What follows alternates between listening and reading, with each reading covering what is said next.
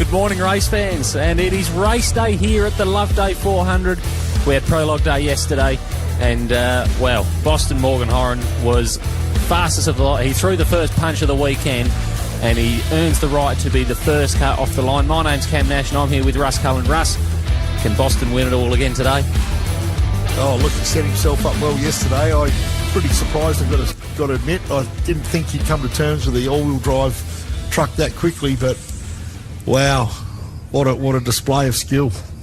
Yeah. And adaptation. He really got hold of that four-wheel drive truck early on and made it work for him.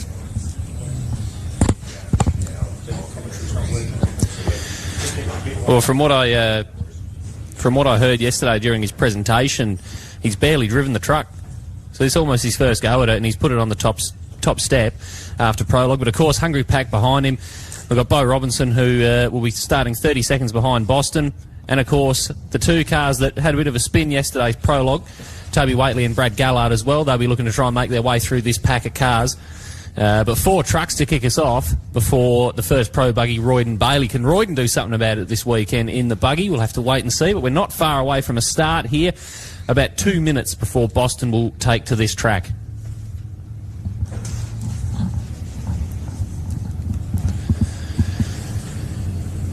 We'll try and keep you up to date with all the times as they come through as well throughout the racing today. Of course, these cars are split into two separate groups after yesterday's prologue.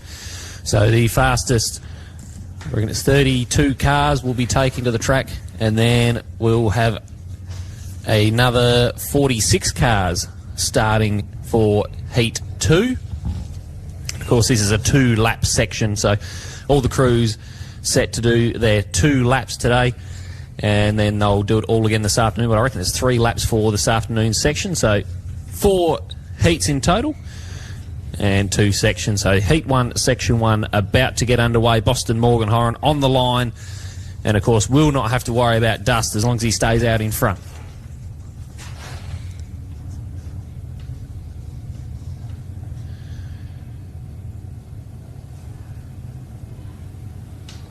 Yeah, big sense of apprehension this morning.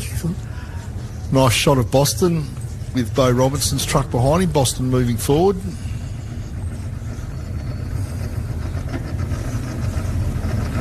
About to go under starters' orders there, Cam. Yeah, not far away now. I'm keen to keep an eye on the Waitley truck as well. Obviously, the local track knowledge had that little spin in the prologue yesterday, which would have lost him a couple of seconds there. So we know he's going to be fast. But these two all-wheel drive trucks in front, that's the problem he's got to chase. So the two-wheel drive versus the all-wheel drive setup in these trophy trucks that we're going to keep an eye on throughout the weekend. You can see the first, the tavern area here has been watered down for Boston, who, as you can hear now, gets his journey underway for the first section here of race day 1 of the Loveday 400.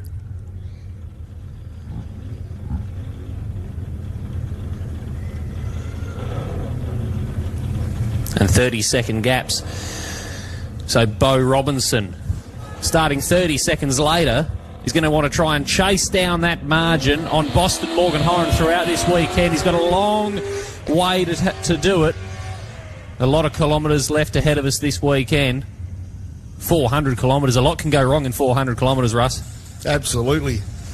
Bo will be looking to get the job done early, though, get on the back of Boston and set a good pace. You know, Boston, he'll know full well that Boston's on a good number, and by just hanging on the back of him, he'll also produce a good number throughout the day. So, and with the it's going to be the Waitley machine underway with the cold weather we had overnight. There's not going to be a lot of dust early this morning, so this is the time that he can use to try and make up that little margin there. Of course, these are all on corrected time, so Bo only needs to be within the 30-second margin as they cross the line, and he'll know that he is beating Boston as Waitley makes his way over the hill there. And he'll be feeling the pressure from behind, Will Bo. Toby Waitley, no slouch, so he'll be getting on with the job. I think we've just had Gallard leave the line there, have we? Yeah, it's Gallard underway now as well, and someone which we certainly can't count out. He was at Waikerie a couple of weeks back and put in a really good performance, did Brad Gallard, so look for him to be right up the front and trying to chase down this hungry pack in front of him as well. And that'll bring up the first of our pro buggies to get underway now, which will be Royden Bailey. And look at that shot there. How cool is that? You can watch Bo Robinson tackling a corner, and there's all the pit crew in the pits there from all the cars, and there's Royden underway as well. Very good prologue yesterday from Royden Bailey, and he knows this track well. He is fast.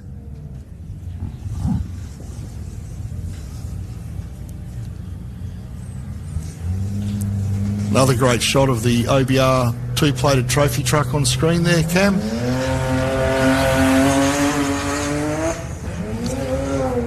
It's the 85 of Todd Lehman. A little bit of turbo power there from Toddy Lehman. Robe earth movers on the side of the Jimco buggy there. I think he's my dark horse pick for the weekend now. Mate, after the prologue yesterday, I think he put in a great performance. And, you know, as we said before, 400 kilometres is a very, very long way. Anything can go wrong in 400 kilometres. So he's my dark horse pick, is Toddy Lehman.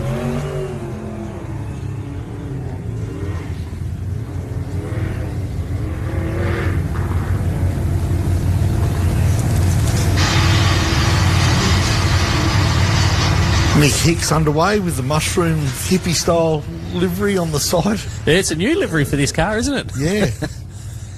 Maybe he had a flashback. He's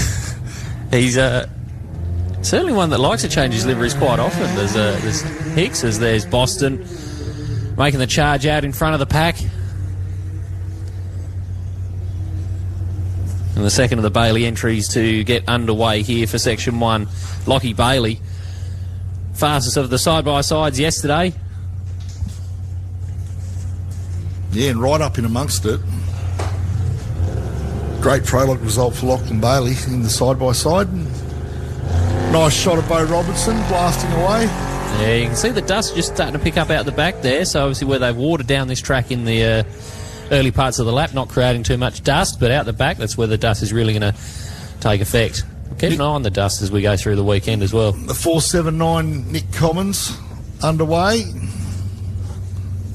The Westline, Bestline, Brenthal truck of Nick Commons.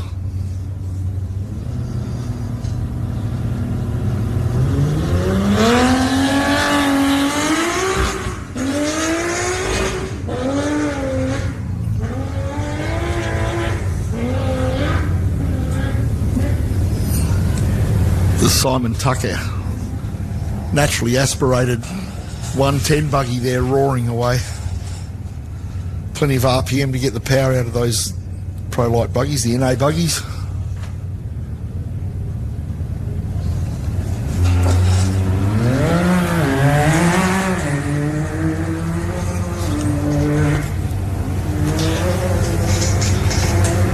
Who have you got there taking off, Cam? I reckon that's the 601 Glenn Ackroyd. Yeah, Glenny Ackroyd. Fuchs Lubricants on the side of that 601 plated side-by-side.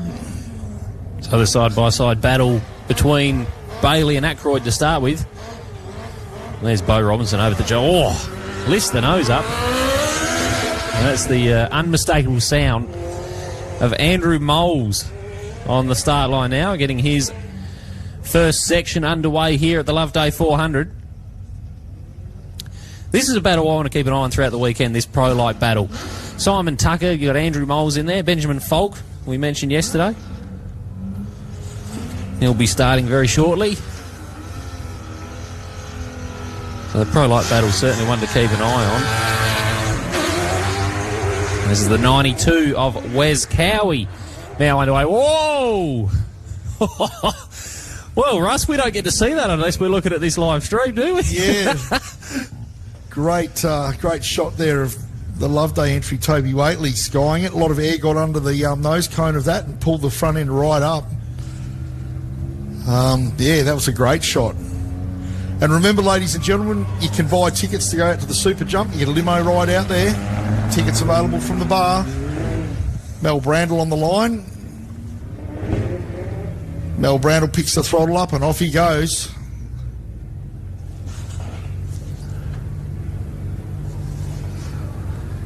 The 77 plated car of Mel Brandle. One of the many element buggies out there this weekend as well.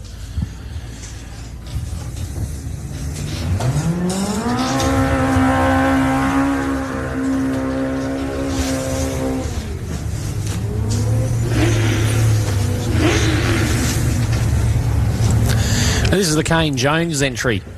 We said yesterday our Kane Jones a couple of years ago here was put in a really good performance, and he did so again yesterday, right up the front of the field.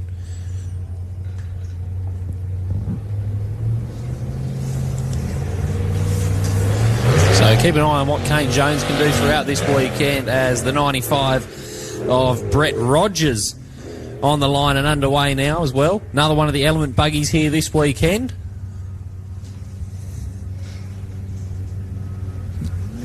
The great looking car, the 95 of the two Bretts, I believe, on board that car. Yeah, Brett Rogers and Brett Richardson. Adam Trewella on the start line. The ARB Midland making tracks West Australian entry.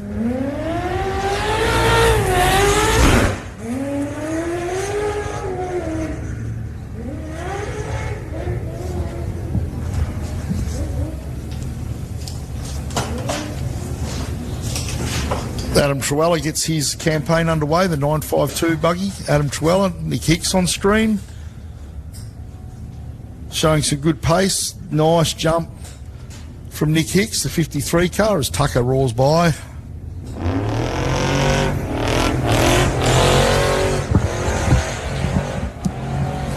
Kyle Judd gets his big truck underway. The 424 of Kyle Judd. I believe this is one of the rush trucks. So quite a lot of the rush trucks around now in the off-road racing scene, as Lockie Bailey makes his way over the jump out there.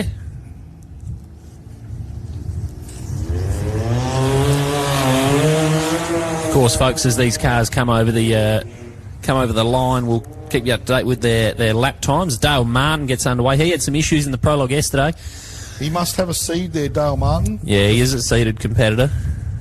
I'll tell you what, there'll be some nervous competitors in front of him, knowing he's working around that position there, the 5-plate car of Dale Martin. There'll be certainly some navigators keeping an eye on the mirrors, that's for sure. He's going to try and push through this field, so maybe that's something we'll keep an eye on as well. How many cars can Dale Martin catch and pass throughout this heat? What position did he start in there, Russ? Well, it's a bit hard to tell. We don't have the numbers next to the names. But he must be sort of 15, 20 deep there. This is Jake Williams in the truck. Of course, one of our competitors who can take the Class 4 or the Extreme 2-wheel drive trophy from the Whateleys here at the Loveday 400. They're putting on that Extreme 2-wheel drive trophy for the winner of that class throughout this weekend, and it's going to be named after the winner for the next 12 months. As this looks like Ben Nixon underway in the 6-1-68.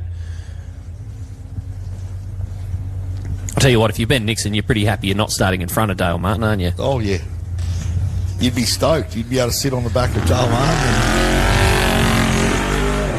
and try to use some clean air as Jason Marks. Is that Jason Marks? It is Jason Marks, yep. Bit slippery looking over the first couple of jumps for Jason.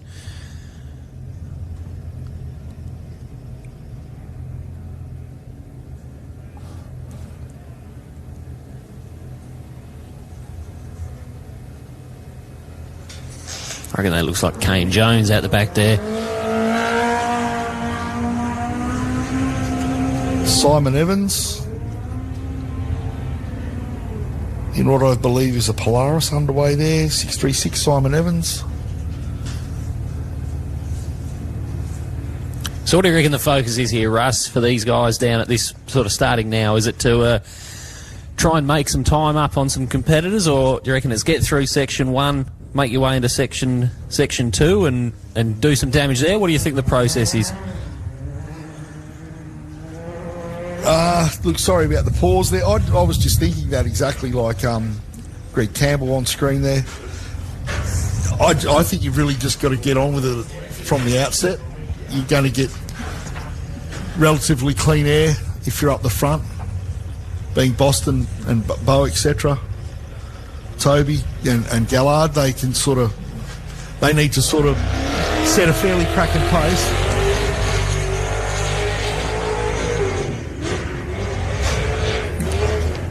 The method buggy of Kai Floyd, 41, underway.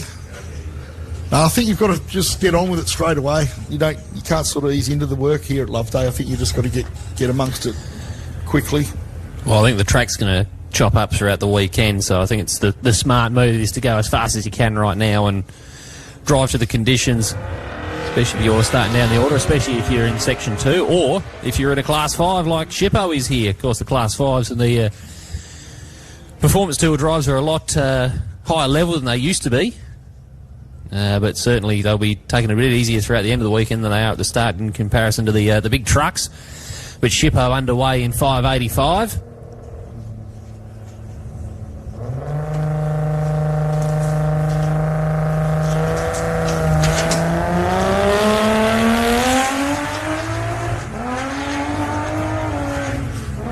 The Tankwell Ben Fulk off the line there, one of those pro lights, interesting pro light battle for class honours over the weekend. I think everyone in that class can win it.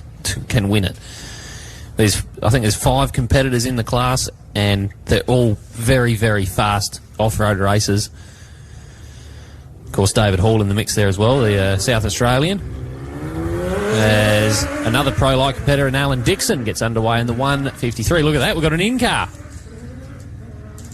Tell you what, I love the in-car, but do you know what? If you made a mistake, you'd certainly know about it, and so would everyone else.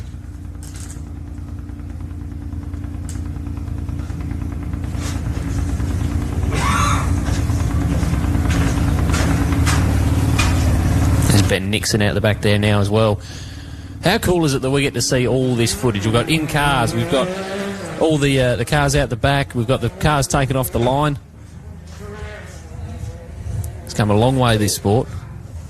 Was that the West Line Sammy Commons underway there, Cam?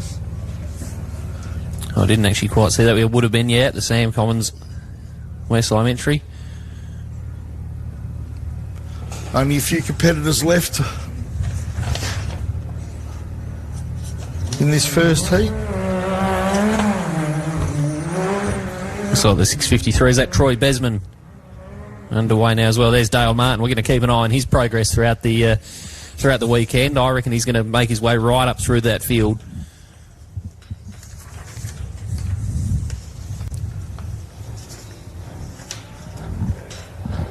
Rob Gadaletta, the 83 plated car, due to be next off the line.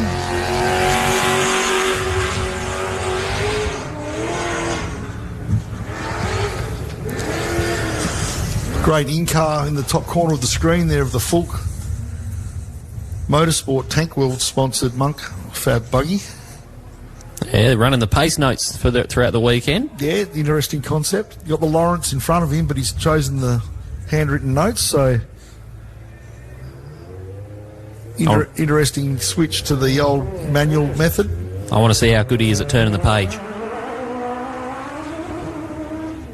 Oh, here we go. No.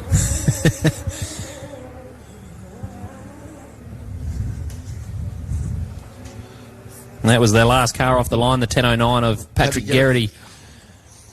So all 32 cars are now out on the track.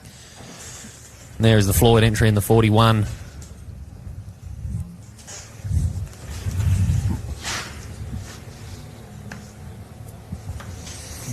There we go. Settle in, folks. You get to watch this. This is live right in front of you. All the action from the Folk entry, the 122. They weren't able to set the fastest time in this class for the prologue yesterday, but they'll be trying to hunt down their fellow competitors.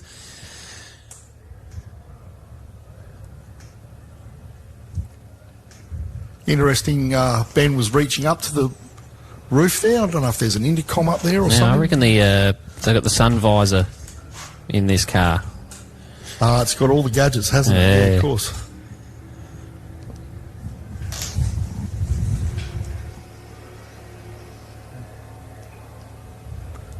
And he's turning the pages quite well, is his navigator.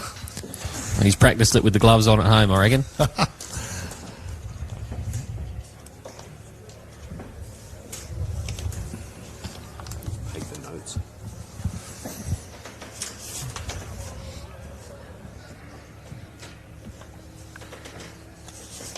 So the split screen, there's the Campbell entry over the jump there as well.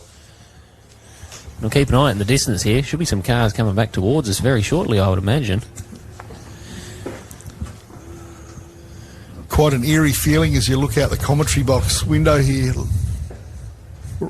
Or if you're at the bar, the view out over the sort of agricultural plain as it would be, the dust is lingering quite a... In a sort of daunting way there, Cam. Yeah, it is starting to linger. I'm just looking at the flags here, all our sponsorship flags, and there's a little bit of breeze, but not a lot. So that dust could really play a factor throughout the day. I think it's going to get obviously worse and worse throughout the afternoon as the ground dries up. Well, it looks like Ben Falk and John O'Connor potentially getting on the back of some dust. Either it's lingering dust or they're catching someone. Mind you, it's cleared out in that heavier ground now as they make that right-hand corner on screen. Well, they started behind Michael Shipton. So there's Shippo on the screen there. Yeah, Shippo makes good that jump.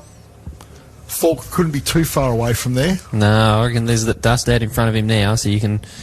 It's sort of switchback dust too in that section. The track sort of switches back on itself. So he might be just picking up the dust of a car that's potentially kilometres in front of him. Here's that jump now. There you go. So he's not too... There's not too much of a deficit there between Shipton and Falk, given what we saw on the split screen and the in-car of Ben Falk. Well, we know Shippo's very, very experienced here at this track. He knows the car very well now. He's run it for a lot of years. But perfect conditions at the moment to try and make up some time. Yeah, but here's the conundrum for Shippo. Look at the agility of the Falk buggy in those corners that link up. Yeah. Come out of one corner into another. That's where the two-wheel drive truck of Michael Shipton will suffer a little bit there. Yeah, carrying the momentum in the Pro Light a lot better than they will in the Performance two-wheel drive, the old Class 5. I say the old Class 5, it's a relatively modernised Class 5, isn't it? Yeah, it's a great little bit of gear that Michael Shipton's prepared. Hand-built truck, done a beautiful job with that car.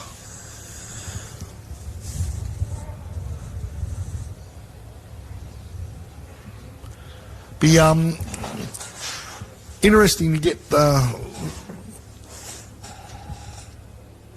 a few words from the navigator in the Falk car as to why he chose the notes rather than the GPS. What do you think, it's the navigator, or do you reckon Ben himself might have said, no, I prefer the notes coming into the ear? Well, yeah, perhaps, but like they've got a. Looks like they've really tracked the car thoroughly. So it looks like the. Who have we got pulling off there, mate? It might be the Marks entry, the 422. I reckon just pulling up slow, and looks like they're being escorted back into the pits.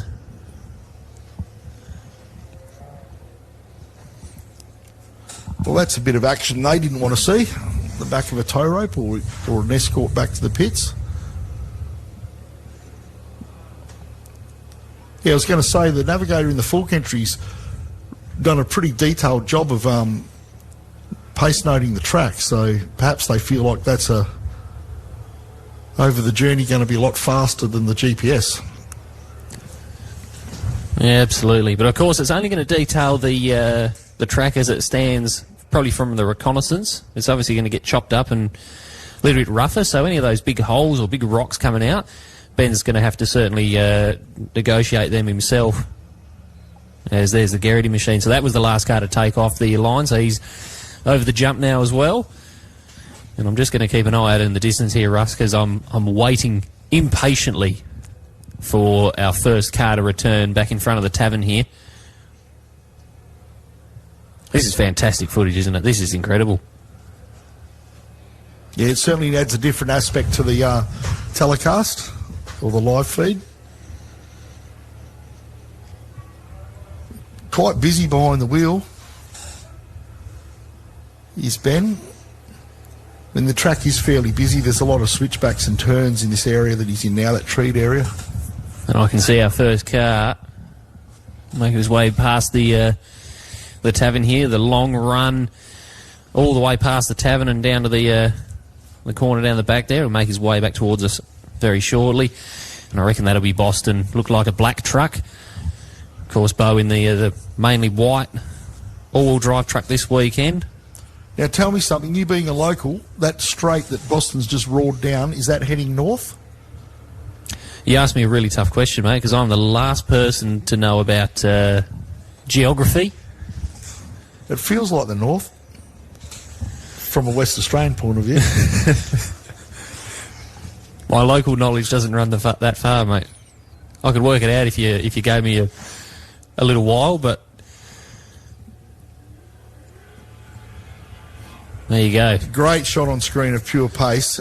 Great shot on screen now of Boston Morgan Horan throwing that big truck around. Look at that. He does not have to worry about dust at all. We saw with the Folk entry a bit of dust out in front of him before with that in-car. But this is the beauty of winning the prologue. He does not have to worry at all about any dust at the moment.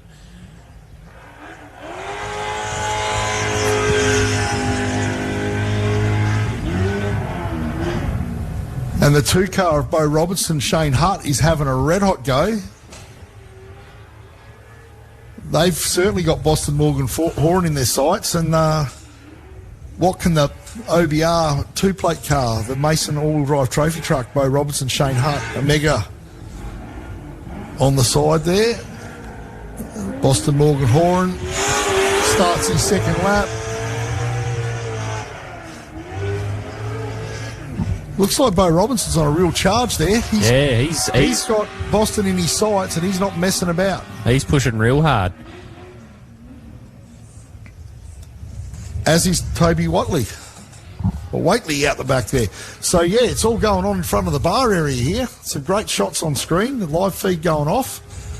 Bo Robinson pitches it over that little jump and throws it into that last corner. Oh, bikes it right up. Driven out of it. Well done, Bo Robinson. And he is off. He's a man on a mission, providing plenty of action for the crowd. I'm putting in a small tip here. I reckon those hay bales are going to get beaten up throughout this weekend. Looking at the exit speed there of Robinson from that final corner. I've got some lap times for you here, Russ. I hope we just get a quick shot of Toby coming into that corner. Boston Morgan Horan, his first lap time, a 23:43.11. Sorry to cut you off. No, you're all right, mate. Bit of action out the window. Toby Waitley over the berm. He did that last year in the prologue, but it was wet then, of course. Commentator's curse. I was going to point out his skillful entry and exit speed into that corner, but he's blown the berm out. Anyway, you've got some results there, mate. I do, when they come back here. So a 23:43.11 for Boston Morgan Horan is the fastest lap. Bo Robinson, a 23:50.23. So 7 seconds Boston was able to pull out on that lap there. And Waitley with a 24:19. So first three cars to complete their first lap.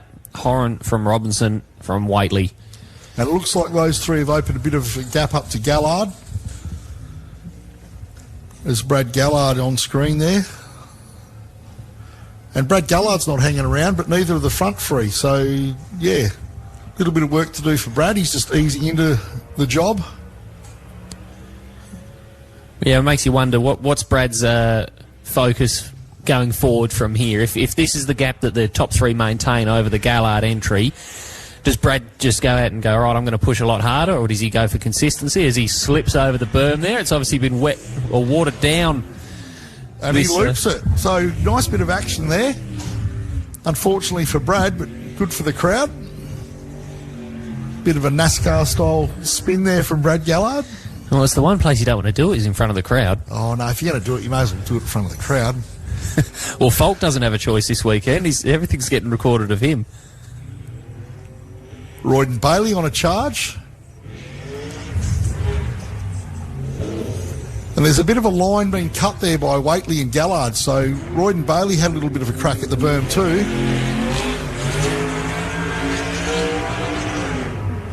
Shot of Toddy Lehman there, the green-eyed monster. He's made pace up on Bailey, I reckon, there. I think he's gapped Bailey, but it's only visual at the moment. We have no times. The Gallard with a 25.15. So he's lost about, well, just under a minute on Toby Waitley. So Royden crossing the line now. So Bailey with a 25.11 is faster than Brad Gallard.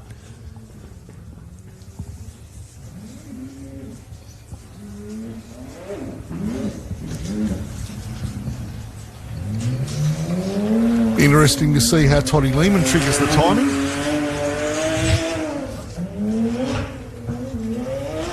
Toddy Lehman, a 25.03. So we've got 6 cars that have now completed the first lap. Horan from Robinson from Waitley, then Lehman, Bailey and Gallard. So Gallard, after starting 4th on this Section 1, slipping down into 6th on corrected times. But Lehman making his way. He's the fastest of the pro buggies at the moment. The flying fungus of Nick Hicks, 53 car, on screen. The mushroom livery all over that. And he too, there's obviously a little bit of a line cut in that berm now from both Gallard and Waitley. And Nick Hicks has right front wheel had a little bit of a dabble at riding over the berm and over the top, but he caught it in time.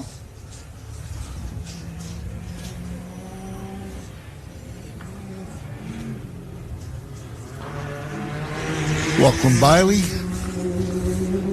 into that corner. Nick Hicks about to trigger the timing.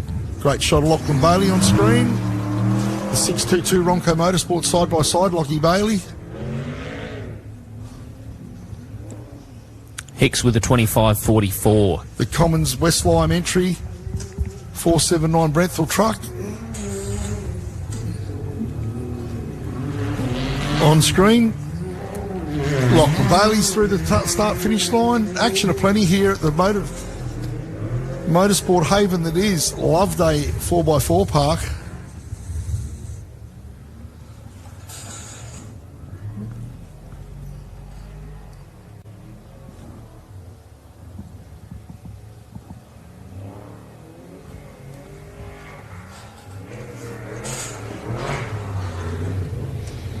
And Nick Commons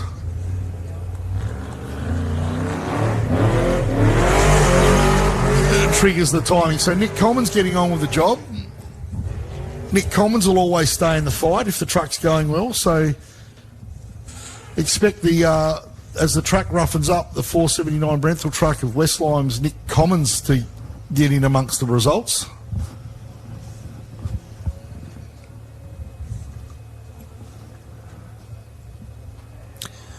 Well, Nick Hicks did a 25.44, started in front of Lockie Bailey and Nick Commons, but both Bailey and Commons have put a faster lap time in on lap number 1 as Wes Cowie makes his way back in towards us now as well.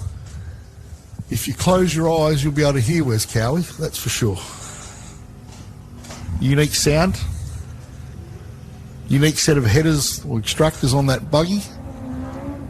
He carries a nice bit of pace into that corner too, which is providing some action for the crowd.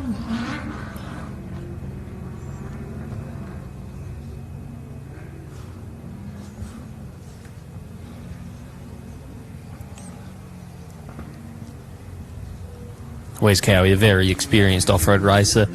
Is that Glenn Ackroyd in the side-by-side following the 92 buggy of Cowie?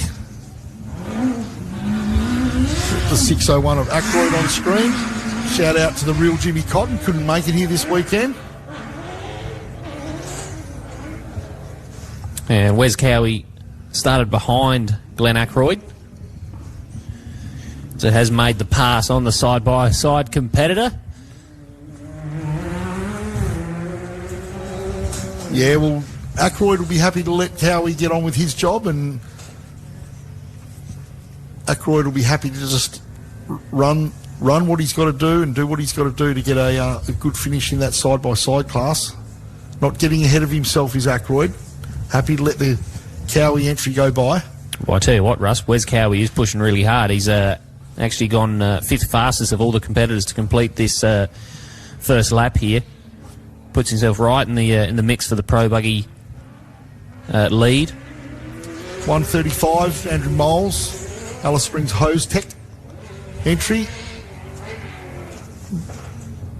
One of the more experienced campaigners in Pro Light, knows how to wring the neck of a naturally aspirated Pro Light buggy, does Andrew Moles.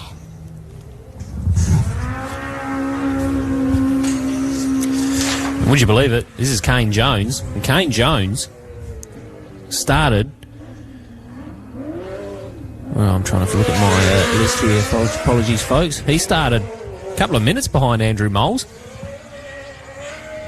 So Kane Jones is pushing very hard early on in the Loveday 400, this Section 1, the 6:57. Geez, his class time could be pretty slick. Could be very, very good.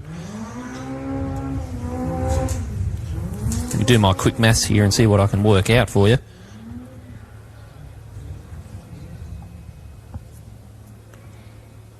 So a minute and a half, Kane Jones started behind Andrew Moles. As we get a lap time, Moles with a 27.03. So where does Kane Jones settle in? A 25.51 for Jones. So the fastest side-by-side still Lockie Bailey with a 25.37, but the 25.51 for Jones. He's in front of Glenn Ackroyd on the corrected time.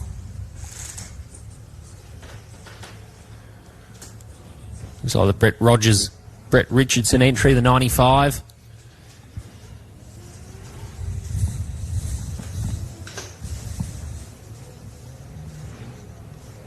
Tell you what, folks, I'm struggling, and Russ, I'll tell you what, I'm struggling to take my eyes off of this Falk in car. I want to see if they're catching up to cars in front. Doesn't seem to be too much dust there as Trewella makes his way back towards us now at the tavern as well.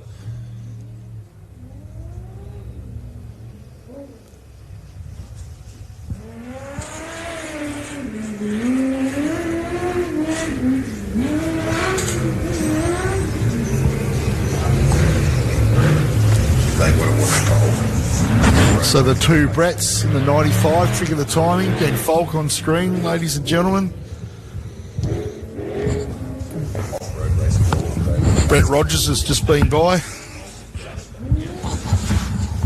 As we stay with the Falk entry. All right. The West Australia's Adam Trewella goes under the timing loop. Starts his second lap. So well done, Adam Trewella. ARB Midland making tracks. Shout out to Mark Kramer back home in WA supporting Adam Trewella. Kobe Grant alongside him. Whoa, look at your window there, Russ. Yep, that line that the trucks have made is getting hold of that right front and pulling them into that berm, and they're blowing it through. So the next car will have a little bit of a groove there they've got to watch. A little bit of a tyre mark that could pull them over that berm after that big truck's blown the berm out. So nice shot in the top of our screen of the 437 truck. Dale Martin hot on his heels. So Dale Martin's on a charge. He's not messing about. He's got the turbo wound up on that thing. I hate to break your heart here, mate, but Jake Williams has actually passed Dale Martin. Oh, Dale Martin will take care of that, mate. Don't worry about that. So Dale Martin has made the pass on Kyle Judd, which is the next car that's due back in here. So looks like Dale's only been able to overtake one car, but he's also lost a spot to Jake Williams on track order. Of course, it all comes down to corrected time. So Dale Martin with a 26.37, Jake Williams a 26.03. Ben Nixon rides the berm high there. Good bit of driving from Nixon. Great shot on the full car. Oh, it's getting pretty rough out there by the looks. Yeah, keep an eye on that throughout the weekend. That's going to get rougher and rougher.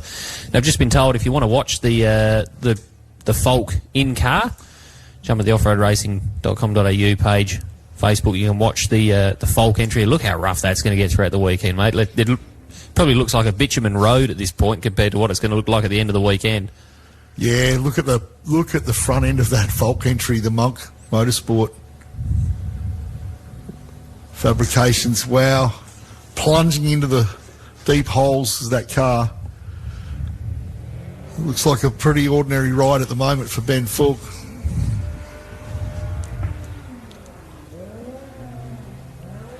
Simon Evans in the Polaris.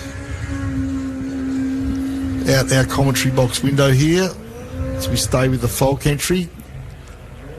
Nice straight there, looks like he's going up through the gears, winding it up, 4th gear. Into 5th, as you can see on screen there.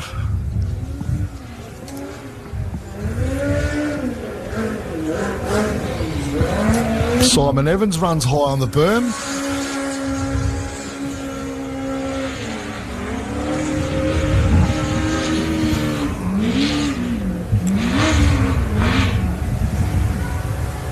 There's Kai Floyd on the screen there as well, and I didn't see Greg Campbell come across the line, but he started between these two competitors.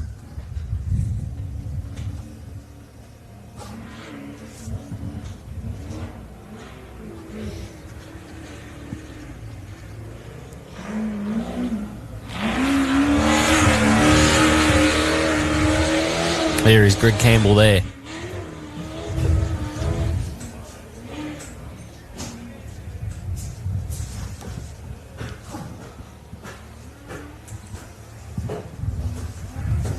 So Kai Floyd trying to make his way through this field, made the pass on Greg Campbell.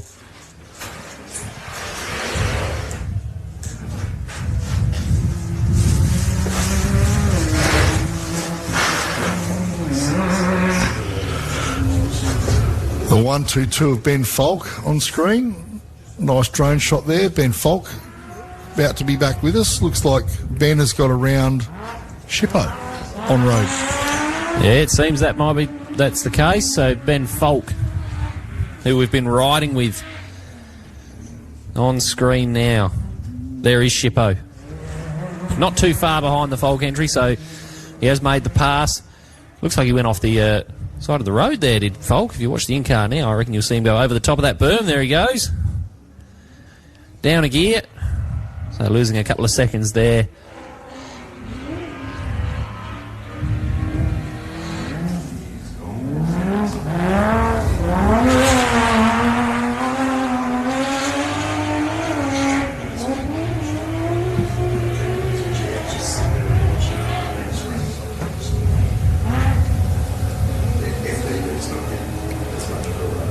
Great in-car of Ben Falk and great shot of Michael Shipton.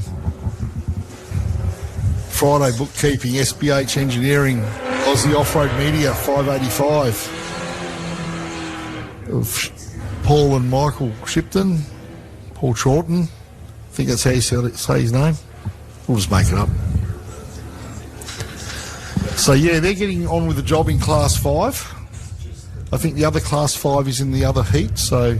Yeah, the Debrini entry in heat number 2. Two very different Class 5s. That's one of those things about Class 5. You can get some very, very different cars in that field. As we watch Falk down the back there.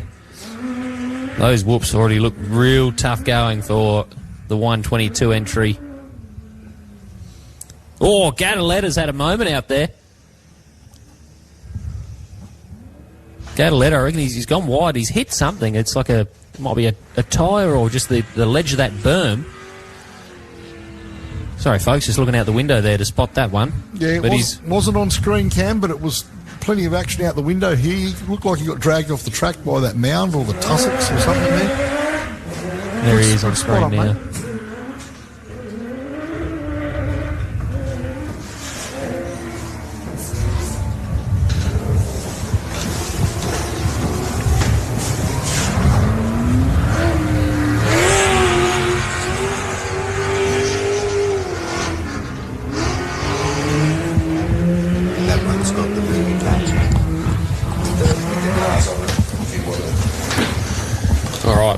I'm going to have a crack at this little fancy machine here, Russ, and we can have a look at what we've got going on. There you go. Look, got your rally safe set up.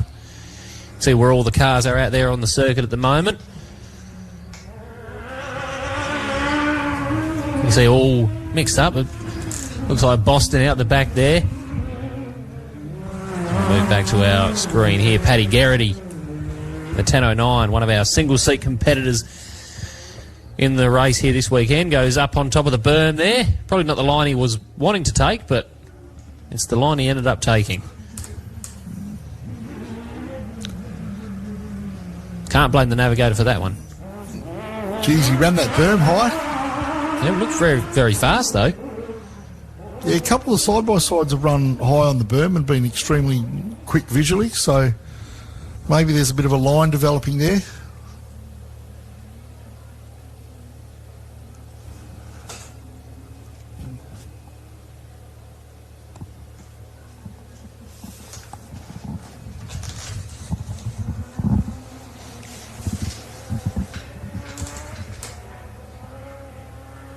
There you go, folks. There's our track map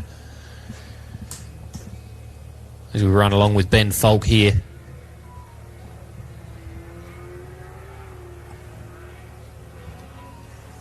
There's some long straights out there where the cars can get right up to speed.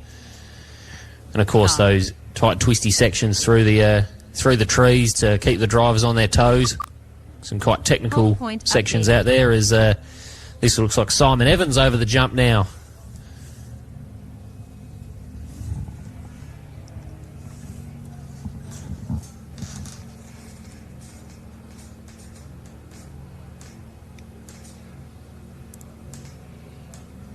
So all of our cars completed their lap one, are onto their second lap. Of course, it looks like we lost Jason Marks out there with an issue. Unsure what the situation is for the 422. But Boston Morgan Horan set the fastest lap time on lap one of 23.43. Some 7 seconds quicker than Beau Robinson.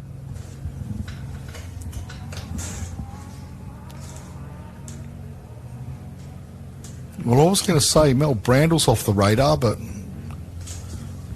he's still circulating. Oh, there you go. So he's fallen down there. Obviously having an issue with on lap one as Mel Brandle.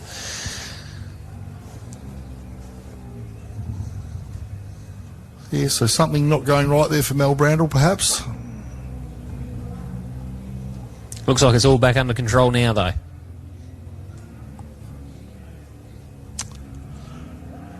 Do we have a flat tyre in the rack? Possibly not. Some guys choose to put the flat tyre back in the rack. Some people just leave it out there. That tyre looks pretty sound. What's your move, Russ? Do you leave it out there or do you put it back on? I'll leave it out there. At a circuit race like this, you'd leave it out there. I think at Fink, you'd put it back in the rack because you'll never see it again. Someone will souvenir it.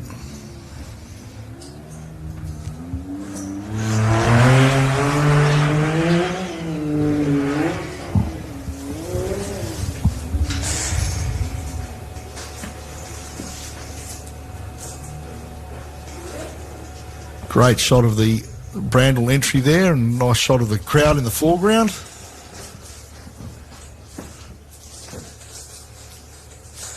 So while we watch Ben Falk on screen, ladies and gentlemen, Cam's going to tell you all about a limo ride. Yeah, well, it's a fantastic new or innovation that the Whaleys have come up with this weekend. You can get yourself over to the tavern, go to the bar, buy yourself a ticket for the limo, and the Loveday limo will take you out to the super jump there, where you can see the cars go past you on one side of the track at 180 k's an hour, and then they'll make their way over the jump there, 160 kilometres an hour. So if you want to get up in right up close to the action, in a different spot to the tavern here, grab yourself a limo ride. I reckon it's $30 a ticket, and get yourself over to the jump out there. It's going to be a fantastic spot for people to watch. I did see the limo heading out early today along the driveway. The fantastic Loveday paint job, as there is the 899 of Boston Morgan Horan.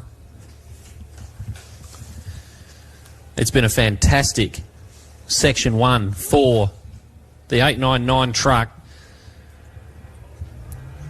And of course, he's going to be getting a lot more experience behind the wheel of this car. Obviously new to the team throughout these first 2 laps. So it's probably the most he's ever driven it. As he was saying at the presentation yesterday, he's barely driven the car. He was able to put it on the top step after prologue. And what a performance this morning that Boston Morgan Horan has been able to put together to lead this section. He negotiates the last couple of corners here and crosses the line and is the first car to complete Section 1, Heat 1. So the 899 truck is going to make its way back to the pits as we can see Bo Robinson out in the distance, and I reckon Bo has lost quite a lot of time there on that lap. He has lost a stack of time by the looks. We'll get a time for Boston Morgan Horan. He's gone 10 seconds faster on lap number 2 at 23.33. So I reckon Bo, as much as Boston's gone quicker on his second lap, I reckon Bo would have gone slower on his second lap to widen that margin. But of course, both these crews still learning the new equipment, the new all drive equipment.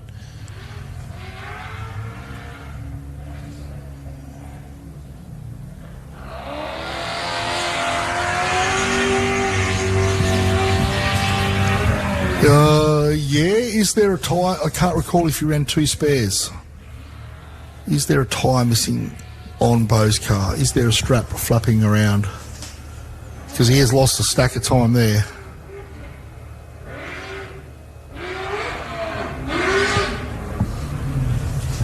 No, everything's intact. So it looks like Boston's beaten Bo to the punch there, Cam. Yeah, 24.16 on lap number 2. It's about 26 seconds slower than his first lap. So I don't reckon it'll be a tyre issue. If it's a tyre issue, that's the world's quickest tyre replacement. You just don't know what goes on out there, do you? Well, that's true. That is true. We do know what's going on with Ben Falk, though. No hiding that. No hiding the Loveday entry of Toby Waitley. Hopefully our cameraman stays with him to that last big corner. What is it, the third, fourth last corner sort of thing, where he really carries a lot of speed into this corner straight out of our commentary box, Cam. Yeah, well, you can see. Great bit of viewing for us. Here he goes. Hopefully I haven't cursed him. It certainly doesn't look as slippery as it was earlier, all these cars having run over it once already. Pretty cautious. He blew through that berm earlier, so he took it a bit easy that time round. But yeah, he's still in the fight. 4:21, Toby Waitley. And look, it's a long race. You need to be in the fight early. It's the old saying, you know, you can't win the race on the first corner, but you can certainly lose it. But Waitley crosses the line, completes Section 1, and is still well and truly in that fight.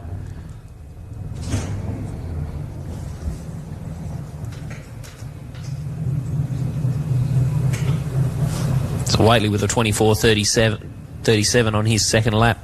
So a little bit slower for Waitley on lap number 2. Boston's the only car that's gone faster on the second lap. Coming to grips with the new equipment.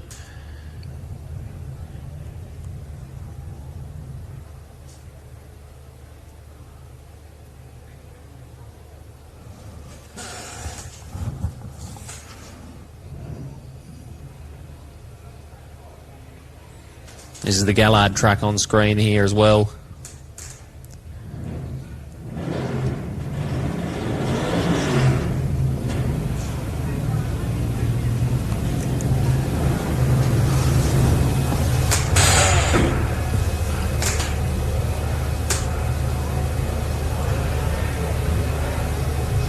Now, of course, Gallard had that moment in front of the... well, he's had 2 spins this weekend. He had a spin yesterday in the prologue. He had a spin on lap number 1 here. So we're looking to make sure that he's nice and tidy in front of the tavern here. Very fast off-roader is Brad Gallard. He's proven that for many, many years now. Someone else who looks fast. Roy Bailey. Yeah, the car that's not far behind him at all.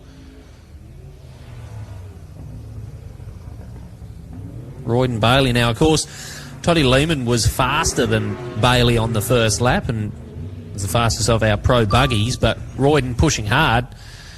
And there is Toddy Lehman not far behind Bailey as well. So these three are getting closer and closer. Gallard, Bailey and Lehman.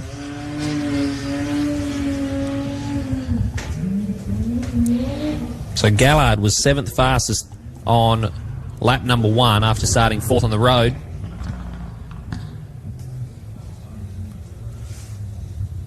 Royden Bailey with a 25.02.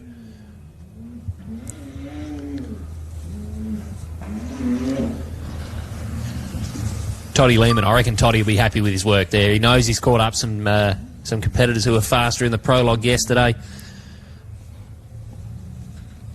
Could be a little bit of a reboot on the top sort of 6 or 7 there, I reckon, Cam. Yeah, well, at the moment, Boston leading from Robinson, Waitley in 3rd, Toddy Lehman 4th, Royden Bailey in 5th, and Brad Gallard in 6th place.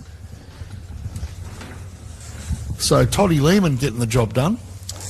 Absolutely. Boston Morgan getting the job done. Well, yeah. He's put on a fine performance this morning. Sounds like Bo Robinson and Toby Waitley have held station.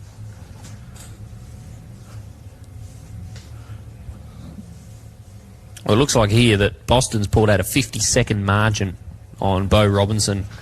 One interesting competitor which looked quick was Kane Jones.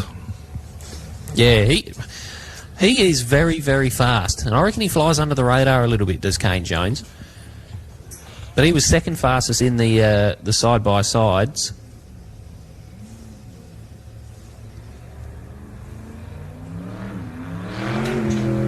We'll keep an eye on Jones's Nick Hicks. Interesting bit of driving there from Nick Hicks. Probably not the line he wanted to take, I imagine. That is one funky paint job. Funky wrap.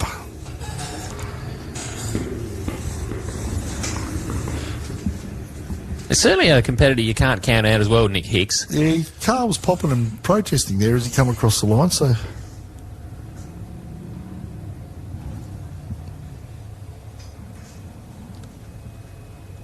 Yeah, Hicks has just pulled up in the... Oh, no, he's just getting waved on. No, as I was saying, he's certainly one you can't count out. He seems to get faster and faster as the weekend goes on. Always finds himself up at the pointy end. Lachlan Bailey on his way back. He's leading the side-by-sides at the moment, is he not? He is.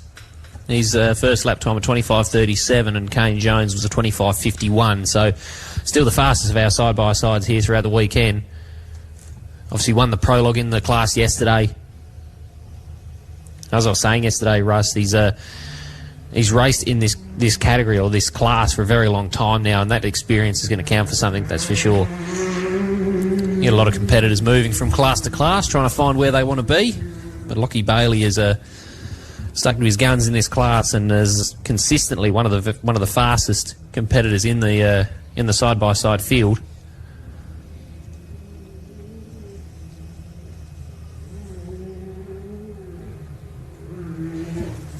Max altitude reached. Oh, where's Cowie? Have a look at this. That's aggressive driving into that corner. I was saying, have a look at the screen, folks. He's pushing hard as Wes Cowie.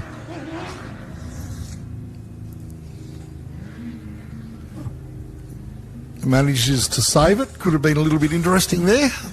Well, where does Wes settle into this timesheet? Because he is probably one of the... I reckon if there was a hard charger award for this section, I'd be giving it to Wes, because he's made his way through this field.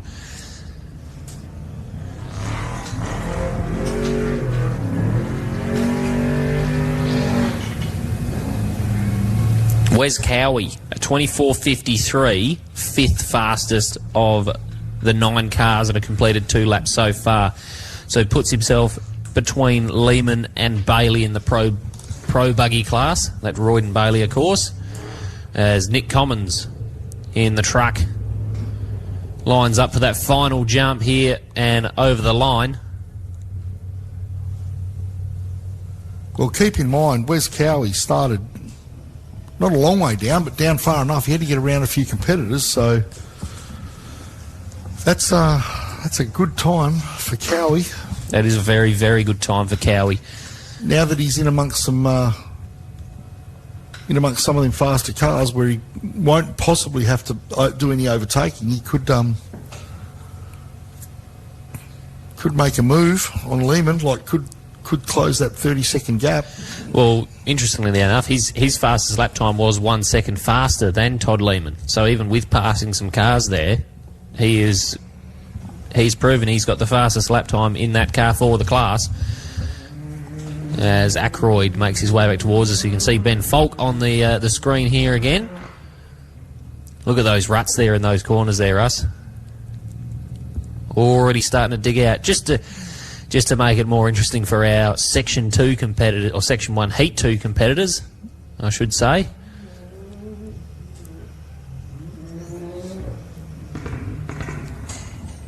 The 601 of Glenn Ackroyd has gone under the timing loop. Great shot of Falk on screen there. We've got an eco, haven't we? Or is this the Moles and Kane Jones battle continuing out there?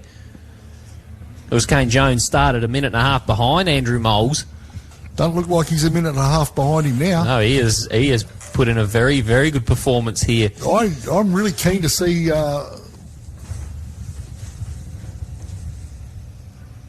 what Kane Jones has done with the timing. Oh, big puff of smoke out the back.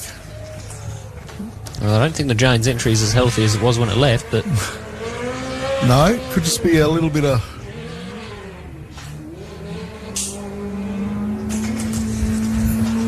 bit of oil on the exhaust. Bit of breathing, maybe, which is never nice, but the car has had its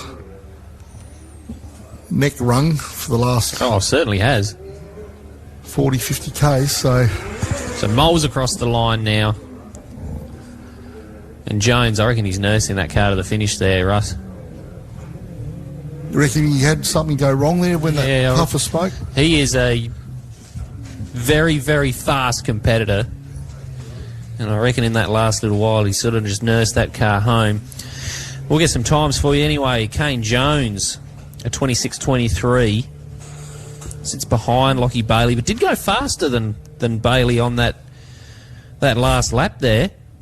So 1 second faster, the margin between these competitors.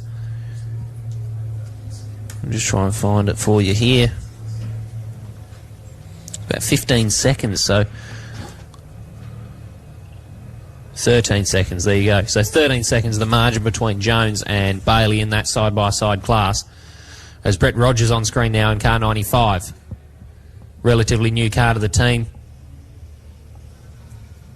One of our Element buggies doing battle out here this weekend in the Pro Buggy class. Of course, Royden Bailey and Nick Hicks also in the Element cars.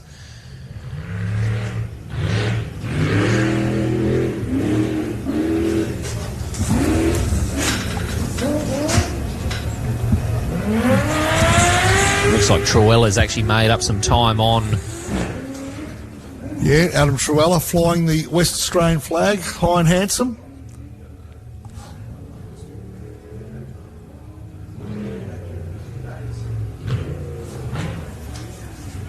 The Truella family and the Kramer family will be watching on with interest to see how the 952 goes over the weekend. Well done to Adam Truella, Kobe Grant. As you can see, the exhaust system there above the 952 plate, quite a funky exhaust on that cam. That's why it's got that quite unique sound. There's a great shot of the Loveday lounge. Yeah, you can get yourself over there, go to the bar, grab a ticket for the limo, and go and hang out at the lounge there at the kick-ass stand. So Dale Martin back in full view, but where is Jake Williams? We had Jake Williams come across the line. I don't reckon we have had Jake Williams come across the line there, Russ. I haven't seen him come through, but Dale Martin, we know that was passed by Jake Williams, but Dale, he made the pass on Kyle Judd. So is that a white trophy truck you can see out your window there, mate?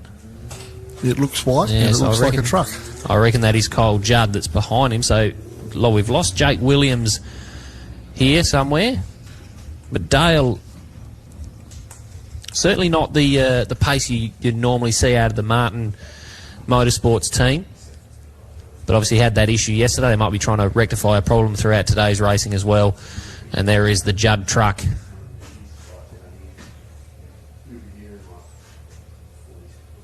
He probably doesn't like me mentioning it, mate, but I said it yesterday. I'll say it again. I watched him at a race earlier this year where he was chasing down the Tony Waitley side by side and found himself stranded on the top of a tractor tyre. Pushed very hard into a couple of corners and found himself just beached on a tyre.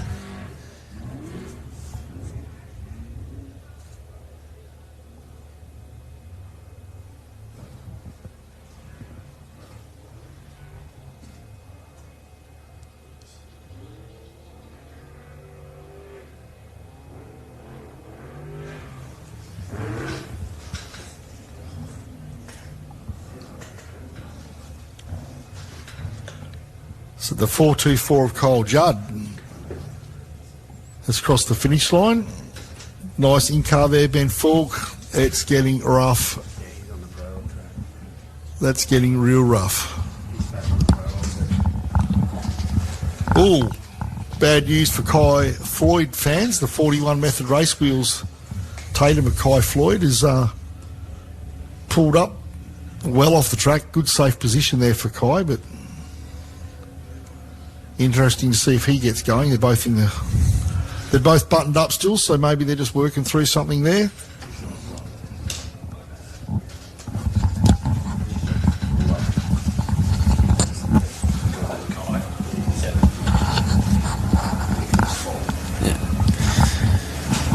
Simon Evans not far away from the finishing line for his first sortie of the afternoon. There's a good little performance from Simon Evans in this early in the racing today. He'd sort of flown under the radar, but that's not a bad way to do it. Yeah, look, the Polaris is a different kettle of fish to the Can-Am. The Can-Am is seen to be the choice of artillery when it comes to the side-by-side ranks, but as Simon Evans has shown, nothing wrong with the Polaris. Well, is Kane Jones in a Polaris as well? I think he is, yeah. He's got that little stance, yeah. So he's like wrung the neck of that Polaris. Naturally enough, as a commentator, when you see all the front runners in the side-by-side, you just assume they're all Can-Am, late model Can-Ams nowadays, but... it's starting to, maybe the ranks are starting to change, yes, mate. no, that's good. Really healthy. Bit of competition in the side-by-side category as Ben Falk, who we've been riding with throughout Section 1, winds his way back towards the tavern here. Obviously made the pass on Michael Shipton.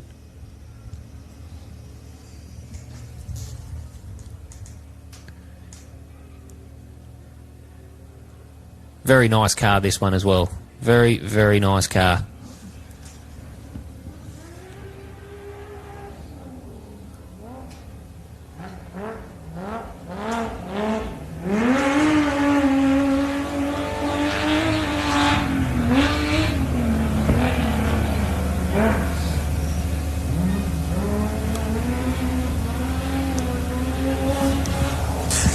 Yeah, got a nice body kit on that tank weld entry for Ben Falk. It's a great looking car.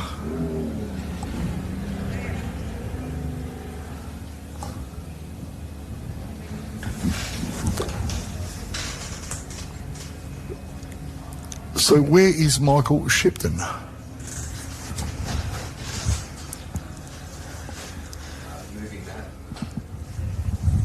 Yeah, well, let's have a look at the this one here. There is the 585 there at the bottom right hand of the screen. Oh, looks like he's still moving.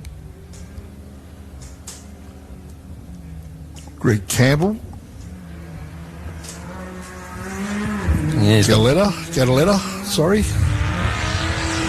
So Gadaletta is certainly caught up to Greg Campbell here. Campbell took off today at 8:41 and 30 seconds. Gadaletta 8:45. So a big chase from Gadaletta to get onto the back of the side-by-side here. There's Shippo there on screen. So good to see Shippo still moving along nicely. One car I haven't seen, Russ, and I'm not sure if you've seen him and I've missed him, is Alan Dixon in 153.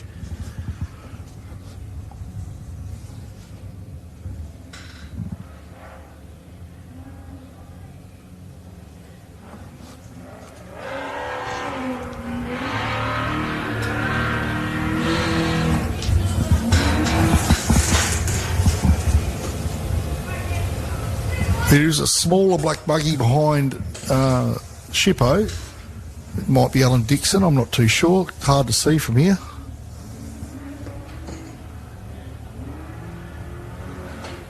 There he's there. It is Alan Dixon. Great job by the 585. Michael and Paul will be happy with their work. Alan Dixon still on the hunt, which is nice to see. 153 of Alan Dixon. Is that Ben Nixon on screen? Yep, Ben Nixon in the 6168. Another one of our Can-Am competitors. We were mentioning just before how the chosen weapon in the side-by-side is mostly the Can-Ams. That looks like, is that Paddy Garrity on the screen there as well, maybe? Is the last car to take off for the section here.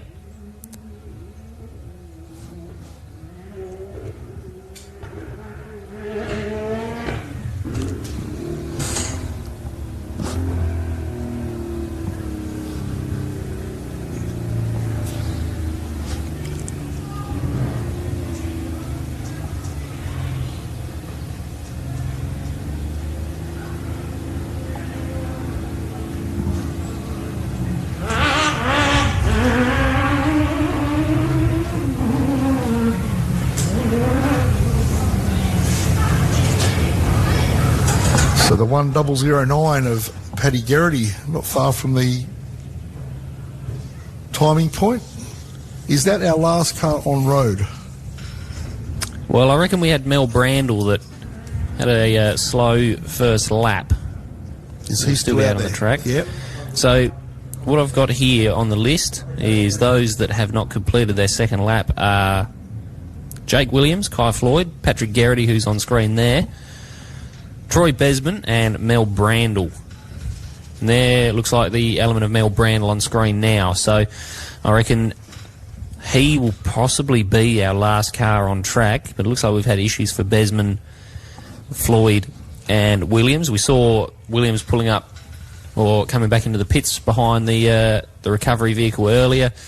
We obviously saw Floyd parked up over the other side of the tavern there. They didn't look like they were in a hurry, so I'm assuming they're just coming straight back into the pits to end their first section. But Brandle, who had an issue that we aren't sure what is on lap 1, looks like he's at a more consistent lap number 2, getting used to the package.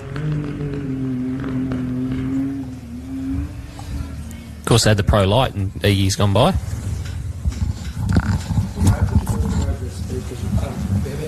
Called Emmy has come up and she's lost her parents. Emma? Emmy. Emmy. Okay.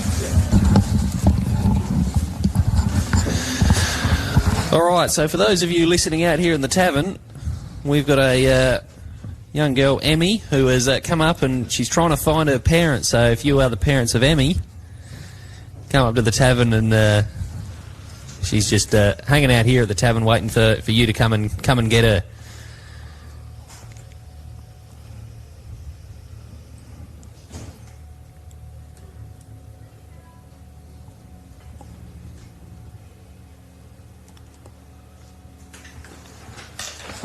So that being Brandle over the line.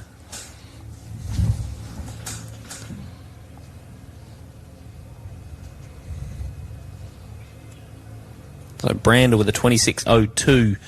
Now his first lap time was a 38.34, so he lost a lot of time fixing whatever the problem may be on lap number 1, but I reckon that may bring an end to this heat, unless Troy Besman's out there circulating still, but probably have a look at our rally safe setup here, and well, there is the 653 of Besman in the blue. So he's not too far away from home, but I don't reckon. Do you reckon he's circulating there, Russ? What's your experience with the rally safe? I'll just give it a moment to update. Let's see what happens there.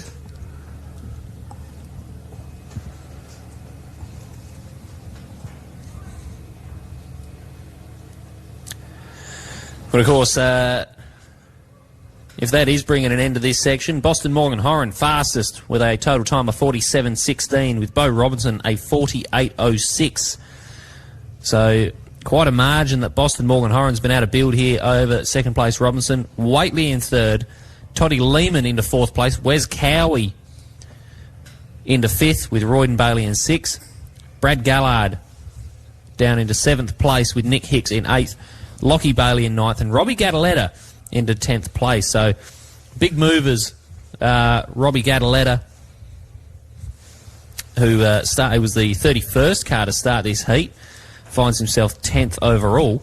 And of course Wes Cowie, who made his way through this field and finds himself right in the battle for that pro buggy outright, or pro buggy class victory, I should say.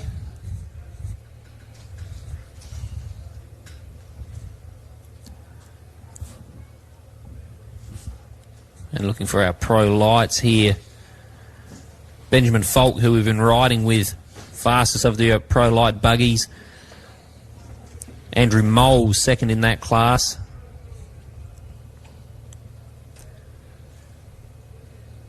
Of course, Michael Shipton, the fastest of the performance two-wheel drives at the moment. We'll wait for Dennis DeBrenny to take to the track in the next section. We'll go back to our rally safe here to see if... oh, hang on. There we go. I don't think Besman's going anywhere. Yeah, it looks like he's done himself a mischief, judging by the angle of that left rear. Yeah, an unfortunate end to Section 1 for Troy Besman. So, Troy Besman fans, your man is out of action. Both he and Navigator walking around the car safely, so no problems with their health, just the health of the car there, Cam. Well, I've got to give a big shout out to our drone operator, who's just gone and found a stricken car on the side of the road. But unfortunate news for Troy Besman. Brings up the question, Russ, how many spares do you reckon these guys are taking around to all these events? Well, they'd have to take enough to keep them in the game, surely. Axles, CVs, obviously wheels, tyres, belts. If it's a side-by-side, belt-driven side-by-side, that is.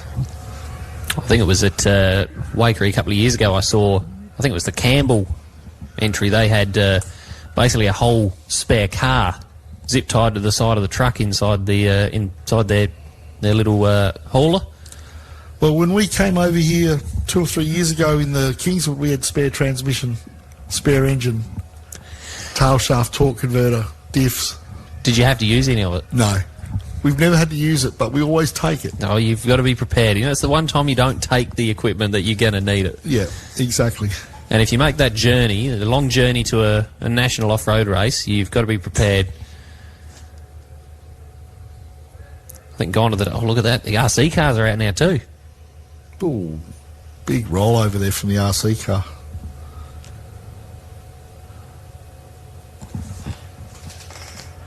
I think gone are the days where people rock up driving their registered race car, drive out to the event. Yeah, definitely a thing of the past. But it doesn't matter what end of the field you're at. I think it was 2 years ago I helped Drew and Shannon and the crew change a box in Beau's Mason tool drive truck, change the radiator and box. they were not happy with the way the box that was in the car was shifting, and they looked at the Motec and said, I think we need to err on the side of caution, and out came the box, and that was a bloody cold night, I can tell you right now. Oh, it's a credit to all the crews. You can see we're looking at the pits now. All those crews will be working very hard throughout the weekend. The easiest time for all our pit crews is when the cars are actually out on the track. Interestingly enough, I was talking to one of the guys that looks after the Commons trucks, and they checked the rocker clearances on both those trucks this evening. And that just blew me away. I'm like, really? And then you see engine builder, that's one of his desired maintenance things at a race, and they take the rocker covers off and check roller rocker clearances. Well, I imagine it's not a cheap engine either. No, I think what they're trying to do is head off a dramatic rebuild at the pass. Yeah, and then, a lot of dollars coming out of the wallet if one of those engines does let go. Yep. Look at all the, you can see on the left-hand side of the screen there, all of the competitors, and out to the right, or the top right of the screen, it's all our spectators camped there. What a fantastic place to come. If you haven't been to the Loveday 4x4 Adventure Park, make sure you get out here. It's a fantastic spot. There's a lot that they offer here. Even when the racing's not on, it's a great place to come out. You can camp. They've got the hot laps that they offer here. It really is a fantastic place. If you haven't been here, put it on your bucket list. Get out here to the Loveday 4x4 Adventure Park.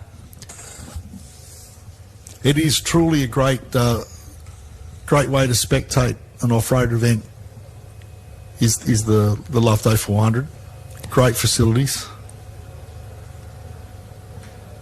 You don't have to camp out here. There's plenty of accommodation providers in Barmah in town. So if you're not into the camping side of things, you can get yourself a hotel, motel, Airbnb in town. Yeah, if you just want to come and watch the Loveday 400, for sure, you can get yourself some accommodation and roll on in and watch this fantastic race. They do a lot of, I don't know if you've seen it, Russ, they do a lot of kids' races here as well throughout the year. There are about 4 events running this year where the kids can come out and have a go. Yeah, they've certainly done a fantastic job of employing new initiatives and new programs.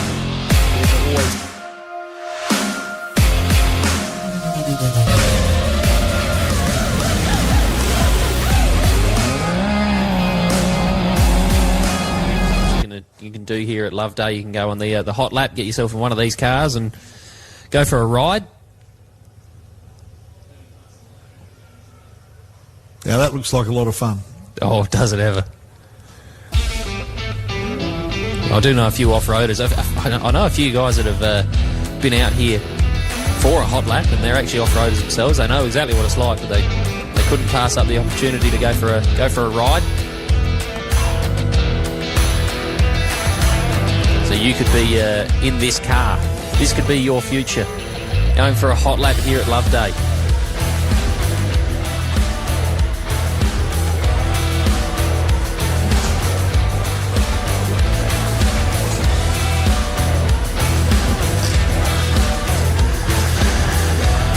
So while there's a gap in the action here, we'll have a look at our Section 2. When's Section 2 supposed to get underway here, Russ? Is it 10:30?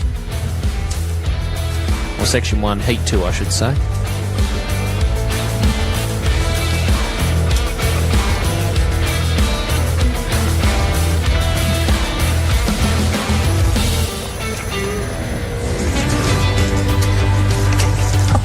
There you go. Start time 10:30 a.m. The local time here 9:51 at the moment, so got a bit of a gap in the action. So I'd like to say a big shout out to all of our sponsors here throughout the weekend. Obviously the Loveday 4x4 Adventure Park. You can go on a hot lap in one of these cars on screen right now. They do so many things here at Loveday. You can get out here and enjoy the experience here. And obviously you've got the tavern here as well, so plenty of food options available. Keep you fed throughout the weekend. What a great experience this would be. Of course, massive thank you to the Barossa Auto Group, one of our sponsors here this weekend. And there's a nice little display out the front of the tavern there you can go have a look at here if you're here this weekend. Of course, we've got to say massive thank you to Comiskey Mining Services sponsoring the championship this year. Of course, Brett Comiskey not here this weekend himself in the truck. No, he has been missed this weekend. He always presents a nice truck and good entertainment. Oh, have you seen the new livery on that truck as well? Yeah, oh, fantastic, that's a beautiful looking truck. Nixon Excavations. Big thank you to Nixon Excavations coming on board. They you can see the Ben Nixon side by side out there on the track this weekend as well. Of course, this is the one, Kick-Ass, coming up on screen perfectly for me. I didn't even plan that. But Kick-Ass, you can get your limo ride out to the Kick-Ass bar and watch these cars tackle the super jump out there. Of course, this is another one of our sponsors here, Mount Moriac Country Pub. Now, that's the Foot team, Ashley Foot, Danny Foot. They're also sponsoring the South Australian State Championship here for the year. Our new and reinvigorated state championship, so thanks to Mount Moriac Country Pub coming on board. And of course, Move Yourself. You can see the Move Yourself livery planted all over the Wes Cowie and Rob Cowie entries. A massive thank you to all of our sponsors who've come on board to support this event and support the series for 2026. Of course, we couldn't do it without you, so a massive thank you to all those people. Now, as I was saying, Russ, gap in the action, we've got some time, so if you've got time, get yourself over to the tavern, grab some food, settle in, because at 10:30 we're going to do it all again with Heat 2 for Section 1, another 2 laps of the Loveday 400.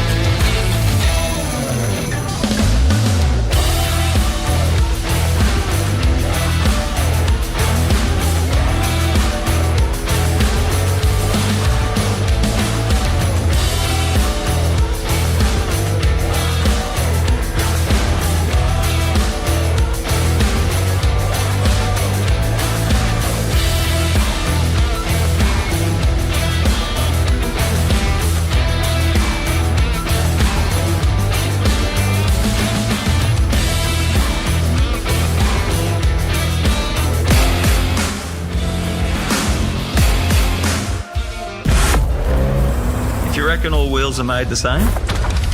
They're not. Radial fatigue testing on a 37-inch tyre at twice the amount of cycles. We're the only ones that do it. Regular tensile and porosity audits, the testing procedures, second to none. Because at the end of the day, your wheel is the only thing that's keeping your tyres on the ground. So if you are serious about your pride and joy, you need a set of method race wheels. Can you afford not to? If you reckon all wheels are made the same, they're not. Radial fatigue testing on a 37-inch tyre at twice the amount of cycles. We're the only ones that do it. Regular tensile and porosity audits, the testing procedures, second to none. Because at the end of the day, your wheel is the only thing that's keeping your tyres on the ground. So if you are serious about your pride and joy, you need a set of method race wheels. Can you afford not to?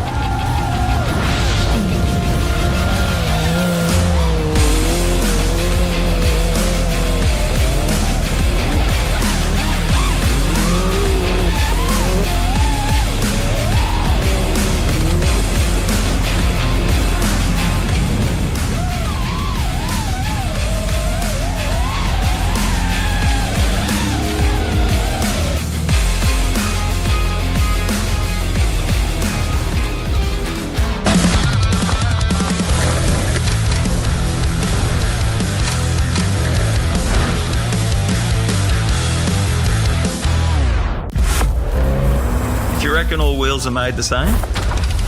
They're not. Radial fatigue testing on a 37-inch tyre at twice the amount of cycles. We're the only ones that do it.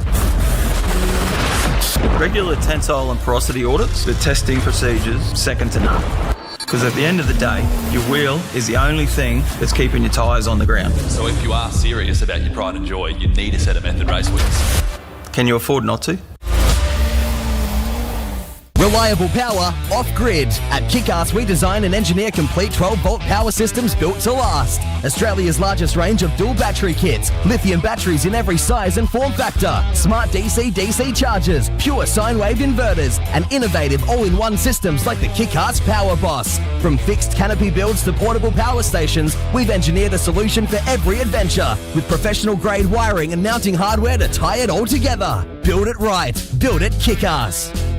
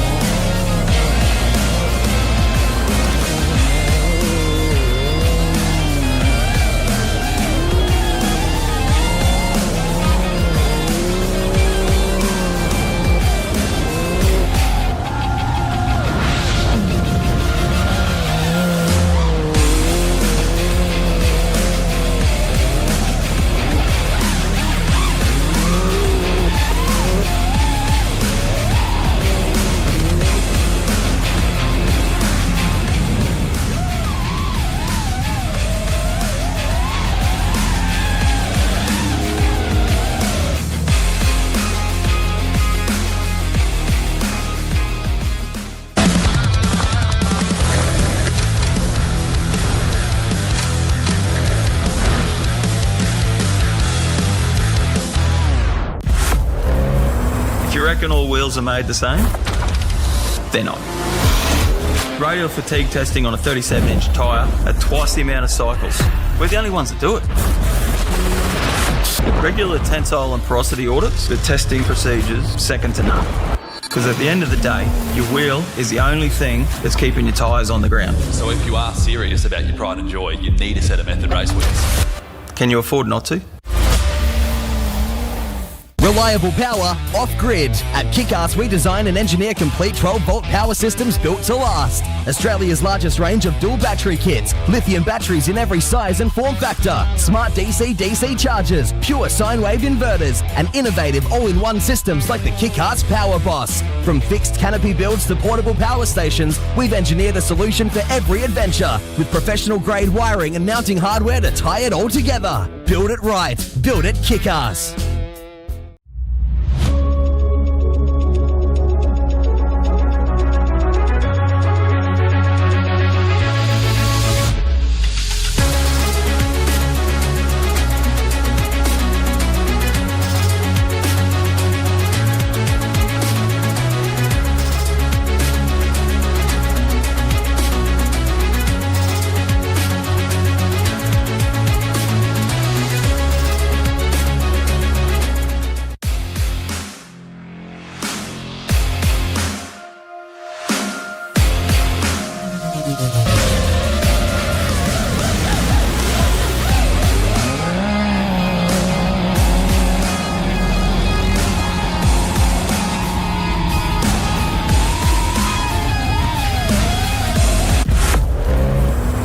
Reckon all wheels are made the same? They're not. Radial fatigue testing on a 37-inch tyre at twice the amount of cycles. We're the only ones that do it. Regular tensile and porosity audits with testing procedures second to none. Because at the end of the day, your wheel is the only thing that's keeping your tyres on the ground. So if you are serious about your pride and joy, you need a set of Method race wheels. Can you afford not to? Reliable power off-grid. At Kick-Ass, we design and engineer complete 12-volt power systems built to last. Australia's largest range of dual battery kits, lithium batteries in every size and form factor, smart DC-DC chargers, pure sine wave inverters, and innovative all-in-one systems like the Kick-Ass Power Boss. From fixed canopy builds to portable power stations, we've engineered a solution for every adventure with professional-grade wiring and mounting hardware to tie it all together. Build it right. Build it Kick-Ass.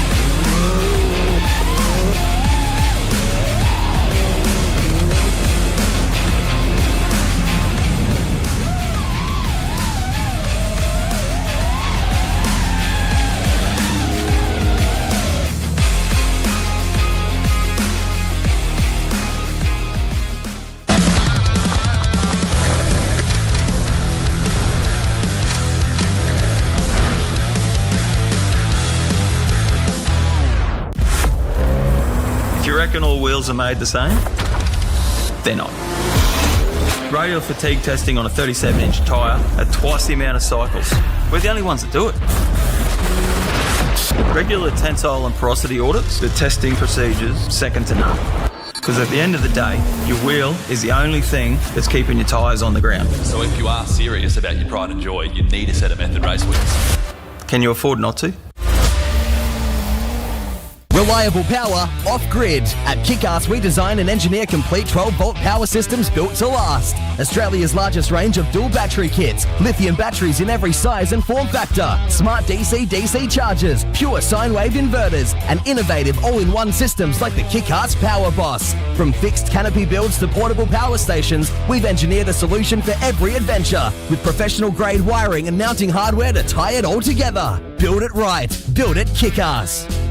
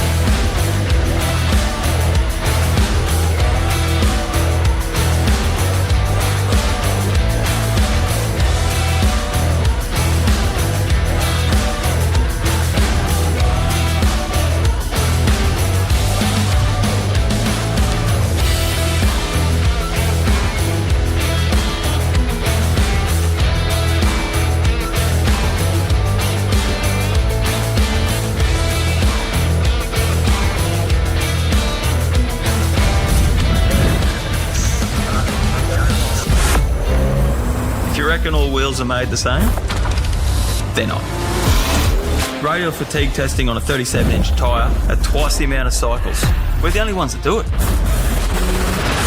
Regular tensile and porosity audits, the testing procedures, second to none. Because at the end of the day, your wheel is the only thing that's keeping your tyres on the ground. So if you are serious about your pride and joy, you need a set of Method race wheels. Can you afford not to? Reliable power off-grid. At Kick-Ass, we design and engineer complete 12-volt power systems built to last. Australia's largest range of dual battery kits, lithium batteries in every size and form factor, smart DC-DC chargers, pure sine wave inverters, and innovative all-in-one systems like the Kick-Ass Power Boss. From fixed canopy builds to portable power stations, we've engineered a solution for every adventure with professional-grade wiring and mounting hardware to tie it all together. Build it right. Build it Kick-Ass.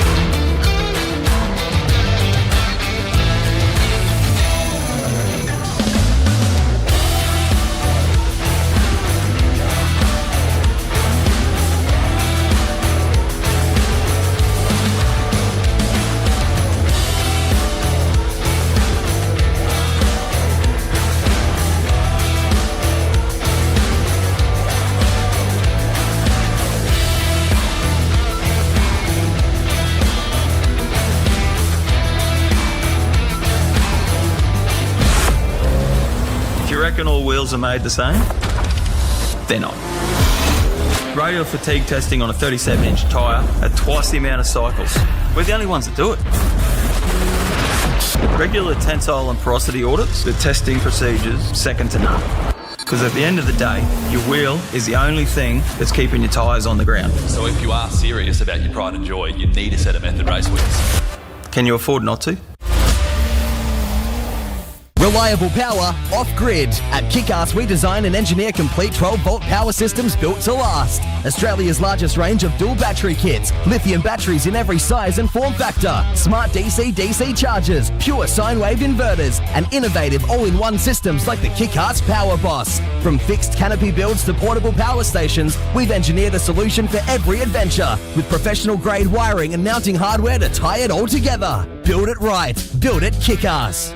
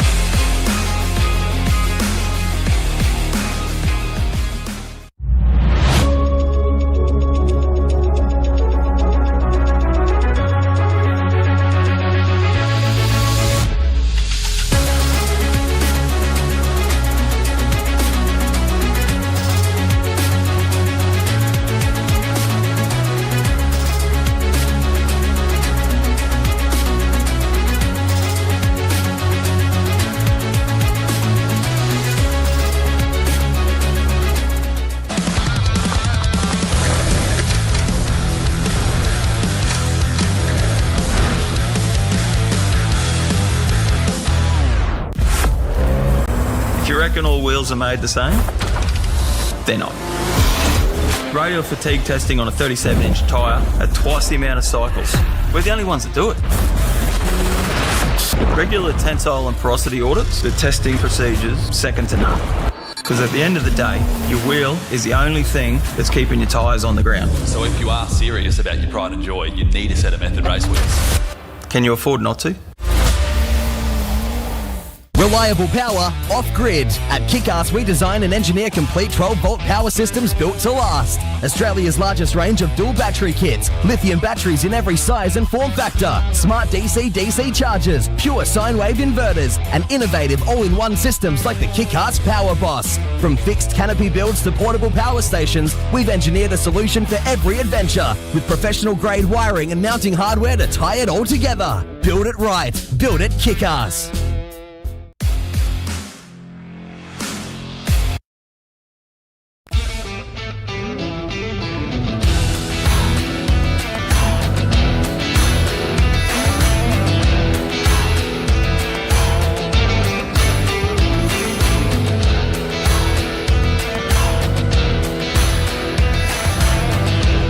Righty, welcome back, race fans, to the Loveday 400. We are about to get started for Heat 2, Section 1, with 46 cars scheduled to take the start here. So it's going to be a very, very busy, action-packed heat. Lots of cars running around through this Loveday 400 track in front of the tavern here. And we are only about 1 minute away from a start here. The first car away will be David Hall in car 134. And my name's Cam Nash, and Russ Cullen's normally with me, but he couldn't survive without his phone. He had to go back into town to grab it, so I'll try and keep you up to date the best I can with what's happening throughout this weekend. Of course, Boston Morgan Horan was the fastest car from Section 1, Heat 1 earlier today. And you can see on the screen now, there's David Hall lined up and ready to go in the Pro Light buggy. A very fast competitor is David Hall. And he looks like he's under the control of the starter now. So gets the benefit of starting out in front of this pack of 46 cars.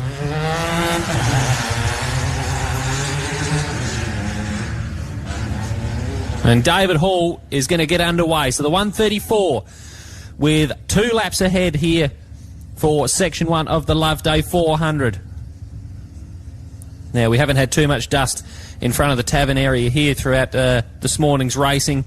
However, out the back there is some dust hanging in the air. So David Hall going to have the benefit of clean air as Jodie Waitley now will get her journey of these 2 laps of the Loveday 400 underway. He's going to try and chase down David Hall. Of course, Jodie knows this track very well.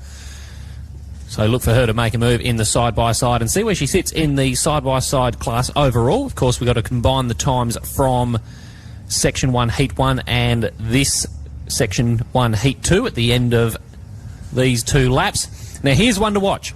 Rob Cowie, who didn't finish the prologue yesterday in car 27, had an issue there, pulled up with a what I believe was like a small oil fire on the exhaust, and was unable to finish. So he's been seeded into this group, but he is going to be very, very fast. Watch out for Rob Cowie as he makes his way around turn 1. He's going to try and find his way to the front of this pack and try and find his way into the top heat here for Section 2 this afternoon. So 3 cars underway, which will bring up the 221 of Darren Oliver, the first of our Super 1650 buggies in the prologue. So Darren now underway here for Section 1 here at Loveday. So a very, very heavy field of cars in this heat with the 46 starters. Luke Ersig's going to be the next car on the line in car 1001. A very experienced off-roader. He's run single seat for a long time. He's run twin seats in the past, but here in this single seat buggy, as you can see on the screen there's David Hall at the other side of the driveway there. Our first car away. So there's Ersig here. You can see the 1001 on the roof and the 1050 on the side of the car. That 1001 identifying him as our champion in the class from last year.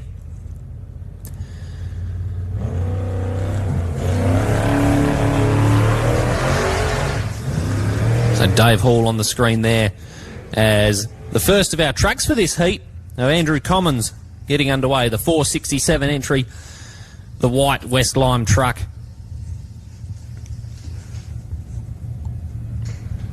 Of course, it was a very heavy-hitting truck race earlier today we had for Heat 1. And Boston Morgan Horan was the fastest competitor here throughout Section 1, Heat 1.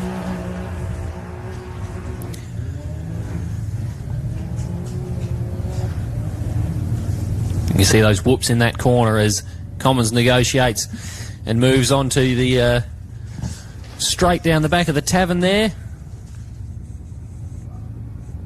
David Hall back on your screen as Daniel Challen now leaves the start line in 626.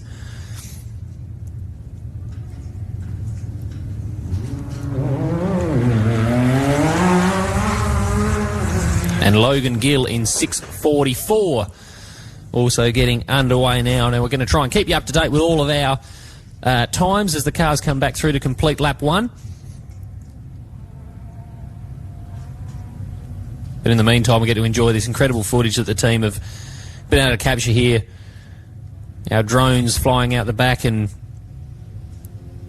keeping us up to date with all the on-track action throughout the weekend, as the 10.55 of Adrian Gardiner now leaves the line as well. Another one of our sports-like competitors here this weekend.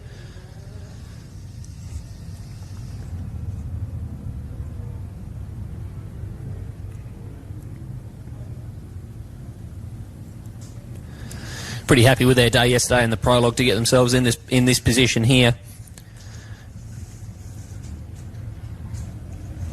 And they're going to be in a side-by-side sandwich, chasing down Logan Gill, and in front of the Ward machine, the 6165.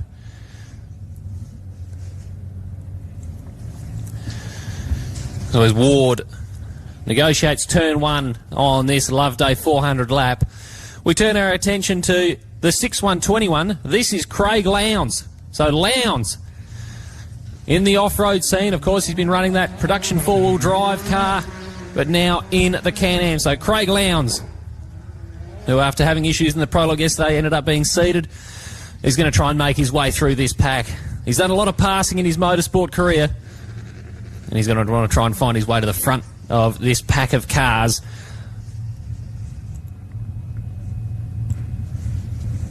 It is a side-by-side heavy field here in this heat, as the Commons truck out the back of the other side of the driveway there.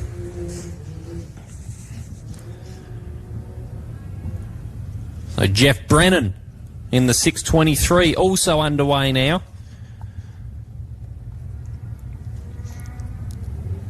Now, of course, just for those of you watching at home, a couple of our non-finishers from this morning's Section 1, Heat 1, Kai Floyd, unable to complete his section. Jason Marks, another unfortunate non-finisher. And, of course, Troy Besman, who we saw out the back there with the left rear not quite where it was supposed to be on the rear of the side-by-side.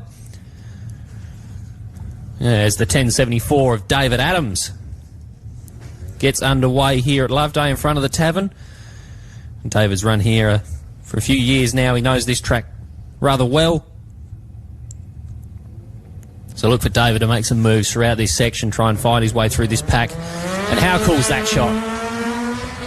And see that there, right there, where the limo's parked to the left of your screen. That's where you can be. If you go to the bar and purchase yourself a $30 limo ticket, you can find yourself hanging out there at the kick-ass stand there and watching these amazing cars and amazing competitors do their thing out here at the Loveday 400. And there's Josh Gaskin on screen in 1075. The Southern Cross buggy making light work of turn one and making the way down to turn two.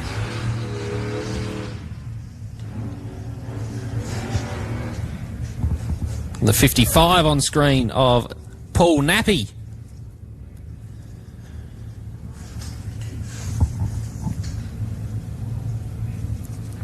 We'll certainly be trying to chase down that sports light buggy of Josh Gaskin, make the most of the extra horsepower behind the wheel of the Pro buggy.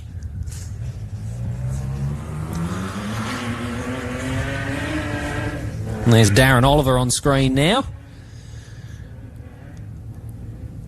as Tyson Battersby in 1066 gets his journey underway. Loveday 400, the first of our race days here. We had prologue yesterday and a lot of racing today, and still yet to come tomorrow. Even this afternoon, we've still got a lot more racing for all of our competitors.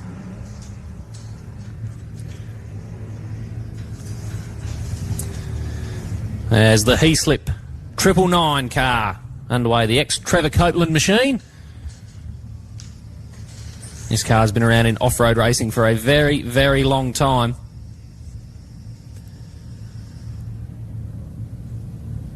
Still a very, very capable car.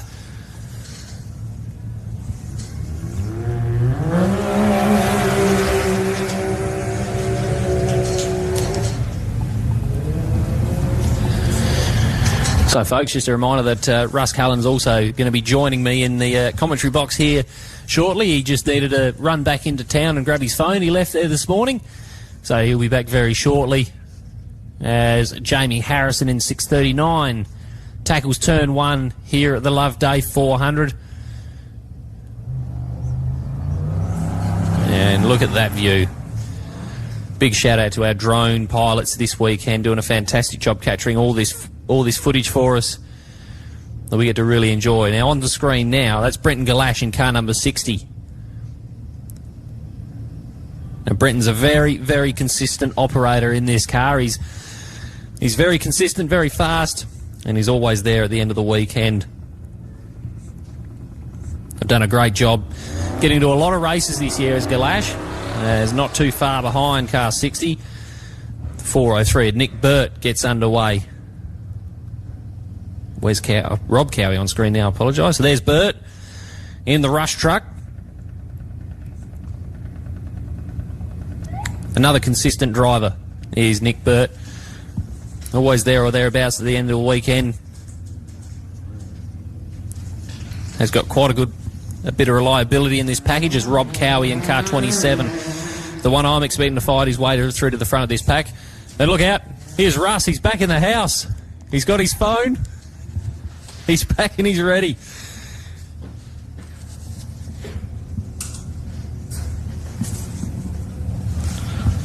Well, thanks for that introduction, Cam. I couldn't do without my TikTok.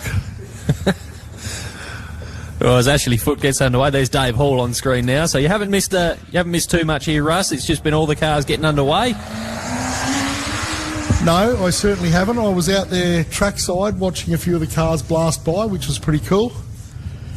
I must say your voice was permeating through the aura that is Loveday. Oh, I don't want to hear that, mate. There's a reason I'm in this box and no one can see me. No, it sounds good, mate. You're doing a good job. Competitors are doing a good job. The volunteers are doing a good job, and hope everyone's enjoying the broadcast. Oh, I think it's one of the things about this event itself is just the amount of work that goes in from the Whately family and all the Loveday crew here. They do a fantastic job of putting this event together, and that's the reason we get to come here and go racing. Danielle Foote gets her 2 laps underway here for the section in 6:35. Now this is Jodie Whately in 6:21. You can see negotiating the whoop-de-doo section here at the Loveday 400 track. And look to see how much rougher that gets throughout the weekend.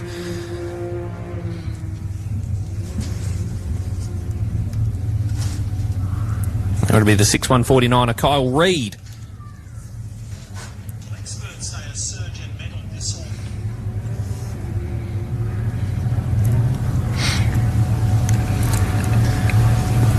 So a very heavy field of side-by-sides in this heat here. Of course, one of the most popular categories out here at the moment, as we can see on the screen there, there's 2 cars rather close together. That looks like Darren Oliver, the front car, and not too far behind him. I'm wondering who that might have been. Will we turn our attention to Clinton Shunke here on the screen in the truck? They've taken the panels off the back of the beast. There he's there, Luke Hersig. So Luke Hersig, who started 30 seconds behind Darren Oliver, has caught right up to the back of Darren, and then not too far behind is the Commons truck, the 467. So have to keep an eye on these 3 because they are closing right in on each other, and I'm sure that Lewis Oliver is looking in the mirrors of the Super 1650 and telling Darren exactly what's going on. Look at that truck just dance over those whoops. How cool is that? There's Brett Taylor on screen. Yeah, it looks like Luke Hersig's about to get a hurry up from the Commons Westline truck. Well, Luke's going to be rather busy right now. He's got Darren in front of him who's chasing down, and he'll know that Commons is in the truck chasing him, so we're just sort of working their way through the process of negotiating who comes out in front of that pack.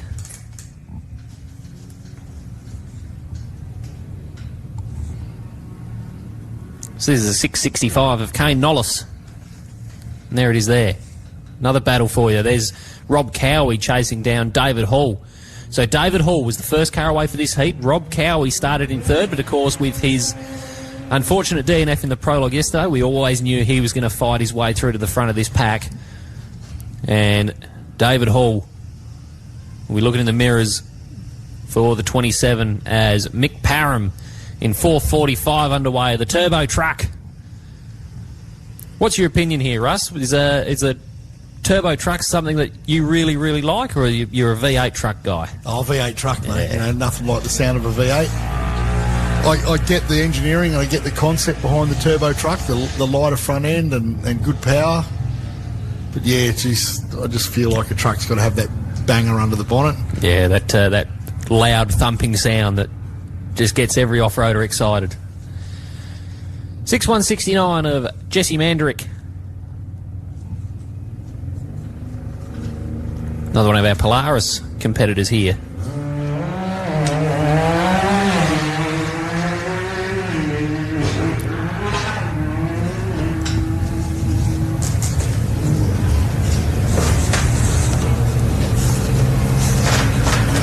.47 of Tyson Garver underway.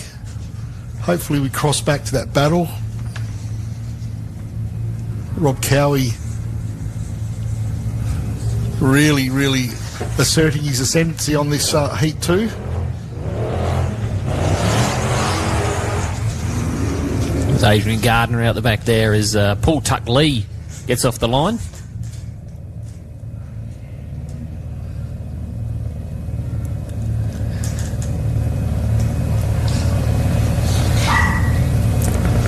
Mudgee Cranes entry of Paul Tuck Lee on screen at the moment.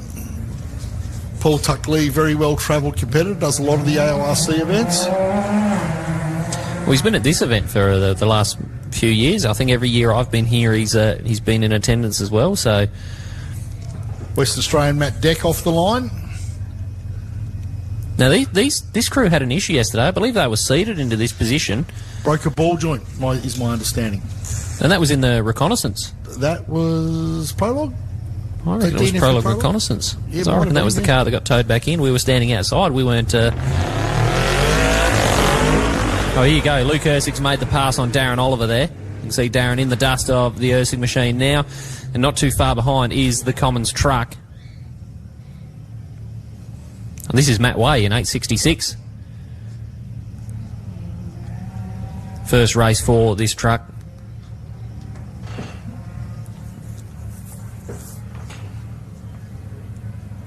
Not the fastest line I've seen. No. Little error from Matt Way there. Great looking truck nonetheless. It is a fantastic looking machine as the 682 of Swinglehurst gets underway as well. Dave Adams now.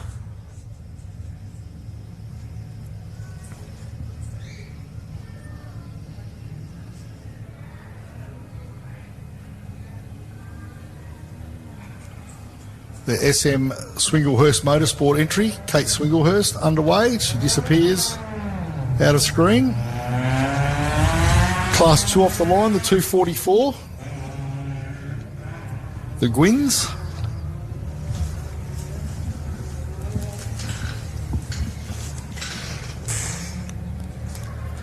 That's a nice little 2-car. Yeah, another one of our Super 1650 competitors here this weekend. I did see this car a couple of weeks ago as well, running along. Certainly a highly modified from what it started out as. The old school Southern Cross rear, and now with the A-arm front. This will be Paul Nappy in car 55 on screen now. Look at those whoops just forming.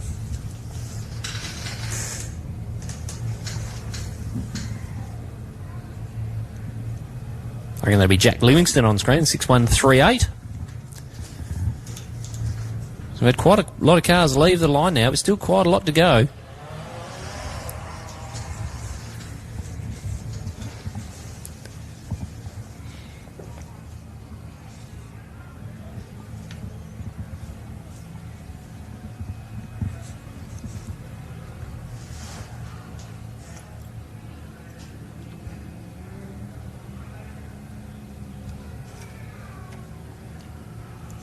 .659, Warren Lee Ward disappears out of view. Hank Parker, the 701's off the line.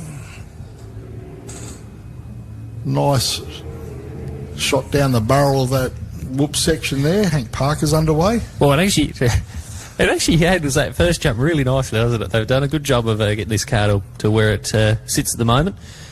Has Hank Parker and the team. Complete with leaf spring suspension at the back. Ready to tow the caravan.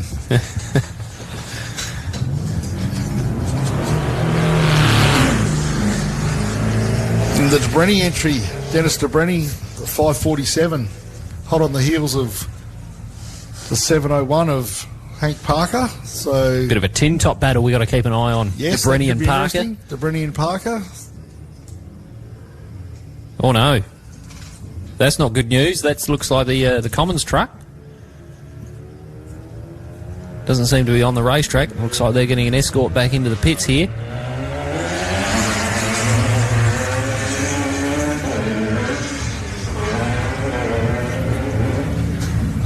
Chapman entry, 282, Super 1650 off the line. Yeah, forlorn figure. Of the Westline entry previously on screen. Oh, messy from Chapman. Yeah, Chapman doing a little bit of lawn mowing, Jim's mowing. Oh, that's a sad sight. As that Commons truck was chasing down Darren Oliver and Luke Ursig. There's Rob Knight in 6:55. Underway now as well in the Can-Am.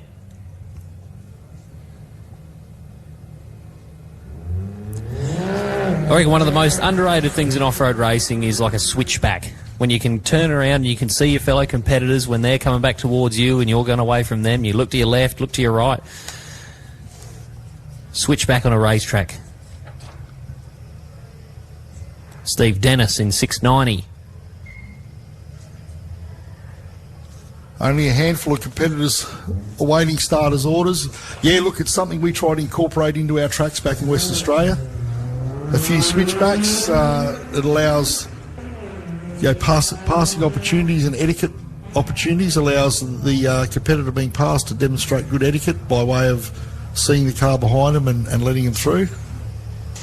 It's the Cowan entry, the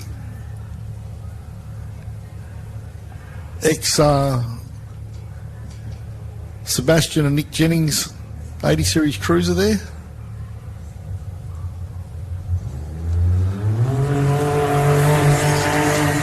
Who did we have there in the 961? That was working well through the whoops. That'd be Adam Spicer.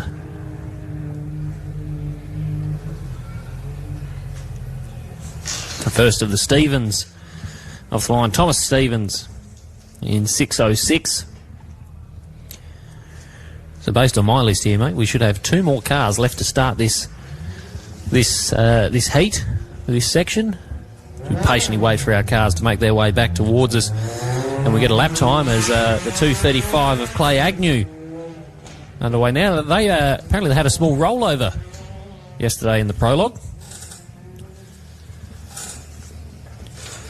Couldn't have been too dramatic because I didn't hear about that until later on in the day. But car doesn't look knocked around at all.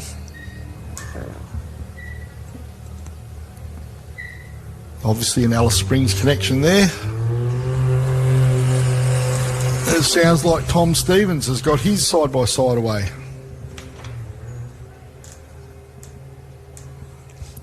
So I reckon there's all of our cars underway now.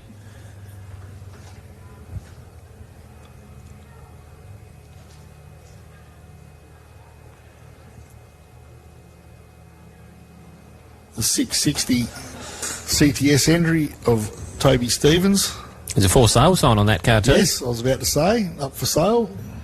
There you go, folks. If you want to get into off-road racing, there's a good way to do it. Get yourself into the Stevens entry. Get yourself in a side-by-side. There's Brett Taylor. Look at those whoops. Already forming. It's going to be a long weekend for some of our competitors out there. And look at the dust now. That's going to really affect our racing throughout the weekend. And how important is it to be out in front? Now, the first car back, I'm expecting it will be Rob Cowie. I would assume he's made that pass on David Hall out there.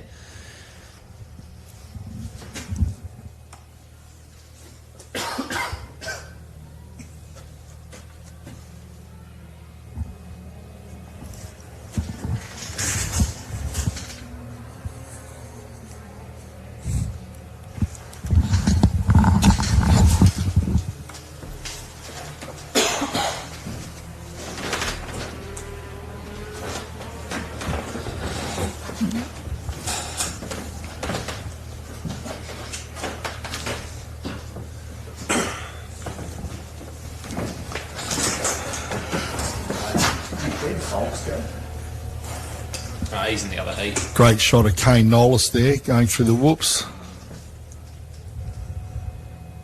West Lime Geyser truck, the forlorn figure that it cuts there in the foreground is the 235 Class 2 Clay Agnew entry. Creates a plume of dust that heads away from the complex. Well, I was just about to say, Russ, looks like the limo's coming back too. Maybe another ride for a passenger in the limo. Maybe he's up come for back, grabs. Come back to pick up some champagne and run another couple of punters out there.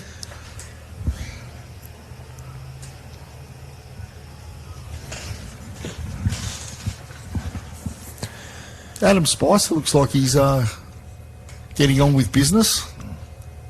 Yeah, look, this is certainly a car that's capable of doing some pretty impressive things. So keep an eye on Spicer, trying to make his way through this field. Sort of started off mid-pack.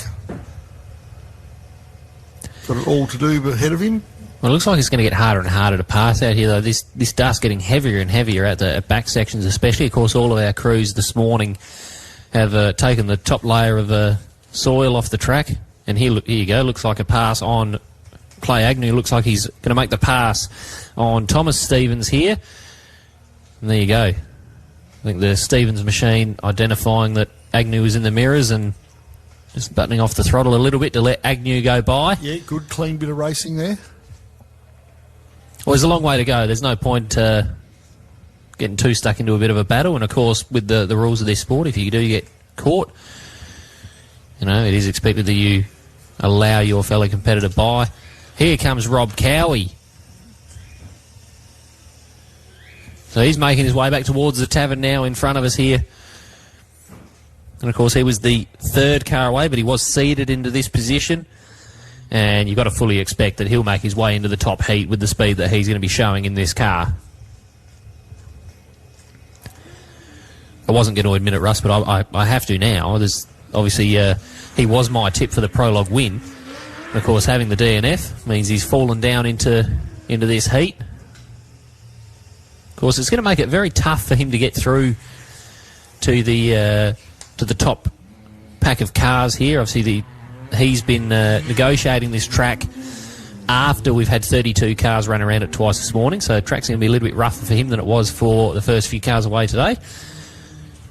And he's actually coming under the pit, so Rob Cowie has completed the first lap, but he's made his way into the pit area here. Is that by decision or mistake? Here's Dave Hall on your screen now. Around the berm, the final corner.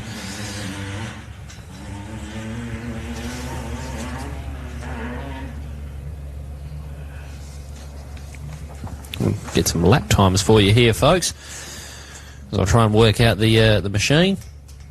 So David Hall gets his second lap underway there, Cam. Rob Cowie still in the pits, still in the car. We can see from our commentary position, so let's hope Rob Cowie gets the opportunity to rejoin. Jody Waitley currently in frame. The pink Loveday 4x4 Park livery of Jody Waitley, 621.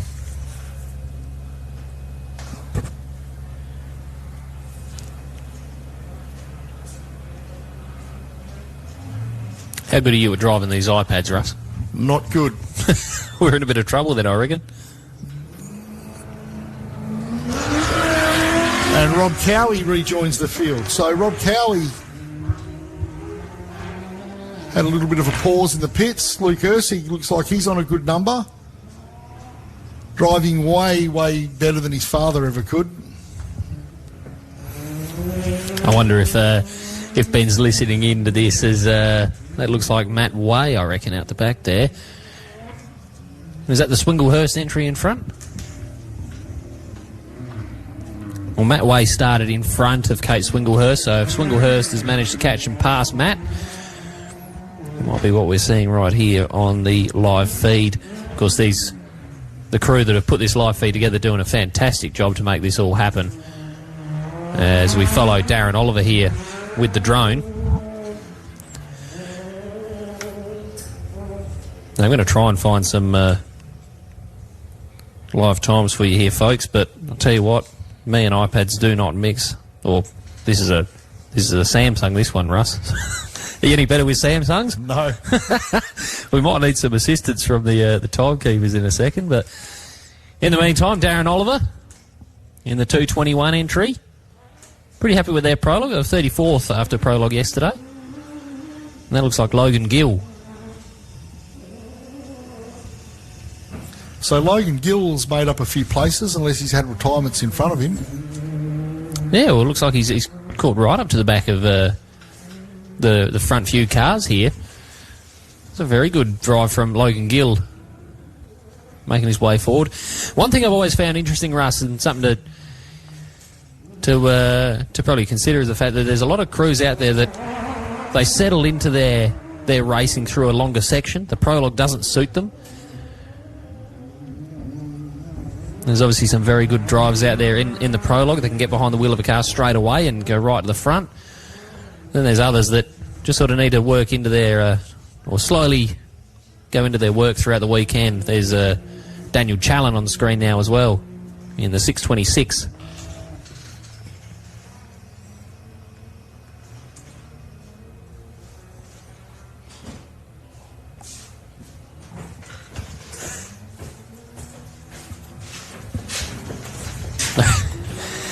Alrighty, folks. Adrian Gardner on screen now as well.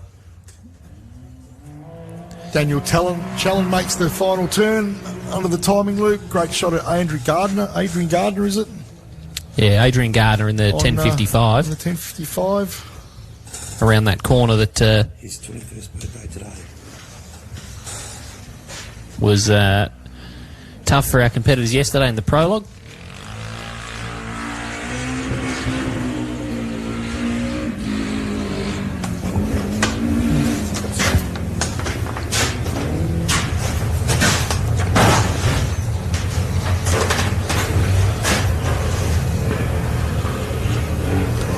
Well, Gardner bikes it up there a little bit.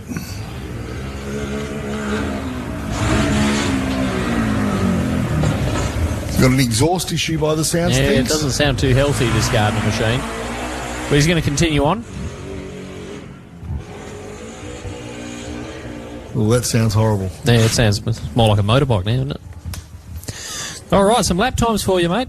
Rob Cowie with a 26.04. Logan Gill, a 26.58. So Gill, who was 8th car off the line, sets the second fastest lap on lap number 1. Luke Ursig was 3rd with David Hall in 4th. Adrian Gardner 5th with Daniel Challen in 6th. Jody Waitley in 7th and Darren Oliver in 8th. So these are the 8 cars that have completed lap number 1 on corrected time.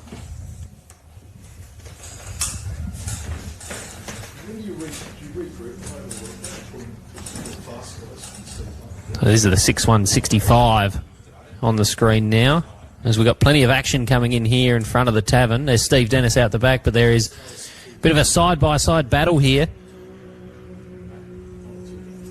Benjamin Ward in the 6.165, and I reckon that's Jeff Brennan as well on screen now, the 6.23.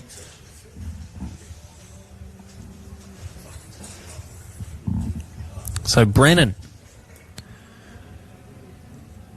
who started behind Craig Lowndes, but this is Benjamin Ward, so Brennan in front of Lowndes and now catching up to that rear bumper of Benjamin Ward side by side. And Ward's pulled off and let Brennan go through. So we're missing Craig Lowndes out there somewhere. We are, Russ. Unless he's been through and I've missed him already, but according to my list, he has not been past us here at the start line.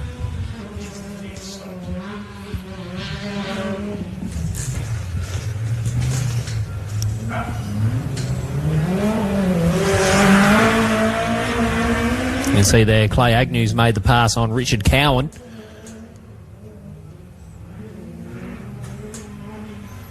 So the Super 1650 competitor making his way through this field. It's Paul Nappy on the screen now as well in car 55.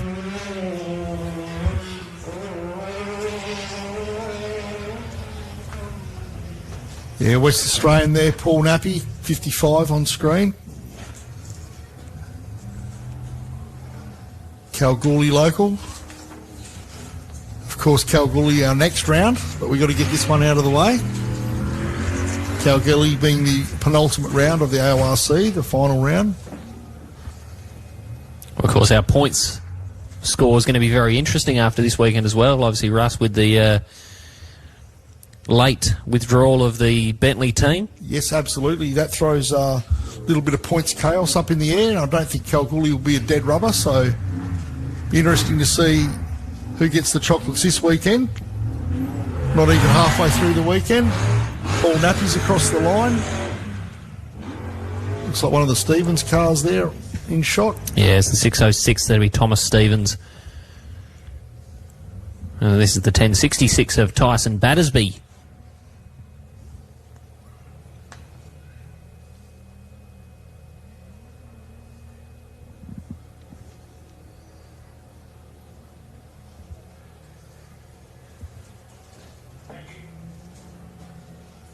Battersby's doing a lot of South Australian events throughout this year.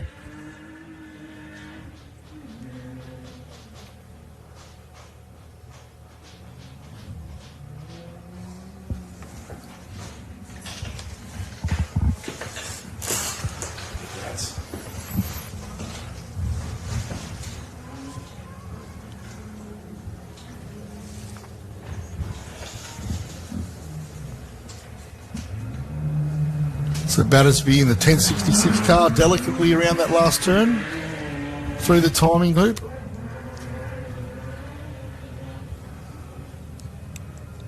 There's Jamie Harrison on screen now. Russ, at your window we can see that final berm. There's a lot of different lines being taken. There's a few guys taking the real tight line. There's a few guys riding right up on top of that berm. What do you think's fastest at the moment? I think Simon Evans was pretty slick through there. He ran high in the first heat. Got round there pretty neatly. Yeah, so I noticed Luke Ursig was one of the competitors taking the very, very tight line. But it seems like those side-by-sides have been operating really, really well when they go up high in that berm. And there is the Heaslip 999 car. Whoa! Speaking of taking lines around that berm... That's a different line, mate. That's probably not the fastest line, is it? No. We'll probably see it on screen, I imagine, soon, folks, as we see Brenton Galash, who is going to come to... Oh, no, he's able to get through there, so recovery on their way for our competitors in the final corner. But it's getting busy here at the start area. We've got about 4 or 5 cars in the house, so Galash going to get his next lap underway, and you can see... The Burt truck will be on the scene soon. Oh, he's going to get this yellow flag. So had a very gentle rollover in the... final corner here, and look at this. This is Lowndes chasing down Nick Burt. So Lowndes is back on the go, and he's going to try and make a pass on Nick Burt. Tell you what, it'd be something pretty special to say you've been overtaken by Craig Lowndes, wouldn't it? More especially if you could overtake him. No, I think Nick Burt's got his elbows up there. The little single-seater Jimco there, the ex-Trevor Copeland entry, makes its way past the incident.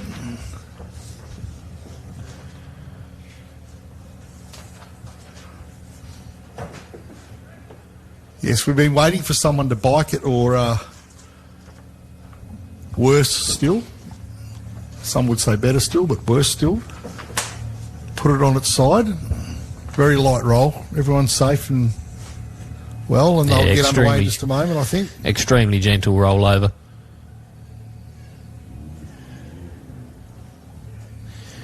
And the car's back underway now, under its own power. That's the Jamie Harrison entry. They look absolutely fine, continuing there. Well, negotiating that final corner as Spicer makes his way in. So Jamie Harrison's going to pull up to the side of the track here for a brief moment, make his way off the circuit.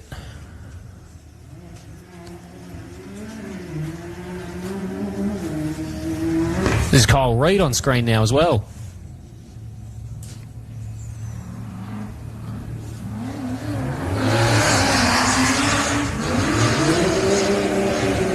So Harrison back on the circuit now behind Spicer.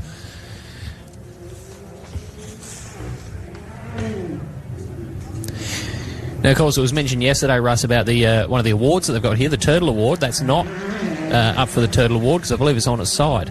I think you have to be on your roof with the wheels in the air to be eligible for the Turtle Award. Not an award I'd like to try and obtain or win, as it would be. Well, there's two types of off-road races, those that have rolled and those that will. Yes. Kyle Reid about to record a time. The 6149 Dusty Racing. Kyle Reid, West Australian, straight out of Kalgoorlie. Rob Cowie on screen. Rob Cowie's really easing into his work now. Is that Brett Taylor, the 431? So going through this list of times, Kyle Reid with a 28.31. Fastest of the side-by-sides in this section so far, Logan Gill with a 26.58 as Taylor comes through that timing loop now. Josh Gaskin's done a good job on lap number 1, 27.47. About 30 seconds slower than Luke Hersig there on the first lap, fellow Sportsline competitor. So one bit of racing we missed, or passing, was Brett Taylor getting the better of Clinton Shonky. I believe there must have been a pass there during that lap, but we missed that. Yeah, well, Brett Taylor did start behind Shonky, and there he is now, the 427 truck.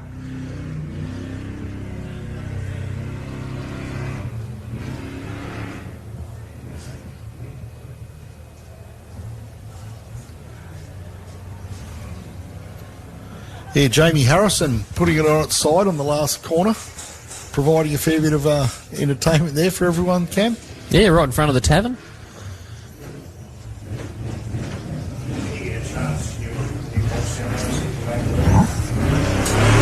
There's Shunky going to complete lap 1 and begin his second lap and final lap of this section. So all these cars now, we've had a lot of passes on lap 1, but all the cars sort of settling into their own areas now and into their own sort of pace groups. As I reckon this is the 665. Is that Kane Nollis? Kane Nollis. Nollis. There you go. Happy birthday to Kane. Believe he's turning 21 today. 21 years old today. What a way to spend your birthday. Can remember when I was 21, 25 years ago. There's Mick Parham on screen now as well. Does that mean there's a big party for him tonight? I think so. Apparently shouting the bar. Did you get an invite? Of course.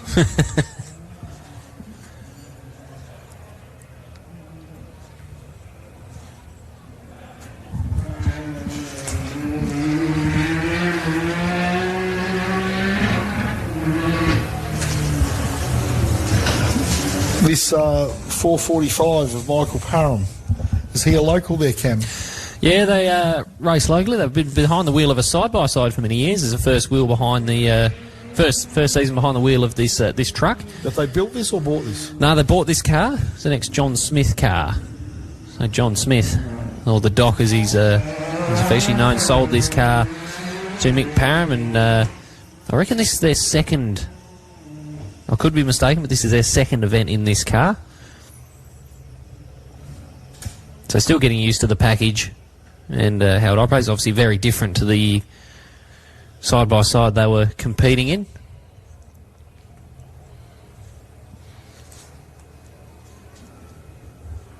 This is Matt Deck on screen after that unfortunate issue yesterday, which meant they could not complete a time. There's Jesse Mandrick. Now I was trying to have a look and see where he was because he's fallen down the order a little bit here with, I reckon, Tyson Garver was able to get the pass on him.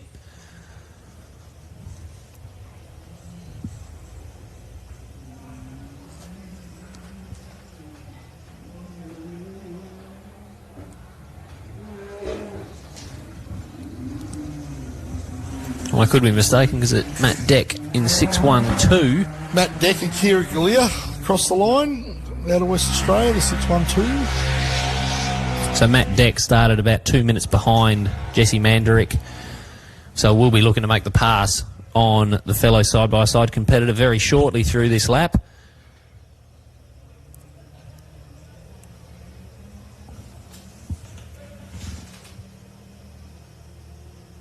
Have you ever been behind the wheel of a side-by-side, Russ? Yes, I have.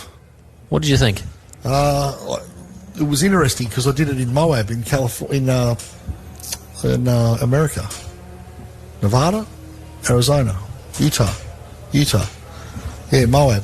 It was like a guided tour. You drove down the street into the Moab rock crawling.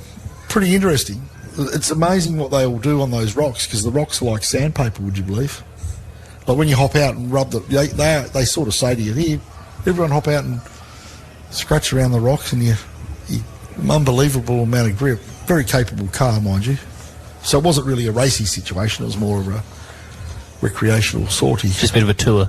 Yeah, they let us open it up here and there, which I got to display my Aussie former extreme four-wheel drive class champion, Australian champion, way back in 2011. We got to show those skills off to the Americans. Anyway, Paul Tuck Lee, man with the biggest fan club in the ORC, Mudgee Cranes, Paul Tuck Lee, Tumby Tyres, looking after that car. Yokohama logo on the side. Good to see some of the tyre manufacturers and tyre suppliers getting involved in off-road racing again. BFG, of course. One of the big names in off-road racing in Australia. Toyo, of course. Do you know much about this car, Russ? It is. It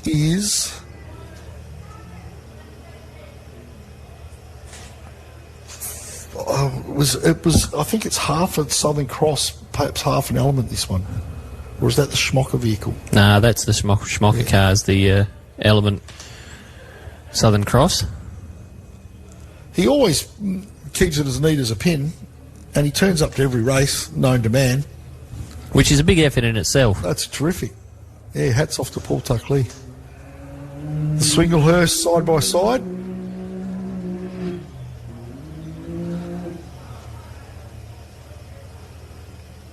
Be nice to see a full complement of the Swinglehurst cars out here in the future.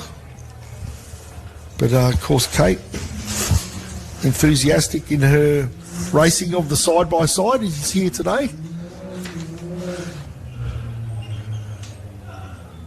And she too triggers the timing. So well done to Kate Swinglehurst. She gets on with the job, and she's on her second lap right now. So Tuck Lee with a 31.09. The only car slower had an issue on lap 1, which was Craig Lowndes with a 32.46. So expect Lowndes to be a lot faster on lap number 2. As we still have a few cars still making their way back in towards the tavern now. That'll be Jack Livingston in the 6.138.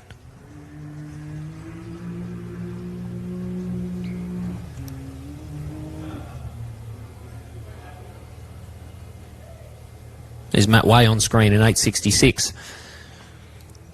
Now, I've had only a very brief look at this 866 Heron Forbes logo on the side. I believe he built this vehicle himself, this race car himself. Yeah, designed and built. I think, from what I recall, they were building 2 of these trucks. One was a 4-wheel drive and one was a 2-wheel drive. So this is obviously the 4-wheel drive or all-wheel drive truck. And I believe, if I'm not mistaken, there is a 2-wheel drive truck that they were building as well. I'd love to have a look around the steering rack and the transfer case on this, which are the 2 conundrums when it comes to building a long travel trophy truck. Well, I believe, and I might be mistaken here too, that Matt Way, with his engineering background, basically designed this whole steering rack setup as well. So he's not only built this truck, but he's designed a lot of the components he's running on the car. So obviously doing a lot of learning about that car throughout the weekend. Exact contracting Gwyn car previously on screen.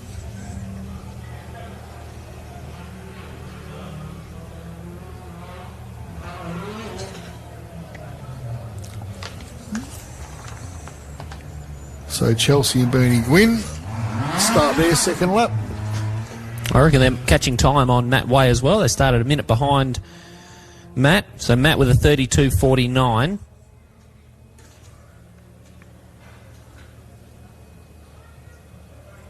And yep, a 32.19 for Chelsea, who has certainly caught up quite a lot of time on Matt Way. Some 20 seconds faster on lap number 1 as they head out for lap number 2.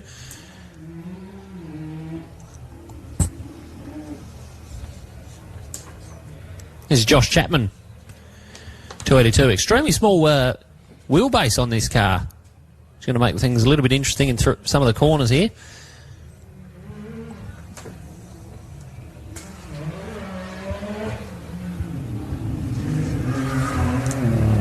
Oh, Rob Knight's done the same as Jamie Harrison here. That's a Turtle Award. Well, it's back on its side, though, isn't it? Yeah, okay. We'll have to... There you go, on screen now, folks. You can see Rob Knight. Another very gentle moment. The Chapman car's pulled up as well.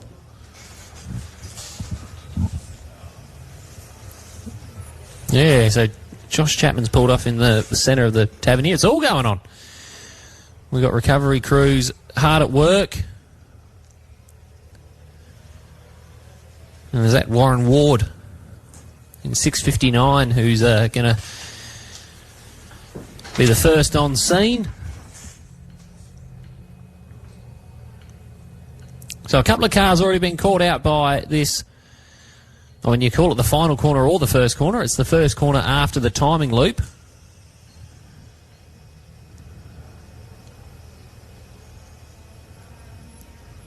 So Ward's going to get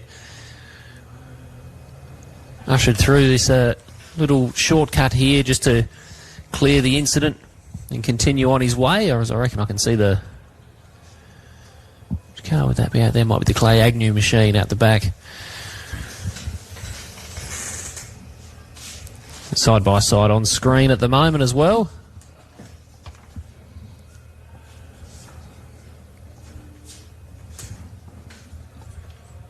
Class 7 leader Hank Parker on screen. Continues to battle it out with the 80 series.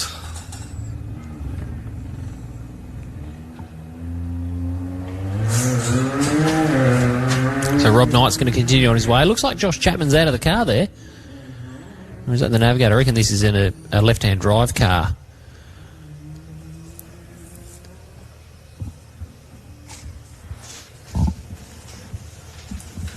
Can we see Dennis DeBrenny out there somewhere, Russ? He'd still be moving, surely.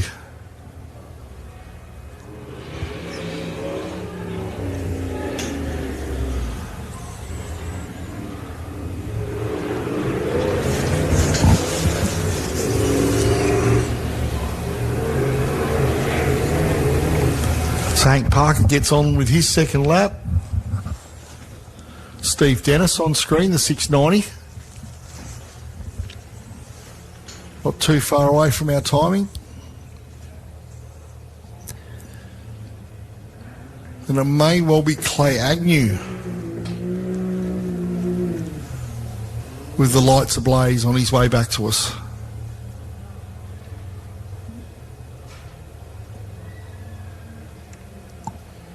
Yeah, there he is, the 235 Clay Agnew. That rollover yesterday is makes his way back in towards the front of the tavern. Steve Dennis goes right up on the berm there. So this corner here, right in front of the commentary box, that's been catching out, well, side-by-sides so far this weekend. So if you're in a side-by-side, I think you want to be a bit careful coming into this final section of track here at the Loveday 400.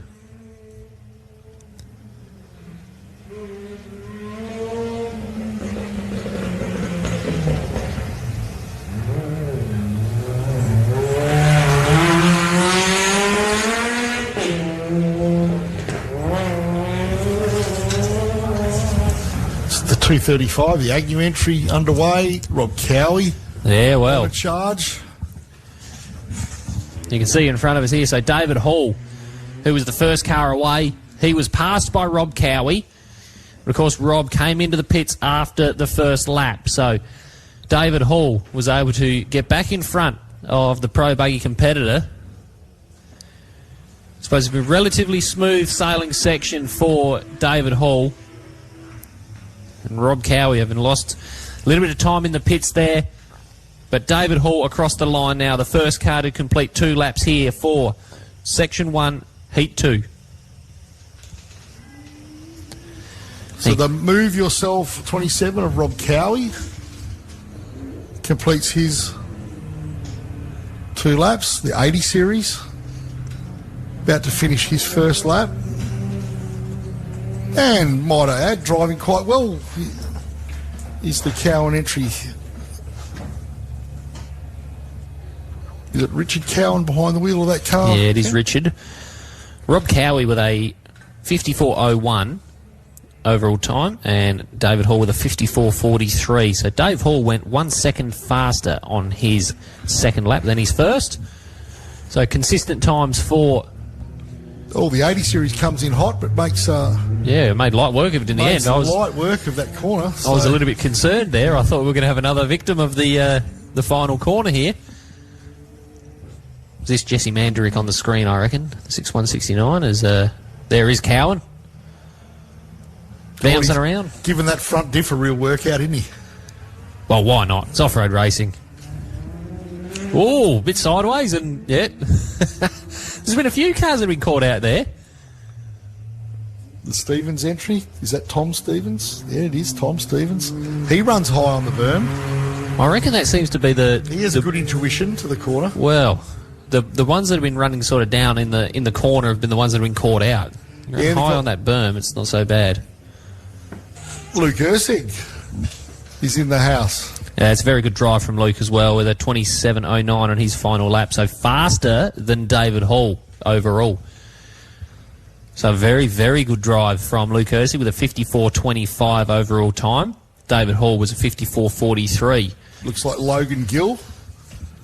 Well, this is the one we need to look out for. He was super fast throughout lap 1. Made up a lot of time. You can see him past the Chapman machine on screen there. Tell you what, recovery's been pretty busy in the tavern area today. Yeah, absolutely, and done a fantastic job, may I add. As Logan Gill comes across the last jump and he triggers the timing, so it'll be interesting to see if Logan Gill has the ability to move up into the pseudo faster heat tomorrow. Well, does he ever? Guess what? He's gone fastest of them all. A 26.50 on his last lap there. A total time 53.48. Faster than Rob Cowie, faster than Luke Ursig, and faster than David Hall. So a very, very good drive from Logan Gill in 6.44. Can anyone beat his overall time? You look down the list here. We've still got Darren Oliver to come in. Obviously, the Commons entry was unable to finish. Daniel Challen, Adrian Gardner, Benjamin Ward, all these guys were very, very fast on lap 1. Here's Jody Waitley on screen now. The pink Loveday Can-Am. It's quite busy out there in front of the bar. Jody Waitley on screen. Got Gardner in the Honey Badger. Weaving his way through the tree line there. And it's very busy. Darren Oliver's not far behind him either.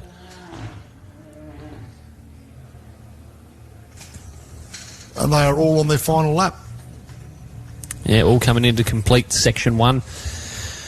But don't worry, folks, there's plenty of racing action left throughout the weekend and still left this afternoon.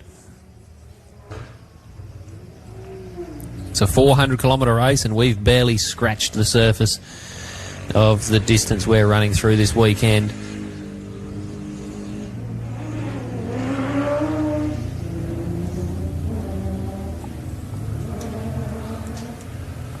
It sounds like is it Hayabusa versus Chaff Cutter?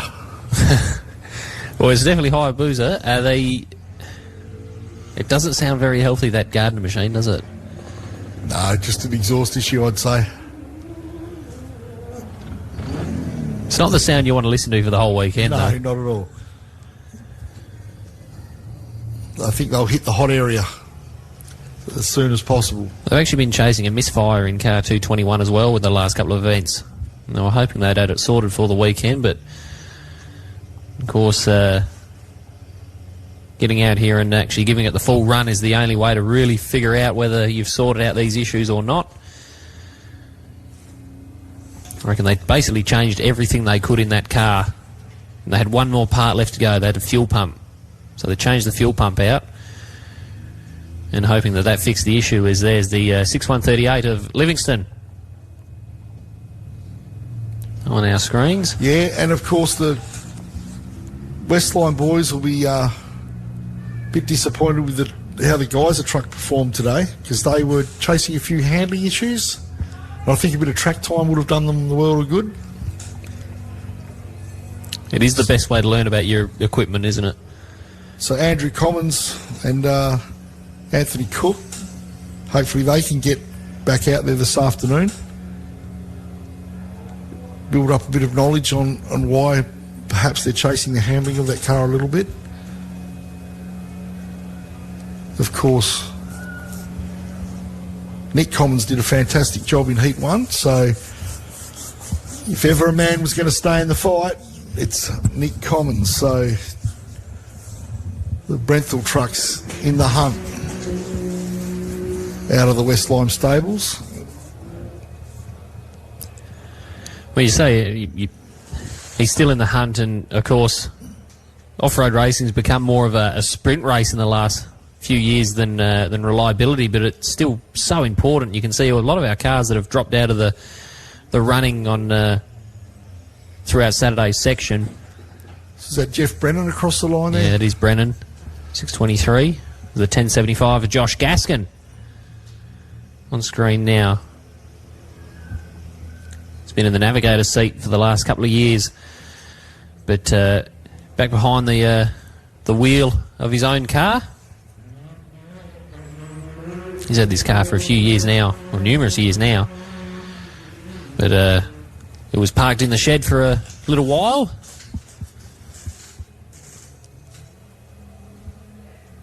You have a good representation of 10 cars and Class 2s in the Eastern States. It's really good to see.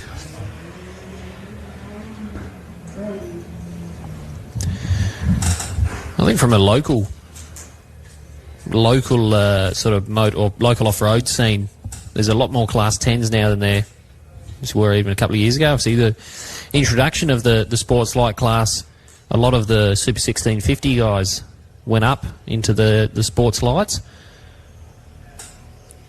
So it's probably Super 1650's probably taken a little bit of a hit, but it's still a very good class. And another very good class to get into, Russ, if you want to get into the sport, is Super 1650. If you want to get into a sort of a lower level buggy. Was that Warren Lee Ward completing lap 2 or lap 1? I reckon that'll be lap 2 for Warren Ward. I'll have a look at the timing sheets here for you. That's a pretty stout effort. Unless that's his first lap. It's come through as lap number 1 here, but they might just not have updated yet.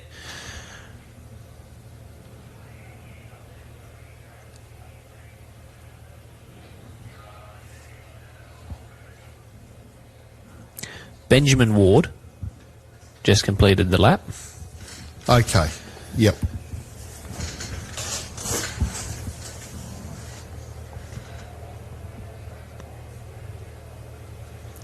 You can see all the spectators still rolling in here for the Loveday 400. Great to see.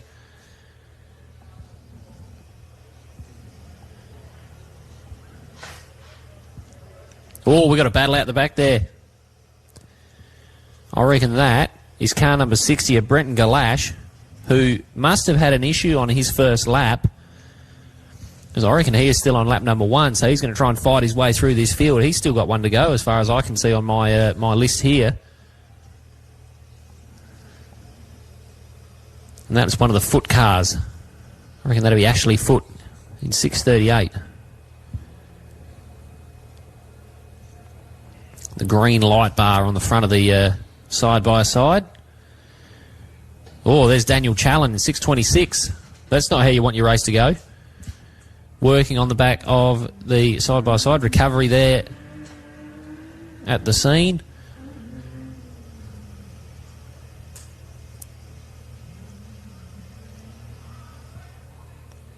So this day's slowly building here, Russ. There seems to be more and more little issues sneaking up for our competitors. Ashley Foote has Brenton Galash not too far behind him. But in between the two competitors is our drone. Tyson Battersby through the finishing point.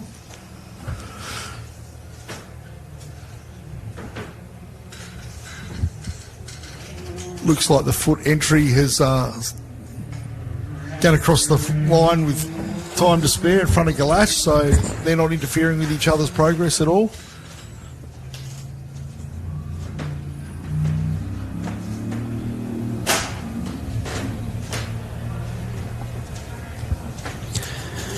I haven't seen the De Brenny Performance two-wheel drive car come through either, so once a couple of these cars cross the line, we might have a look at our Rally Safe map, see if we can spot some of our cars on the map there as Galash comes over the line.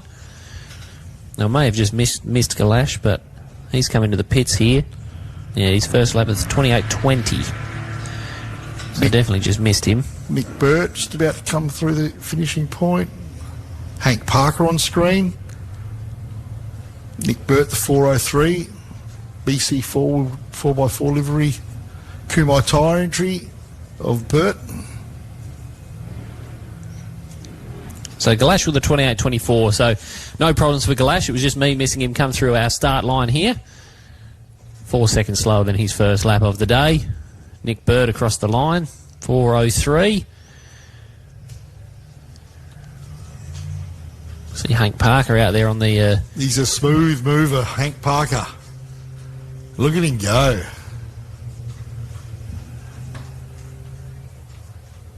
This is Toby Stevens, this one. It's a 660 of Toby Stevens. This is Danny Elfoot.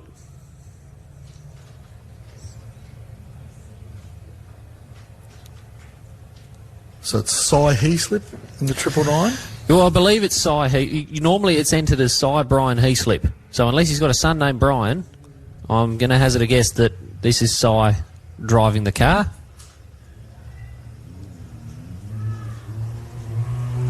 So Toby Stevens in the 660, very gingerly around that corner, learning the craft.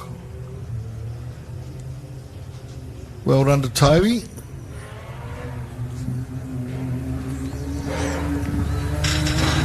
Cy's crossed the line, but he's he's realised he's made a small error there, so he's going to loop back around, set off the start loop. That's going to be the fastest lap of the race, mate. That is enthusiastic, wanting to do a third lap.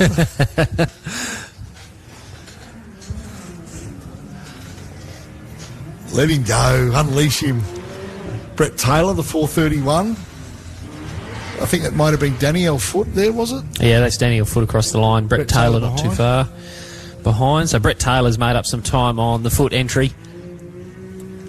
Maybe Matty Deck, not too far away. And Kyle Reid, perhaps. A couple of West Australians.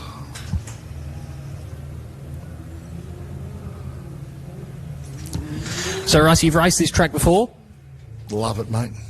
Tell me about the track. Rough. So that was the 639 car, my apologies. Jamie Harrison with Kyle Reid behind him. Oh, yeah, I haven't raced it. No, we've raced our car here, our junior car, our Kingswood. And, yeah, look, it's a great facility. I really love it. It'd be nice if the track was a bit longer so it doesn't deteriorate as fast as what it does. But all tracks get rough. They start smoothish and get rough. But, yes... It's a look at picturesque place to race. Look at that on screen. Yeah, no, it's really good. Pits are good. Facilities are good. Yeah, good access to a little town of Barmera, so you could, don't have to camp if you don't want to. So one of the events you should put on your bucket list. I think if you've you're sort of the age where you're winding down a bit on the racing and you want to just spectate, it's very accessible. You know, you fly in from Perth, a couple of hour flight to Adelaide, hire car, 3 hours later you're in Barmera. Good easy drive up the highway, nice road. Yeah, this is a good event in many ways, you know, not just for the competitors, not just for the championship, but also for spectators and families and that sort of thing. Camping, if that's what you're into. Yeah, it's really good. And some great initiatives like the championship trophy naming rights thing with Extreme Tool Drive, that's really great. The limo ride out to the jump, fantastic. The 427 of Clinton Shonky, one of the stars of the show, on screen. Yeah, it's got a lot going for it, the Loveday 400. Yeah, well, if you've never been here to the Loveday 4x4 park, put it on your to-do list. Get down here.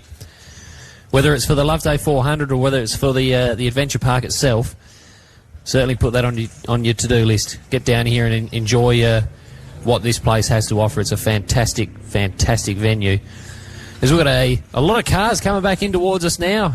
Russ, there's Shunky, and not too far behind, that looks like Matt Deck.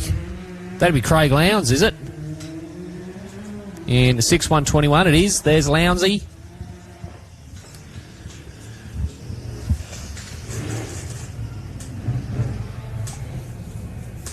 Kane Knowles, of course.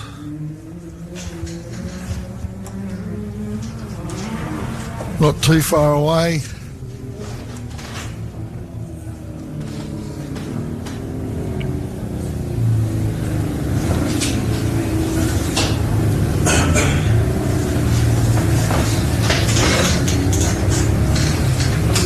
Craig Lowndes has got his 2 laps out of the way. Kane Knowles has got his 2 laps out of the way. Michael Parham in the turbocharged Navara 445, not too far away. I reckon that's actually based on the Patrol, that one. The turbo truck. It's Matty Deck. Patrol chassis, looks like a Navara front clip. I think it was originally supposed to be a Patrol, and then there was the old. I suppose it's got like that pseudo GU. Yeah, grill. It was a GU style, but it's sort of a bit of a funny mix. Doesn't have the sort of the roof panel that a lot of the trucks you see now. It's a Nissan. It is a Nissan, absolutely. I think it was an RB30. That's an interesting choice. Yeah. Yeah, plenty of power out of the RB30. They can be a bit fragile, though. Yeah, well, they seem to be making it work all right at the moment. Well, I hope they continue to do so. Because I have had bad experiences with RB30s. Have you now? Oh, yeah. Yeah, they reckon the TD42 Nissan motor is a kettle. Well, the RB30 can be a cappuccino machine. Let's see what Craig Lowndes has been able to do in his lap time. Obviously had some issues on lap number 1. Yeah, 33.23 for Lowndes on lap number 2. So he's fallen down the order here. That's Jesse Mandarick on screen now. Look how short these Polarises are.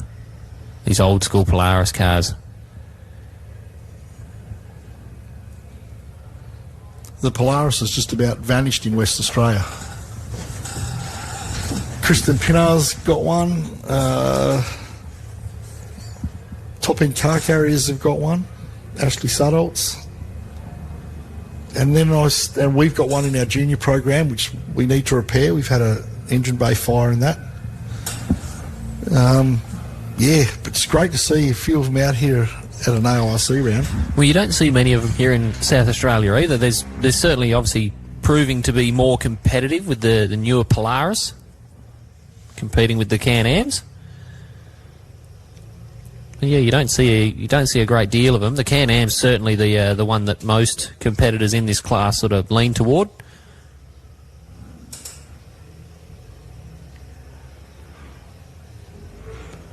But you can't tell me that's not fun. Oh, that's a lot of fun. That's a lot of fun. Yeah, forget the branding. That 6169 looks like a hell of a lot of fun. But you know what? You'd have fun in any off-road car out here, wouldn't you? Just about.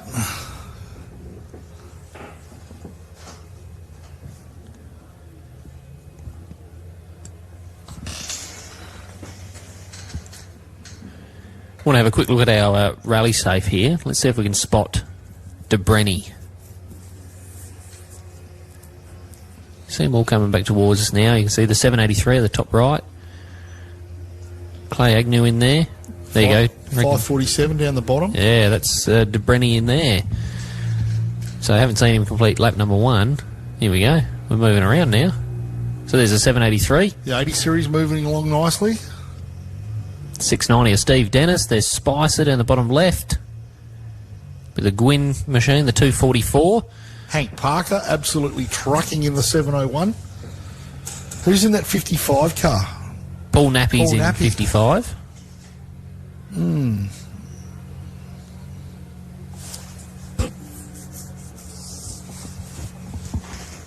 So a bit going on out there still.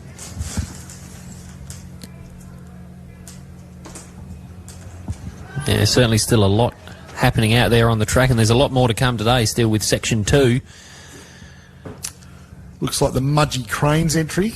Paul Tuckley. Lights ablaze. Plenty of dust off the back of that V8 powered Pro buggy. Look at Paul Tuckley go.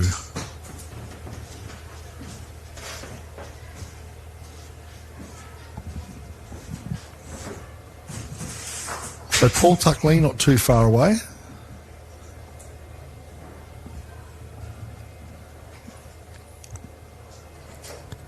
I'm hoping not to put the commentator's curse on him here, Russ, but... He's too skillful. Oh, well, there you go. I can say it then. Yep. I don't remember him not finishing here for the last few years. Mate, one thing he knows what to do. He knows how to get a car to a race and knows how to get it to the end.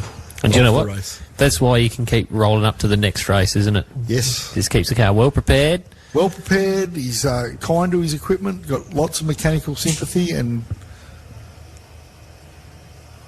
the only thing he's a little bit difficult with is interviewing. He's a hard man to get words out of, Paul Tuckley. He's getting better, I've got to say. He prefers to be underneath the helmet. So this looks like is it the Swinglehurst entry coming back in? Or am I just guessing?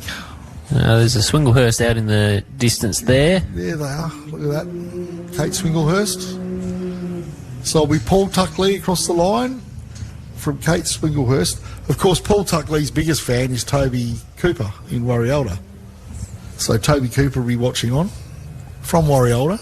Interestingly enough, they didn't have the baby yesterday, so Crunchy Cooper, his lovely wife, has got a little bit more waiting to do. The Swinglehurst, Kate Swinglehurst across the line there. Well done, Kate. Pitches it over the last jump and Kate records her time. Yeah, so is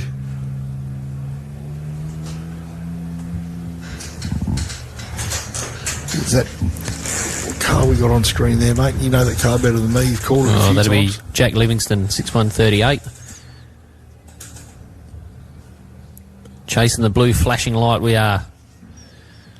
So, yeah, shout out to everyone in Warriolda. He put on a great race, very hospitable town. Enjoyed my stay there last year and looking forward to what he's roll out this year in, I think it's September they run their race at their iconic track. You heading over for that one? I'll try to.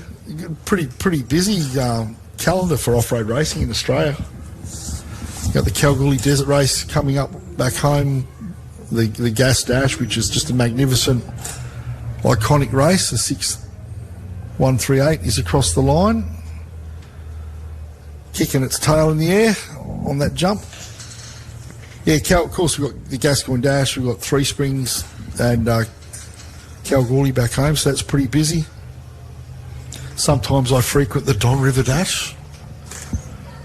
Hope that's not a swear word in amongst our Motorsport Australia officials. Anyway, it's a great race, and if you're an off-road racing enthusiast, it is a really cool event, the Don River Dash. So sometimes I head over for that, have a look at that. Bit of cross-pollination. Some of the AASA guys, or did I say that? Some of the Motorsport Australia guys do that race. It's a pretty cool race. Oh, do you know what, mate? We're just off-road racing fans here, aren't we? Absolutely. Here's Adam Spicer, 961.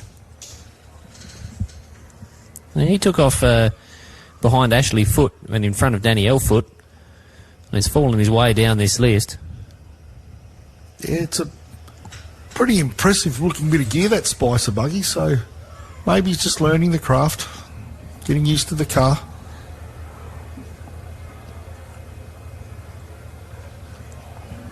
His first lap time was a 28.46. So right in the mix amongst the likes of David Adams, Daniel Challen and Paul Nappy on lap number 1.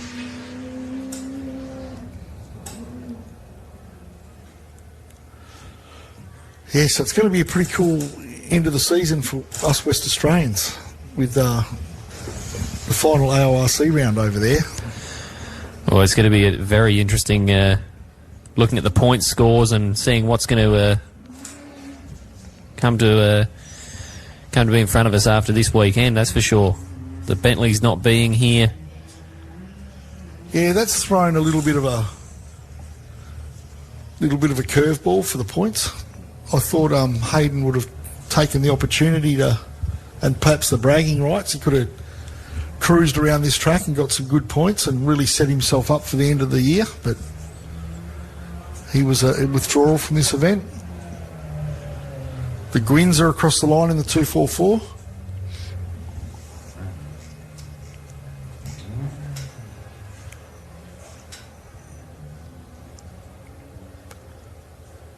And haven't the RYC rounds gone off with a bang this year? Of course, we just finished up at Fink. That was the 50th. What an incredible race that was. This event has been star-studded and stellar so far. And of course the guys in WA, my home state, always do a fantastic job with Kalgoorlie. Got a great committee there, a great team running that race, so really looking forward to that one in October.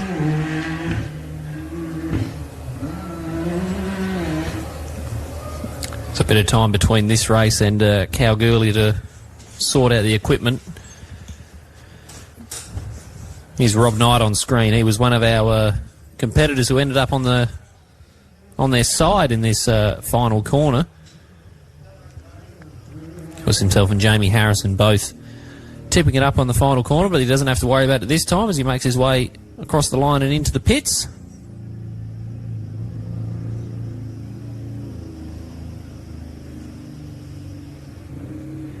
So where are you guys at in South Australia for your state championship at the moment? How many rounds deep are you? Well, we unfortunately we had to postpone, cancel a round just gone. Was that, where was that? Port Germain. Port Germain. So we had the Port Germain round. We were supposed to, and that was going to be round 2. And unfortunately, just wasn't able to come to. So then we had round 3/2. I'm not sure what you want to call it, being this weekend. So it's not really, we have the championships only really sort of just got started, mate. So we had round 1 earlier this year at the Richard Bennett Memorial Enduro at Perilla, and it was a great weekend with a great battle between Wes Cowie and Nick Hicks, and they did battle all weekend. And it was that close that we had the club section and we had the state section, and one of them was able to win the club and the other one was able to win the state based on 1 lap. The state competitors did 1 extra lap in what I would call twilight almost. It was pretty dark by the time they got out there. And, yeah, it was a great little battle out there. So it's been an interesting start to the championship, but still plenty of races left to go with another round at Port Germain and, of course, Mannum as well later in the year. So that'll be coming up, I think Mannum's September. I reckon we've got one more Port Germain, and I'm probably going to be mistaken here, but I reckon that'll be next month in August. This is Warren Ward. 6:59. Another one of our side-by-side competitors. And what a stacked field of side-by-sides we've had here this weekend. And I think we've got to, talking about the side-by-sides, we've got to give another mention to Kane Jones, who's just done a fantastic job in that car to sit right at the top of this list. And he'll be returning to the track very shortly. Warren Ward, who started behind Livingston and just in front of Hank Parker, crosses the line now as well.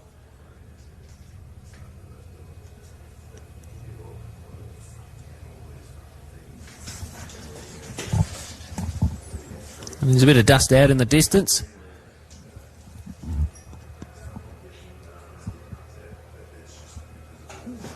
I'll make the early call. Who is it, Cam? Oh, I don't want to make that guess. It could be Clay Agnew. He's been making his way through the field. But no, that looks like a side-by-side. I reckon that'll be... I'm going to go Steve Dennis. Because now he put me under pressure, and Steve Dennis could have already crossed the line. No, that is Steve Dennis. That is the 690. Look at you go. You can Look see at it. him go. I saw the white bar work, and I reckon I know that. I reckon I know that one. And then, yep. See, now I'm under pressure, though, because if it's not Steve Dennis, I look like a real idiot. No, you don't. Look, Great job, mate. Look who's coming back now. The limo.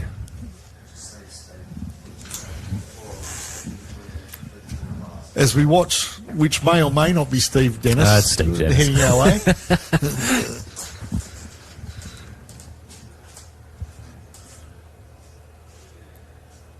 Speaking about round one of the state championship, South Australia, Steve Dennis had a little tumble down at Perilla earlier this year. But back on track and all good and going.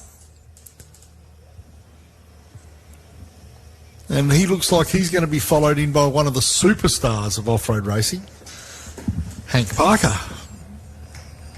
Doing a great job, Hank Parker. Again, I'm trying not to put the commentator's curse on people, but another competitor that seems to just always be consistent enough to get to the finish of every event he attends. And for production four-wheel drive, that is the battle. Let's get to the end.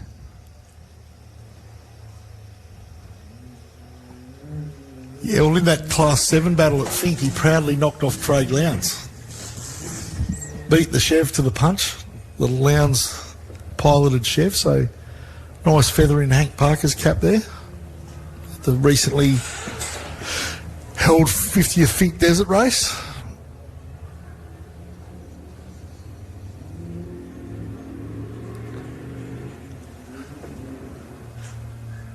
So the Dennis entry 690s across the line. The superstar Hank Parker about to trigger the timing. AORC Class 7 champion is Hank Parker. What a great accolade to have. You reckon they got the heater on in that? I reckon like the heater, air conditioning, the mister, whatever they need to operate, mate. Got the radio on?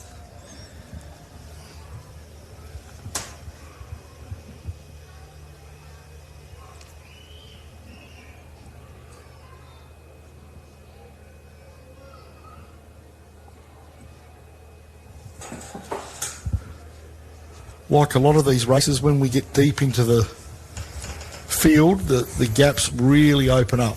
The differential in speed is very noticeable, so can we just get our rally safe up there, please, Cam? Well, there you go. So there's a few cars still out there on the track.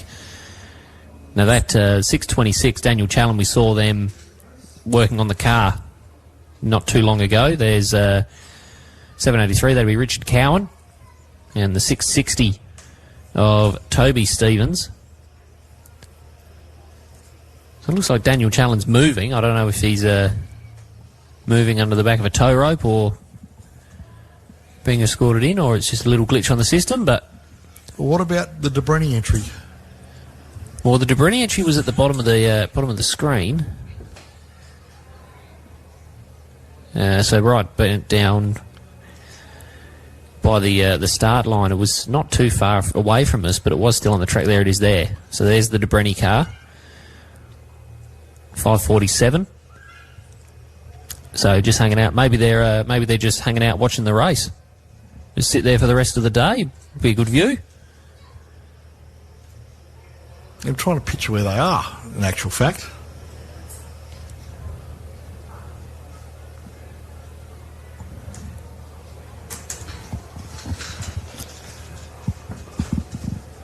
Well, this would be, I reckon, that would be from the big straight that comes back along the tavern and goes right out in front of the tavern area and comes back towards us there. I reckon that might be where they're sitting. So they've done quite a decent lot of that lap, if I'm looking at this map correctly.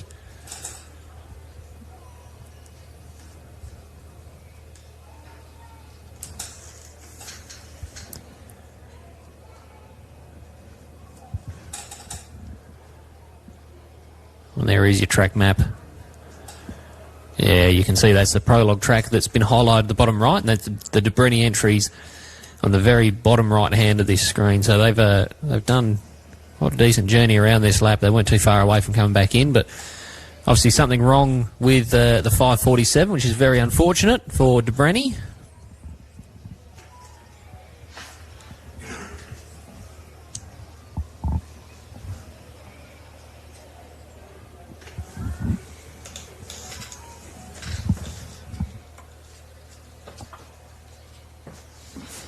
Is the top 5 working today, mate?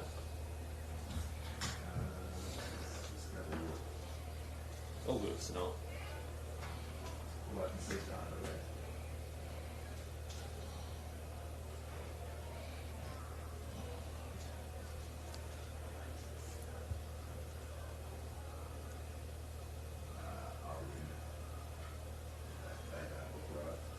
Alright, easy.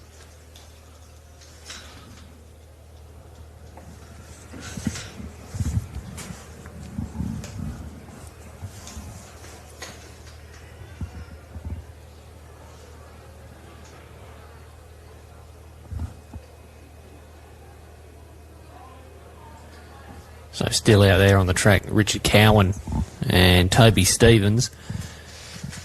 Clay Agnew in the 235.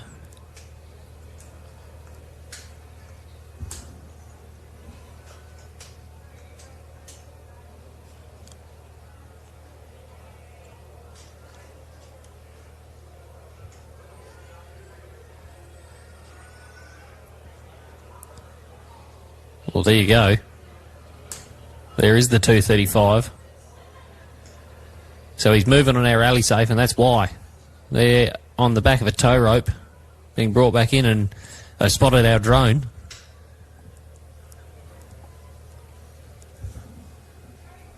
Not the way they would have been hoping this weekend would have gone for them in the Super 1650. But that'd probably be why. Have a look at the right front there, Russ. Yep, they've done themselves a mischief there.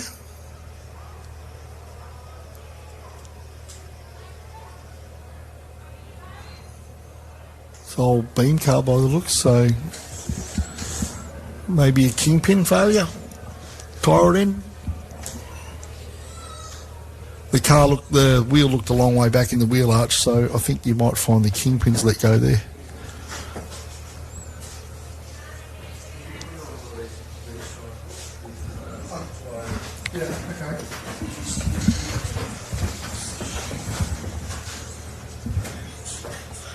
So who have we got out there? We've got the Cowan entry. We have Toby Stevens. We have Tom Stevens out there still. Well, I couldn't see Tom Stevens on the map. So we look at the map here. There's Daniel Chowan, who who's getting the car worked on. There's Cowan and Toby Stevens, but I couldn't see Tom Stevens out there. So unsure what the situation is.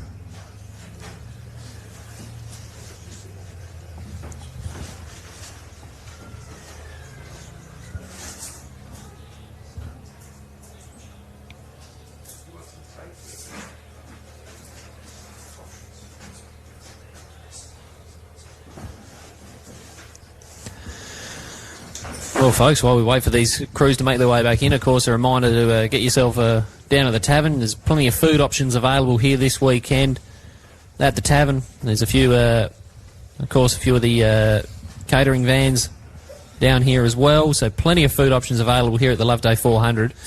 You can tuck into and keep yourself fed and ready to go. There's plenty more action coming up this afternoon here at Loveday with Section 2. And there you go, another car behind a tow rope. That's Cowan, 783.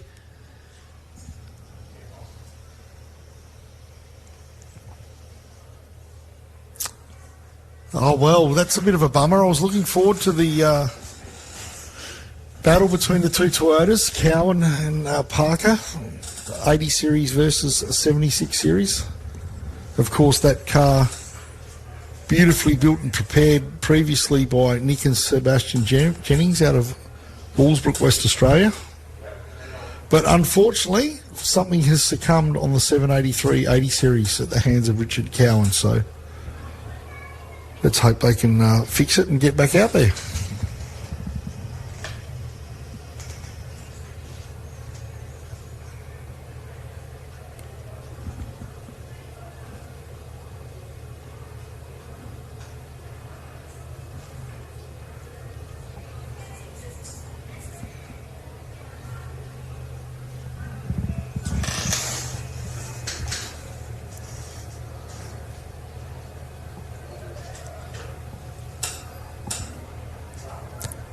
I don't reckon that Stevens car's been moving very much there, Russ. I don't know if they're still circulating at the moment or whether they're also having some issues maybe on the back of a tow rope as well.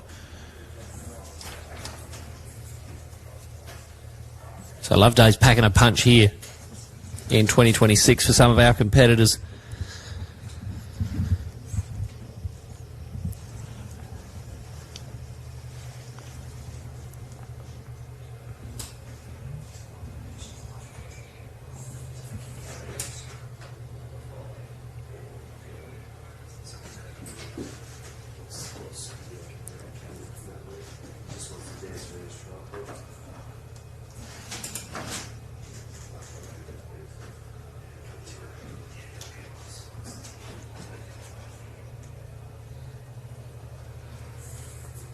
Well, while there is a little bit of a lull in proceedings,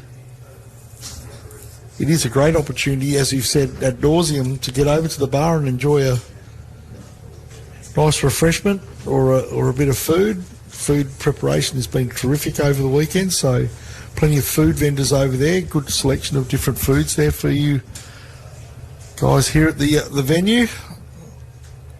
And, of course, an opportunity to go and buy tickets to the limo ride, which Cameron will tell you all about.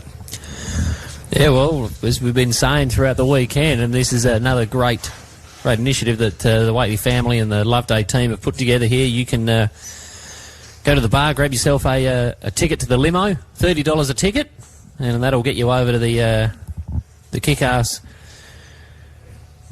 jump, and you can hang out at the kick-ass bar over there at the jump and watch them go past you at 160 kilometres an hour over that jump, or 180 k's past you down the other side.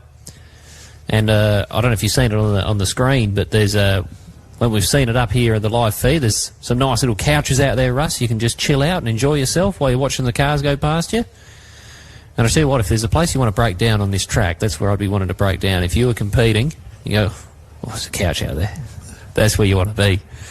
So, but you can go there and don't have to have the disappointment of breaking down in your race car. You can just go to the bar, hand them a little bit of money, and off you go. Make your way over and really make the most of your experience here at the Loveday 4x4 Adventure Park.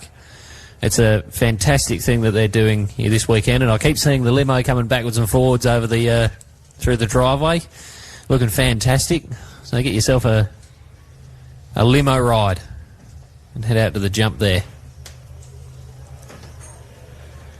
As we look on the screen now and we look at the pit area, we played the game earlier, Russ, spot the open trailer. There is a few in there.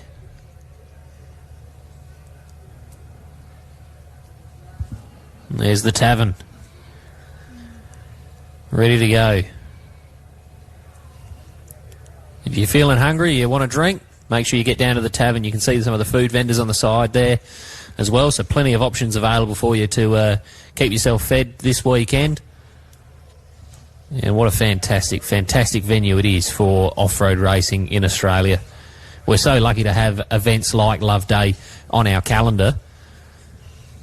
And supporting this event and supporting the venue means we get to come here year on year.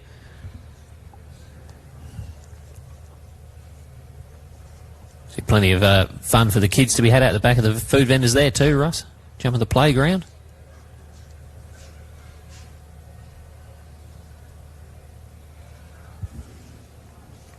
Yeah, great family-orientated facility, this one. Steady stream of cars coming through the gate. That'll be to the delight of Tony Waitley.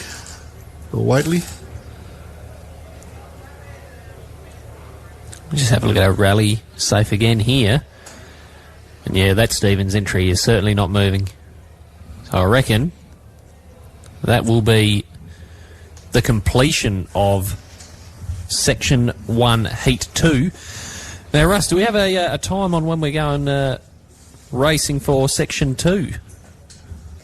Have you seen a time for that? No. Well, that's going to keep us all guessing.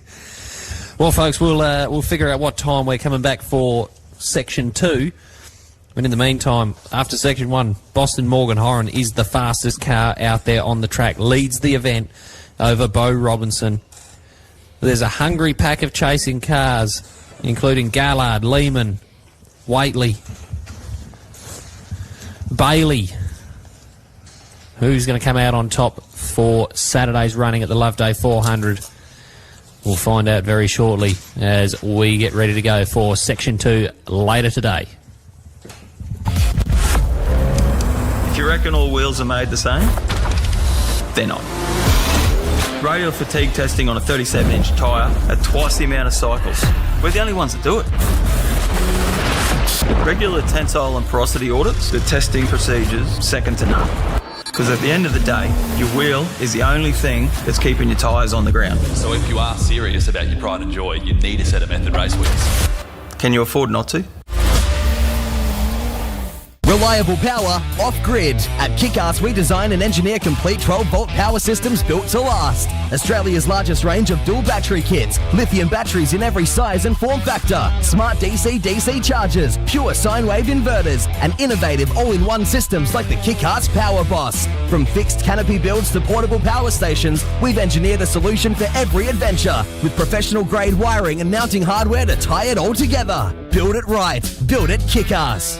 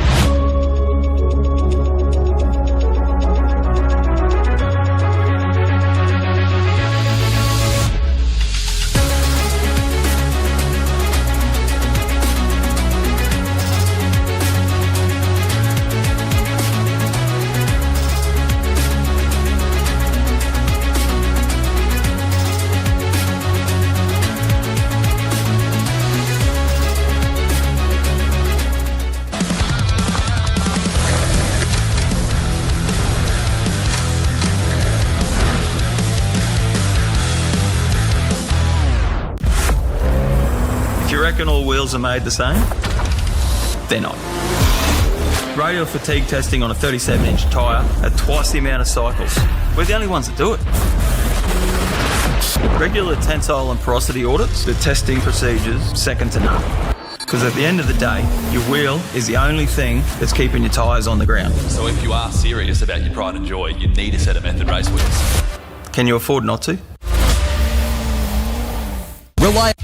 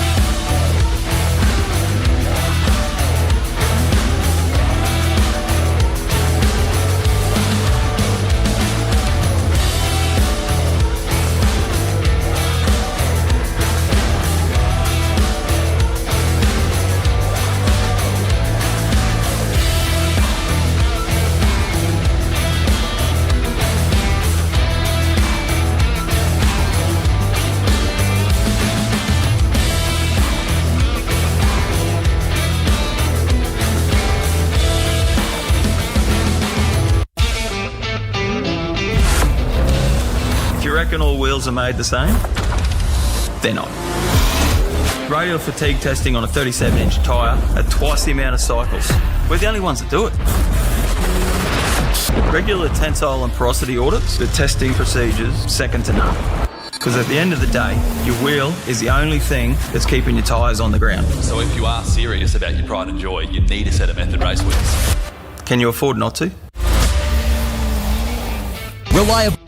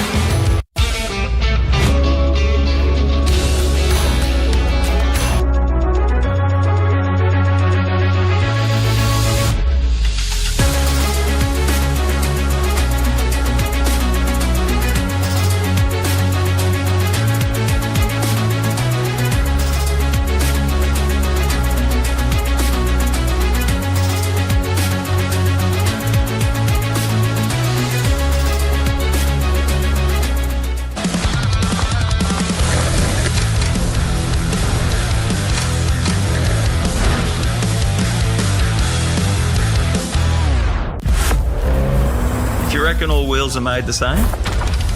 They're not. Radial fatigue testing on a 37-inch tyre at twice the amount of cycles. We're the only ones that do it.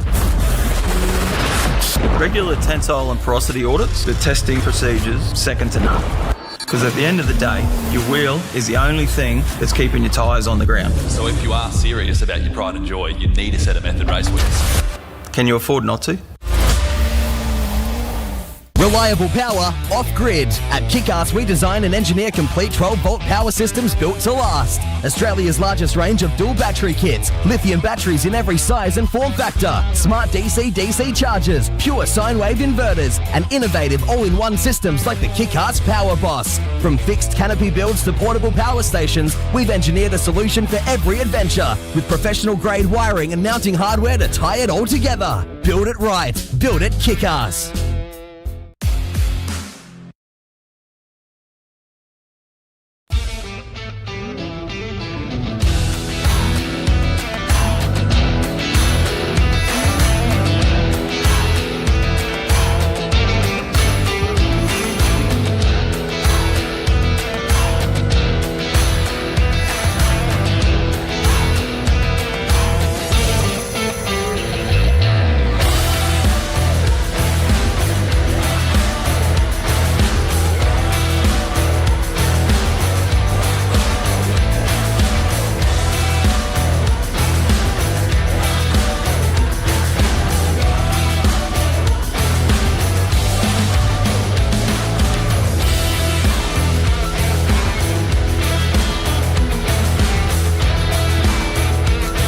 Alrighty, folks, we are not far away from a start here for Section 2, Heat 1.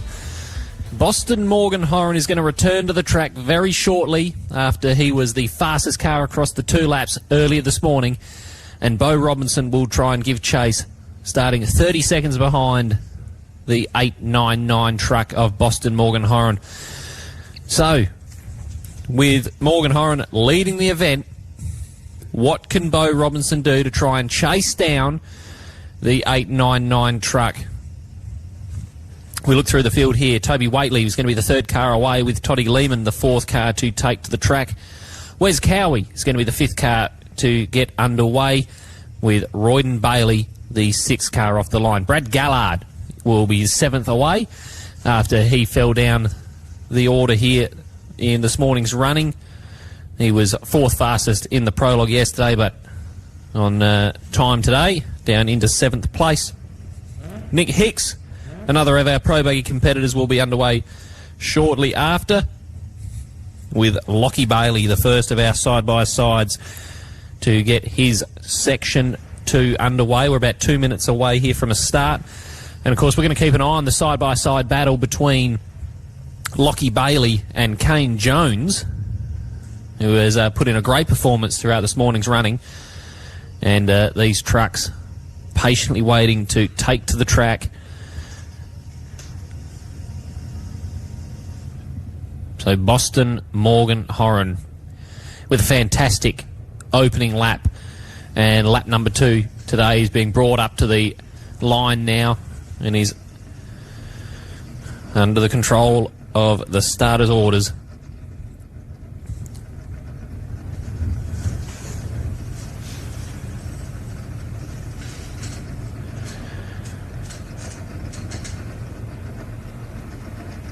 So Section 2, 3 laps here at the Loveday 400. And as we see Boston on the line now, there's a hungry pack of cars who want to get right to the front. We've got Ben Falk, who we're going to be riding on in car with once again. What does Boston have in store for us for Section 2? He's got himself in a really good spot for the event. Still a long way to go, as Boston will get underway here for Section 2, Heat number 1.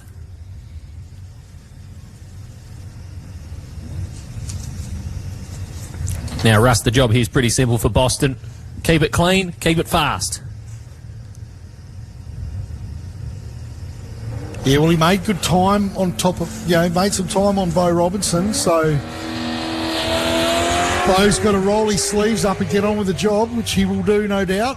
And this will be a great battle between those 2 Mason all-wheel drive trucks. Of course, Toby Waitley. Well, someone we can't count out. We will not certainly count him can't out count at all. He's doing very well in the 2-wheel drive truck. But Toddy Lehman, Toddy Lehman he should get a good opportunity on the back of the pace of Toby Waitley. Well, I'm keen to look out for Wes Cowie here, because he made his way right through the field. Yeah, true. He had a fair bit of traffic to get through. Yeah. He did that very well. And he was only a second slower than Lehman on that first lap of this morning.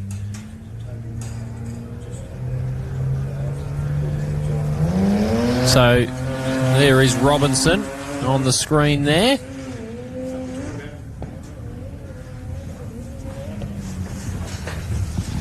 Now, have you got some news for us, Russ? I do, yeah.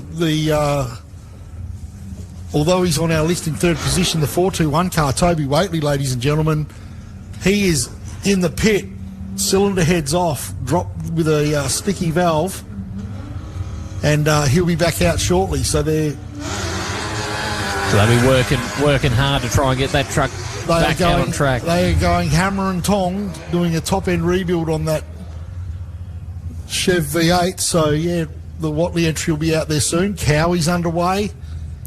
And this is one I want to keep a real close eye on. Wes Cowie was really fast earlier today. And watch out, he's not going to have anywhere near as much traffic to negotiate He's going to settle into this position out on the track as Robinson. The other side of the driveway there. Royden Bailey's underway. Robinson's on screen. Boston Morgan Horan's out there in front. Toby Waitley's in the pit currently. Was meant to start third on road, but hasn't made the start. He's in the pit fixing a cylinder head issue. Where's Cowie's out there? And, of course, Ronco Motors, the 52 car, Royden Bailey. Look at that thing go. Well, and we're going to keep a real close eye on this Pro Buggy battle because it's going to be very, very tight between Cowie, Lehman and Bailey. And of course, Brad Gallard, what can he do for us through this afternoon's section?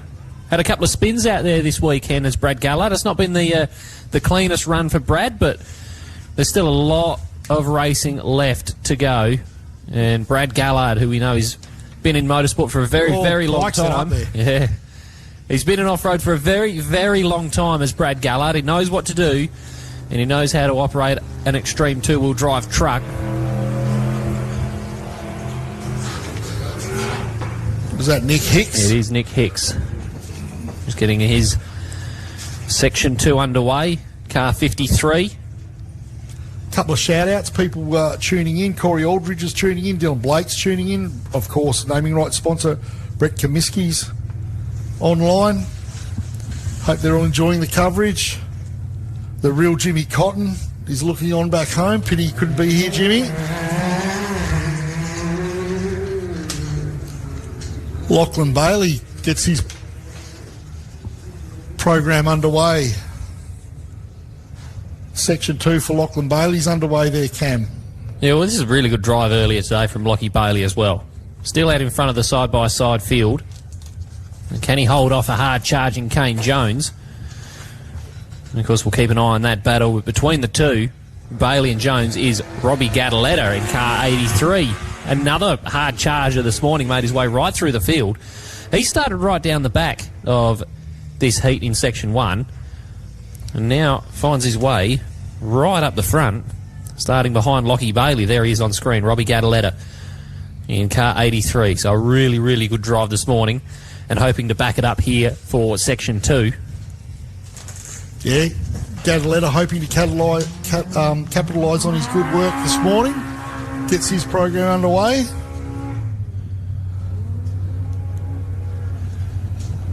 Was that Kane Jones? Yeah, Kane Jones.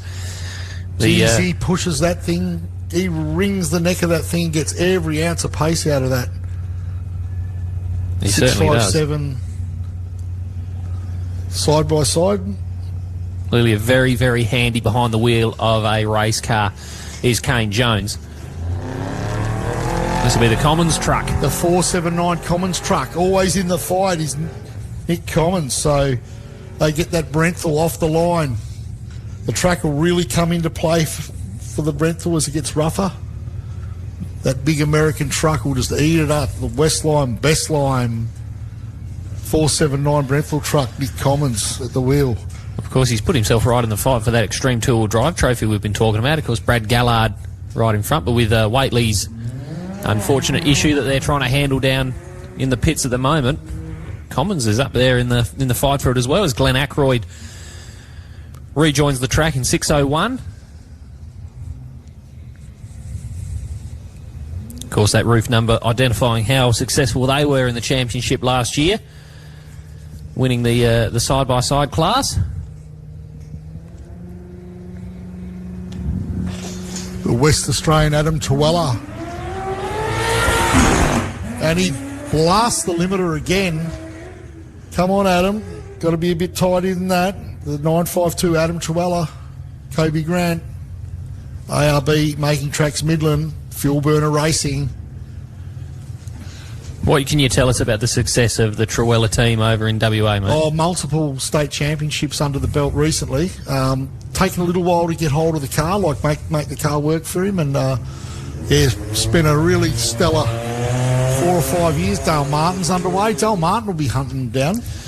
Well, we thought he would be hunting him down earlier today, of course, but wasn't able to make too many passes. But I reckon they'll be trying to come to grips with something that's going on with that car, because they are usually right up the front.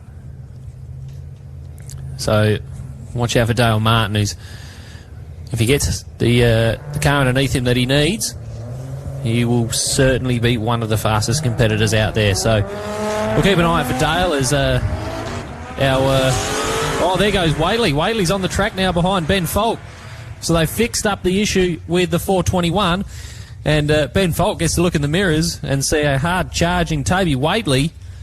He's going to try and chase him down, and we're going to be able to see this in the in-car too, mate. So, ladies and gentlemen, if you're just tuning in, Toby Whaley has had a cylinder head off that Chev engine in that 421 truck. So great effort for him to get back on track. And Ben Falk will have mirrors full of orange. Well, he doesn't have mirrors full of orange anymore, because that orange is right out in front of the Falk 122 now. So the Pro Light of Falk has let the 4 car of Whately go by. The 95 car underway. Yeah, Brett Rogers. The 2 Bretts, as it would be. They're having a pretty good run. Having a very good run in the element. Done a fantastic job so far throughout this weekend, and try and chase down the Pro Light of Ben Falk, as I reckon that was Simon Evans. Simon Evans underway in the Polaris. Another one of our competitors done a fantastic job this morning to get to where he is at the moment. We said earlier, he's sort of flying under the radar, but doing a fantastic job driving this Polaris machine into the position he's found himself in. That should bring up the next of our Pro Lights. As you can see the in-car at the top right of your screen now, folks. But the next of our Pro Lights, Andrew Moles, getting his 3 laps underway.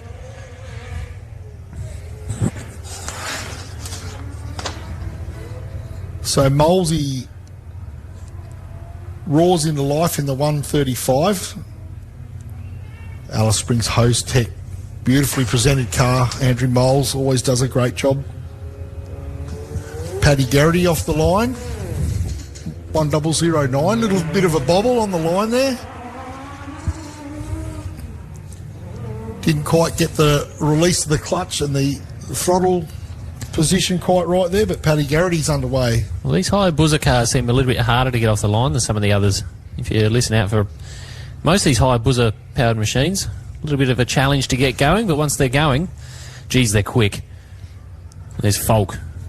Top right of your screen, folks. You can see the in-car. How cool is that? We're going to watch what's going on there in this car. As Kyle Judd in 424 also joins the track.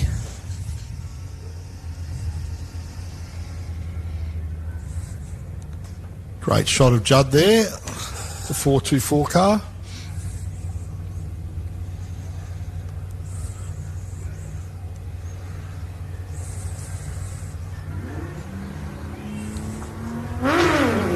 Alan Dixon,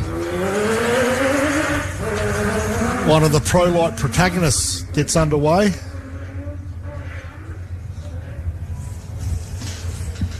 He's just settling into his work nicely in that Pro Light 153.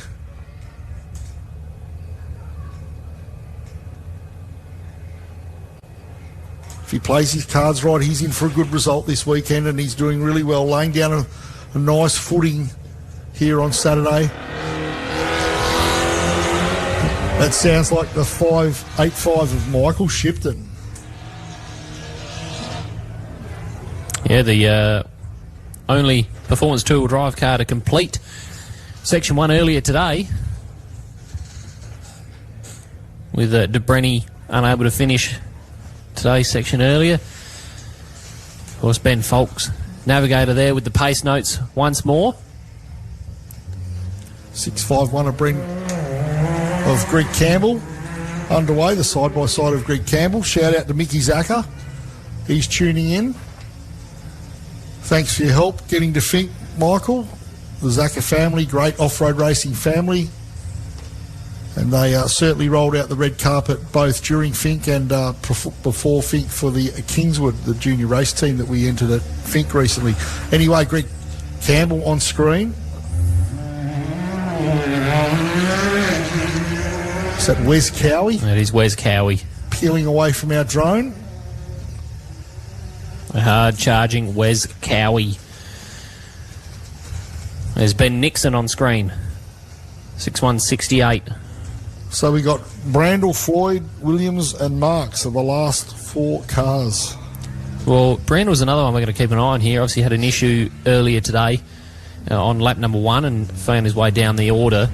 So look for him to make his way through this field as well, because he's going to try and push pretty hard.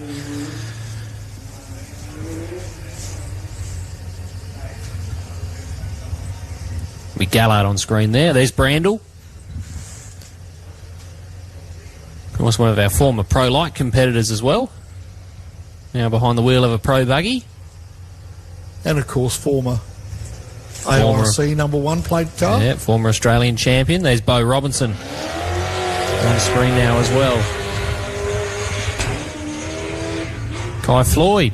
So obviously repaired the issues they had in this morning's running. Yep, flamboyant Kai Floyd gets underway. Beautiful Method Wheels livery on the side of that. I believe it's a Tatum. Yeah, it looks a lot like a Tatum buggy, that one. So the 41 car, Kai Floyd, underway. Looks like we got Jake Williams in the 437 and the 422 of Jason Marks about to get underway. The Williams entry underway there. Well, so Floyd, Williams and Marks all being seeded into this position, so starting at the rear of the field. So they're going to try and hunt their way through this pack, because Williams, we know, is fast. He was making up a lot of time earlier today, passing cars. He passed Dale Martin out on the track earlier. And so that's no mean feat. Oh, that is certainly no mean feat. So look for him to make his way through the field. As will Jason Marks, trying to fight his way through this pack as well. And Marks off the line now with the final car for this heat to leave the start line. So all the cars scheduled to start now on their way through lap 1 here of Section 2 at the Loveday 400. Of course, the big news being Waitley's late start, having those issues and getting them repaired, getting out on track. They did a great job to get it back out on track as quick as they did. I'm sure they were working on it furiously over the break that we had between this heat earlier today and the Section 2 start.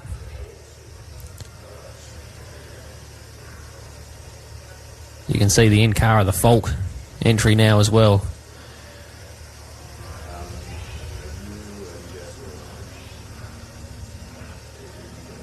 There's Gadaletta on screen in 83. Gadaletta hunting down, looks like the Bailey,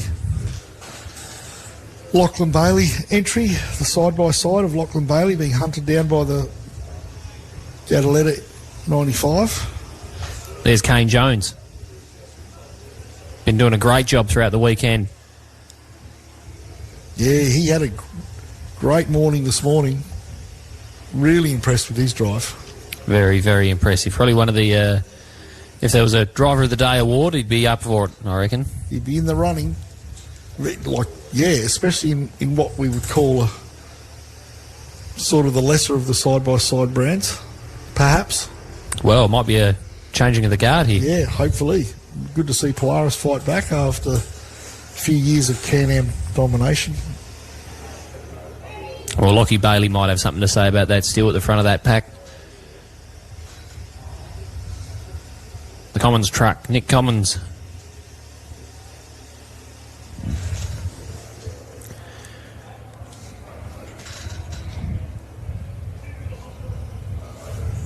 So chasing, following the in-car footage of Ben Falk on the screen here. He started behind Dale Martin in front of Brett Rogers. So if we can see some dust around, then he's probably on the back of Dale Martin, but we would expect Dale with the extra horsepower and the Pro buggy to be pulling away from Ben Falk. Well, that looks like Glenn Ackroyd with a strap or something. Yeah, certainly something flailing loose at the back of that car. Is that a recovery strap? What is that, a tie-down strap? Well, the spare wheel looks like it's pretty fixed in still. Might be a tie-down strap out of a tool bag, maybe. Could they be. Take for running repairs, maybe. Nick Hicks, the smooth mover, Nick Hicks, with his kind of different mushroom livery. It's certainly different. As I said earlier, Nick Hicks is always changing his liveries and changing style on the car, which I don't mind that. I think that's pretty cool. Adam Truella letting it all hang out.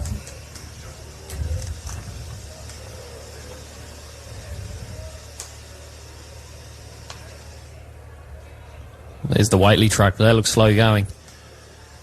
Yep, something not right there. Really unfortunate because we know how fast Toby is. And on screen and in car, there's Ben Falk. He's the car we're riding with. Look at those whoops forming. The sign of a racetrack that's been run for year on year. The old whoops coming through.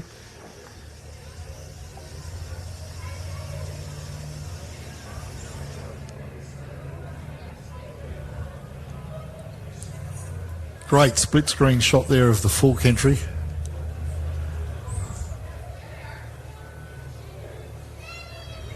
So the main frame is Ben Falk, and the little split screen shot there of the in-car Ben Falk, the Tank World 122 Pro Light Ben Falk. Now, interestingly enough, he had Michael Shipton out in front of him in the first section, and he, had dust. Dust was appearing in that in-car regularly, but not such the case with Dale Martin out in front of you. Well, you'd expect Dale should be, if the car's running appropriately, to be the fastest car out of the two, and that would be the sound of the Waitley truck you might hear in the background here trying to just rev out their issue, I imagine.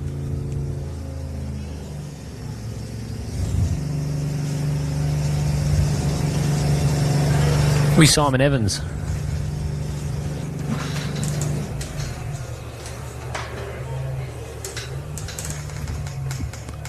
Here's Simon Evans in the main frame, Ben Falk now in the main frame. Looks like they've copped a bit of dust. They've got the... Navigator's holding onto the rag, ready to hand to the driver. One of the necessities of racing a car without a windscreen. Just take a couple of rags with you. When the driver's screaming for a rag to wipe off the helmet, it's got to be ready.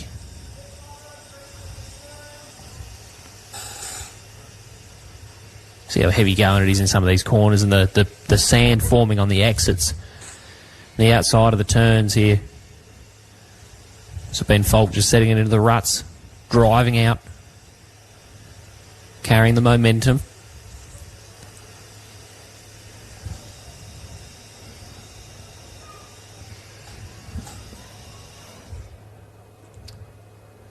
Looks like a battle on screen here, Russ. On your top right, that looks like Garrity, and I reckon that not too far behind is Kyle Judd. And Judd did start behind Garrity, so Judd making some moves here. And Garrity's pulling over to let Judd through. So great job by Paddy Garrity to identify the truck in the mirrors and just let him through. Yeah, no if, buts or maybes. Garrity gets well out of the way and lets Judd get on with the job. And that's a fantastic bit of racing from Pat Garrity. Real gentlemanly and safe. Yep, and well aware, in the single seat as well. He's obviously got his eyes looking ahead and also in the mirrors to keep an eye on his fellow competitors. He probably knew that Judd was going to be quite fast, and knowing that Judd was starting behind him, so he probably was keeping an eye on the mirrors quite closely. Yeah, great bit of racing there from Garrity. Obviously he knows when and where to pick the fight, and he decided that part of the track was too rough for his machine, and he's happy to let Judd go by, and that's great. Great bit of sportsmanship, great bit of racing. There's Alan Dixon on screen now as well. It's a bit of a pro-light battle we can keep an eye on as Falk in the top right of the screen, and then Dixon in the main picture here. Some great class battles going on. Lachlan Bailey in the side-by-sides. Hank Parker in the 7. Shippo, of course, running away with it in 5. And the pro-light battle really interesting at the moment. Really interesting. Of course, Andrew Mole's in that mix as well. We can't count him out for the pro-light victory. There is Shippo on screen, the performance two-wheel drive.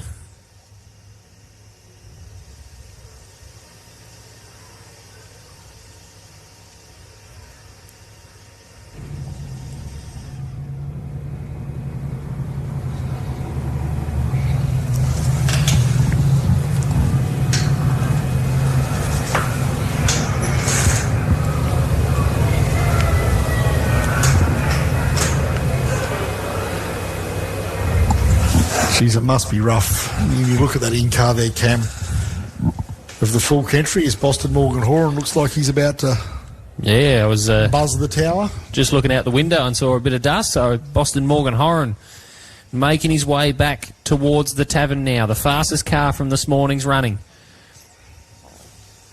Leads this event overall. Is making his way back in towards the tavern. He's not far away now. There he is on screen. What a fantastic drive this was yesterday and this morning. And he from looks Boston. like he's gapped the OBR2 car by Robinson, Shane Hart. So if those two boys are still circulating, it looks like, and they are, the OBR car disappears into the distance as Boston joins us, the big black motorsport. Well, he's certainly All opened up drive. a margin. There is certainly a margin there that he's opened up. Bo Robinson was a lot closer in on the first lap this morning.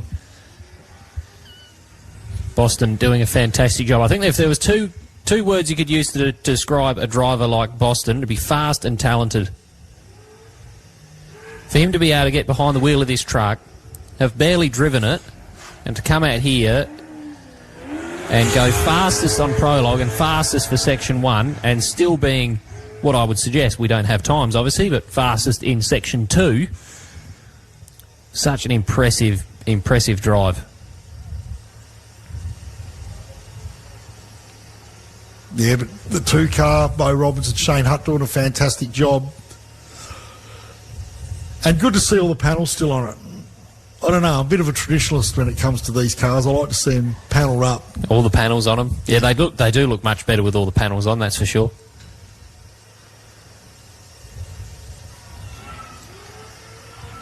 Listen to that Joe Gibbs V8 power by Robinson.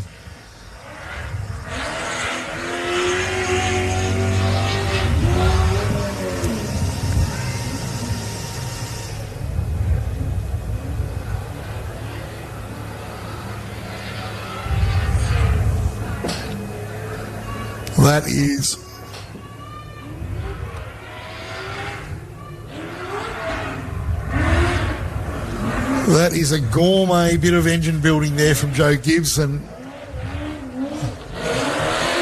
certainly Bo Robinson getting the best out of it at the moment. Well, with our first two cars across the line, we'll get some lap times for you here, folks. But that's a fantastic opening lap from Boston Morgan Horan to open up a margin on Bo Robinson.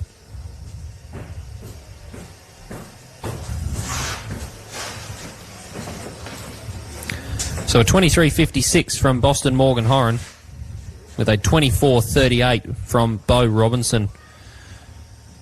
So that is a very, very large gap that has been created there by Boston.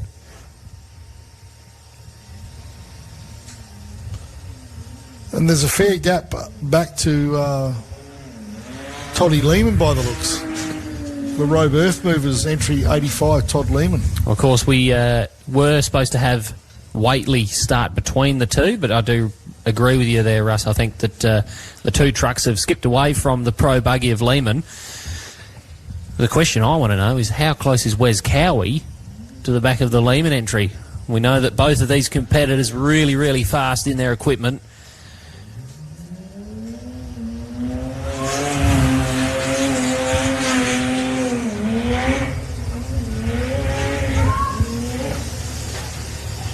So there's Falk on your screens now. Look at how deep those ruts are getting through this tight and twisty section. A very technical section of the Loveday 400 track we get to witness here. Thanks to our amazing camera crew who have put this together for us and able to jump on board the Falk entry.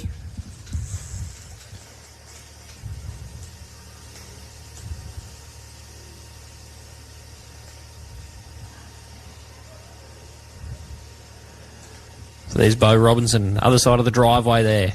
Still cars piling in here through the driveway. Lots of spectators on their way in to watch the racing here at the Loveday 4x4 Adventure Park. It's great to see. Of course, there's still plenty of racing coming throughout the rest of the weekend as well. We've got a do it all again tomorrow, but we've still got Section 2, Heat 2 to come as well. Todd Lehman's time, a 25 flat. So Bo Robinson was a 24.38. So right you are, Russ. These trucks are skipping away from the pro buggy. We haven't seen Wes Cowie yet. Wes Cowie looks like he's just entered that tree line. Looks like a lightly coloured sort of... Looks like Brad Gallard through there. Gallard, apologies, yeah. Well, that's great news for Gallard fans. Yeah, but is that slow moving, the Gallard truck? I reckon that's rather slow moving from the 454. Yeah, he's just nursing it in, I think. So he got a wounded truck and he's shortcut his way back in. Oh, Brad Gallard is certainly a hard charger. So there is something wrong with the 454 truck. So another big news story for our Extreme Two-Wheel Drive Australian Trophy, Russ, with Gallard looking like he's nursing an injury on the 454. Nick Hicks on screen now. He's going to be the beneficiary of Gallard's misfortunes by catching up time on outright position. Of course, these two competitors not in the same class, but when it comes to the outright awards, everyone's in the fight. Have we missed Royden Bailey? Have we missed Wes Cowie? I think we have missed both of them. In fact, what we'll do real quick. Don't want to take you away from the action too long, folks, but we'll have a look at this here. I reckon that's the 52 of Royden through this section down the bottom right of your screen, just behind the 83. So that'll be Royden Bailey.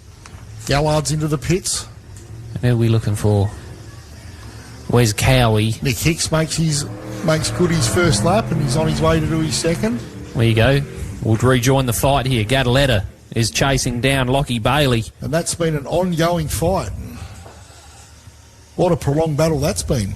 Gadaletta on the back of Lockie Bailey. So both cars completely different but evenly matched for pace. Maybe on this next lap, when it roughs up a little bit more, Gadaletta can get the ascendancy. Well, I was just going to ask you the question, Russell, whether you think he's going to want to make the pass or settle in, but with that dust there, he's close enough. He's going to want to get out in front. He'll want that clean air. I think sooner or later Lachlan's going to have to let him go. And, of course, your man, Kane Jones, is starting to feature on the back of the Gadaletta Bailey issue. Well, he did start 30 seconds behind Gadaletta, so he's not too far away. No, not at all. Well, one of the interesting things we've got to keep an eye on here is if Gadaletta makes this pass and Lockie Bailey settles in the dust here, does Kane Jones have enough in the tank to catch up some time on his fellow side-by-side competitor? Of course, he doesn't need to pass Lockie Bailey to make up the overall time. He just needs to be within 1 minute of Lockie Bailey. And the man who always stays in the fight, Nick Commons. And the 479 Westline truck, the Brentford Trophy truck. He's definitely hanging on the back of that red side-by-side. So looks like Como can make a move this lap. Yeah, he's pushing hard. He started behind Jones. Track's starting to rough up. The track will really come to that Brental truck. Well done, Nick Commons. He's doing a great job. As is Hicks, Bailey, Galetta and Jones. A great little battle going on there. Looks like Wes Cowie and Royden Bailey have dropped off the radar, have they not, there, Cam? Yeah, seems to be. There's Glenn Ackroyd out there as well in 601. Glenn Ackroyd's streamer that was frailing out the back seems to have disappeared. He's got Dale Martin hot on his heels. And Dale Martin looks like he might have made the pass on Adam Truella. So Adam Truella is still toiling away, but he's out there. Dale Martin's got the ascendancy on Adam Truella, so there's a bit of passing going on now. We're seeing some really good driving from And position changes, ladies and gentlemen. Adam Truella's let Dale Martin go.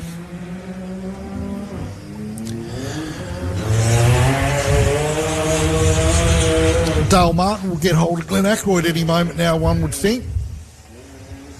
Yeah, it won't be long until the 5 is making the pass on the 6:01. Just waiting for some times to come through here. I've got a time for Lockie Bailey. I do not have a time for Kane Jones. Lockie Bailey at 26:51.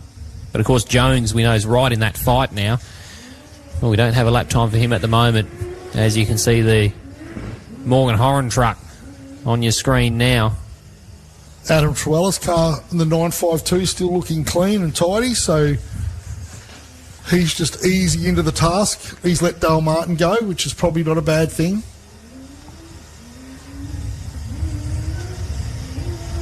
And Benny Falk heading back towards the finish line. So the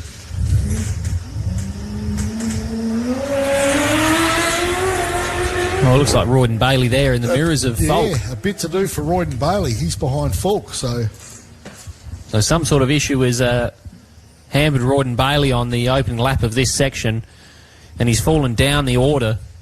So has Royden Bailey perhaps stopped for Wes Cowie? I wonder if Wes Cowie's come off the track and Royden stopped for him. He was behind Cowie. Hopefully Cowie's all right and just suffering a mechanical problem at the moment. Well, either way, Royden Bailey's got some work to do now. Ben Fulks dialing up the numbers, revving that NA engine to get the best out of it. Brett Rogers is on the back of those two. He's a great bit of action here.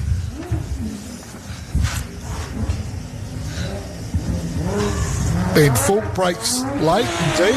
Royden Bailey heads for the pits. Action aplenty here, Cam. Well, I think Ben Falk will be pretty happy seeing that in the mirrors. Yeah. The 52 disappearing into the pits. Doesn't have to worry about him for the time being. That's Rogers. Does have to worry about the two Bretts in the 95 car. Yes, he does. Because they're having a good campaign this Saturday. They're having a pleasant Saturday morning. Is the Rogers entry, the 95 Pro Buggy. Simon Evans in the distance and on screen.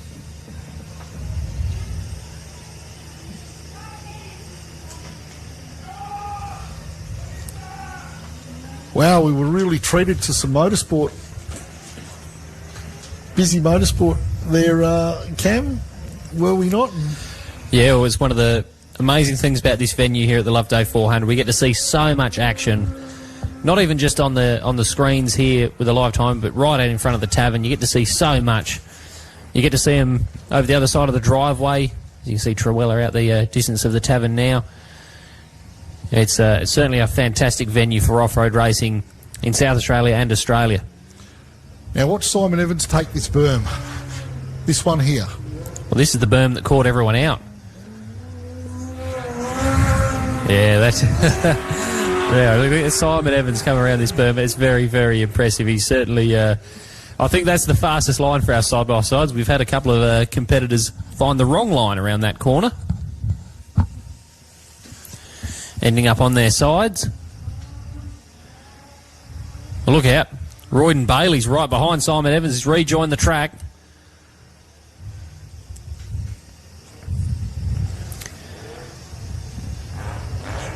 Here's Kyle Judd backing towards us now.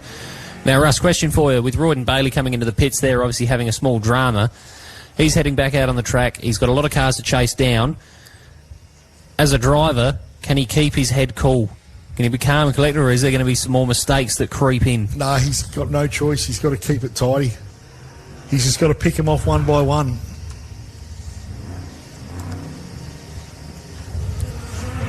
Kyle Judd gets the big 424 truck around the last corner.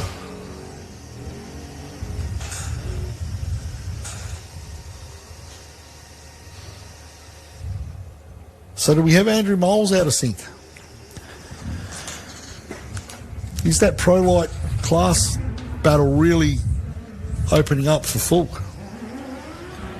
Seems to be. I don't have Andrew Moles on my list of competitors to complete the first lap here as we join Falk in the 122.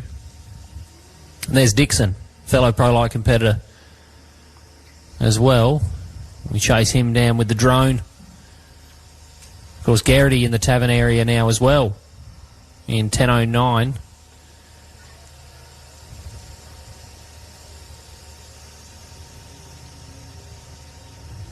There is action aplenty out there at the moment. That's Jake Williams. I reckon he's trying to chase down Mel Brandel out there. Plenty of dust being caused by these machines out the back now. So Alan Dixon not far away from recording his time for the first lap of this section.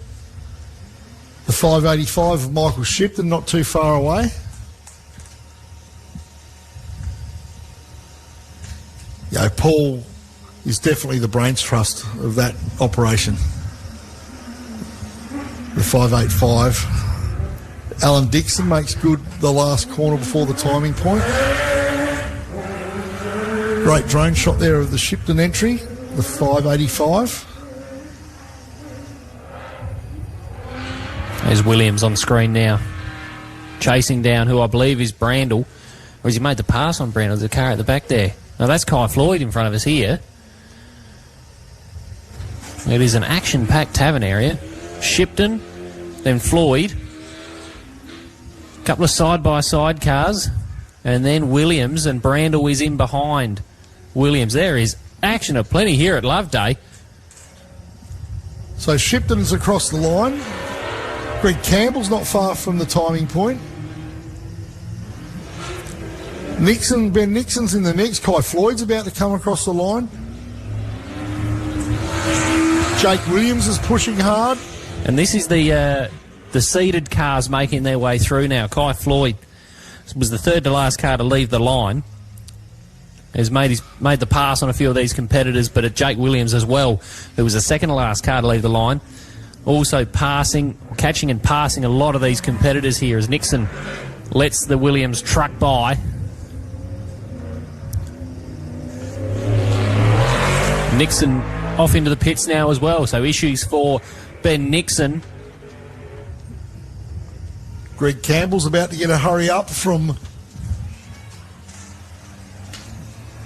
the Williams trophy truck. Mel Brandel.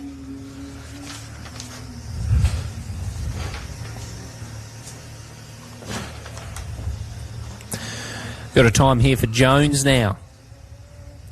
Kane Jones a 26.22.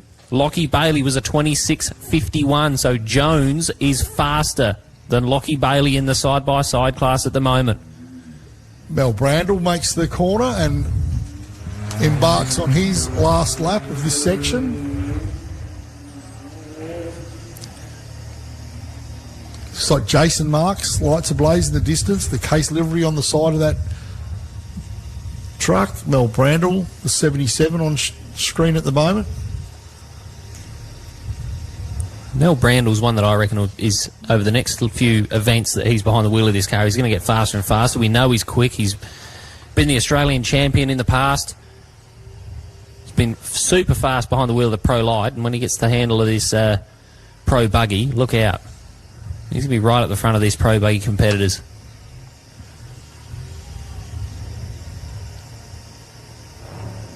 Here's Marks. An issue that meant they were unable to finish Section 1. Rectified by the team. And back out here for Section 2 at the Loveday 400.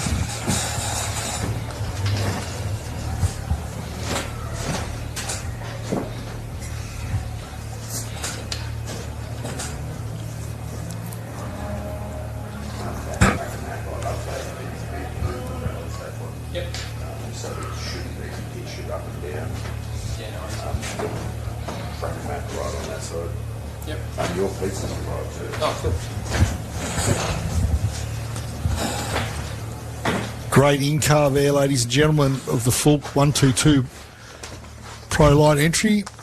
Ben Fulk currently leading the class. A long way to go yet, but doing a great job is Ben Fulk and providing some great images for our production team. Yeah, and you can see how the conditions of the track are going to change while we ride with Fulk throughout the weekend.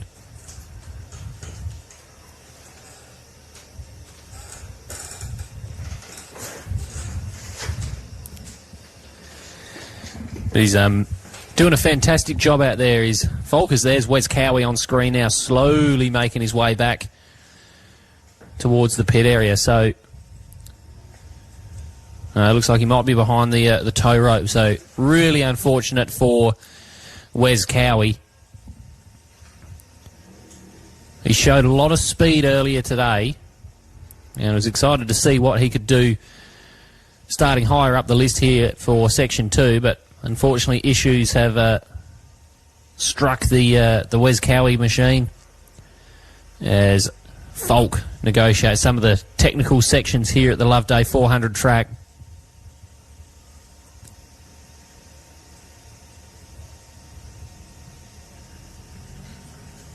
And there's Marks, the other side of the driveway now.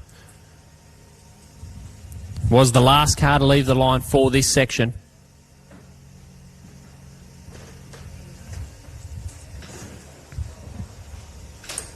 As we ride back on board with Fulk, you can see our rally safe track map here with all the cars out on the track. You see Dale Martin there near the top right of screen. There's Glenn Ackroyd, and we know they were having a bit of a battle out there. We'll go back to the action with Fulk in front of us now as well.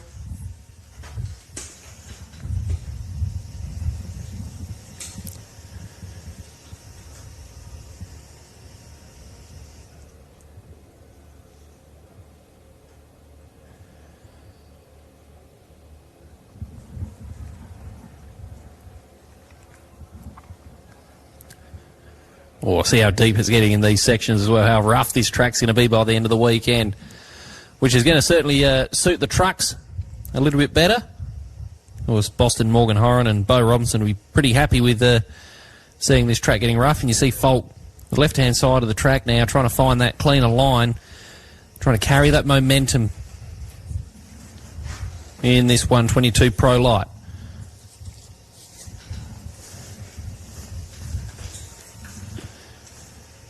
Of course, a reminder, if you want to get right in amongst the action, you could get over to the tavern here, go to the bar, buy yourself a limo ticket. And you can find yourself out there. The limo's going to take you to the Kick-Ass Jump, the Kick-Ass Bar out there. You can enjoy the view of the cars as they tackle the Super Jump. What a fantastic initiative that the Whately family and the Loveday team have put together here. Well, how cool is this? Sitting in car for Ben Fulk, tackling the Loveday 400 track.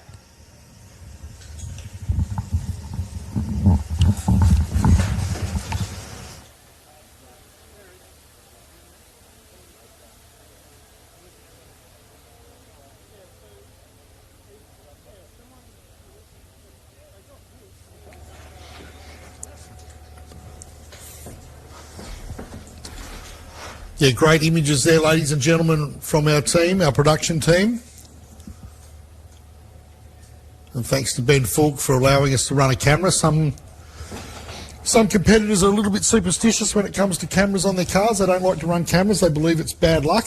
I know a lot of the sprint car guys don't like to run GoPros or anything on their frames because they're worried that it's going to bring them bad luck and curse them. So thanks to the Tank World 122 Pro Light entry of Ben Fulk, providing some great entertainment.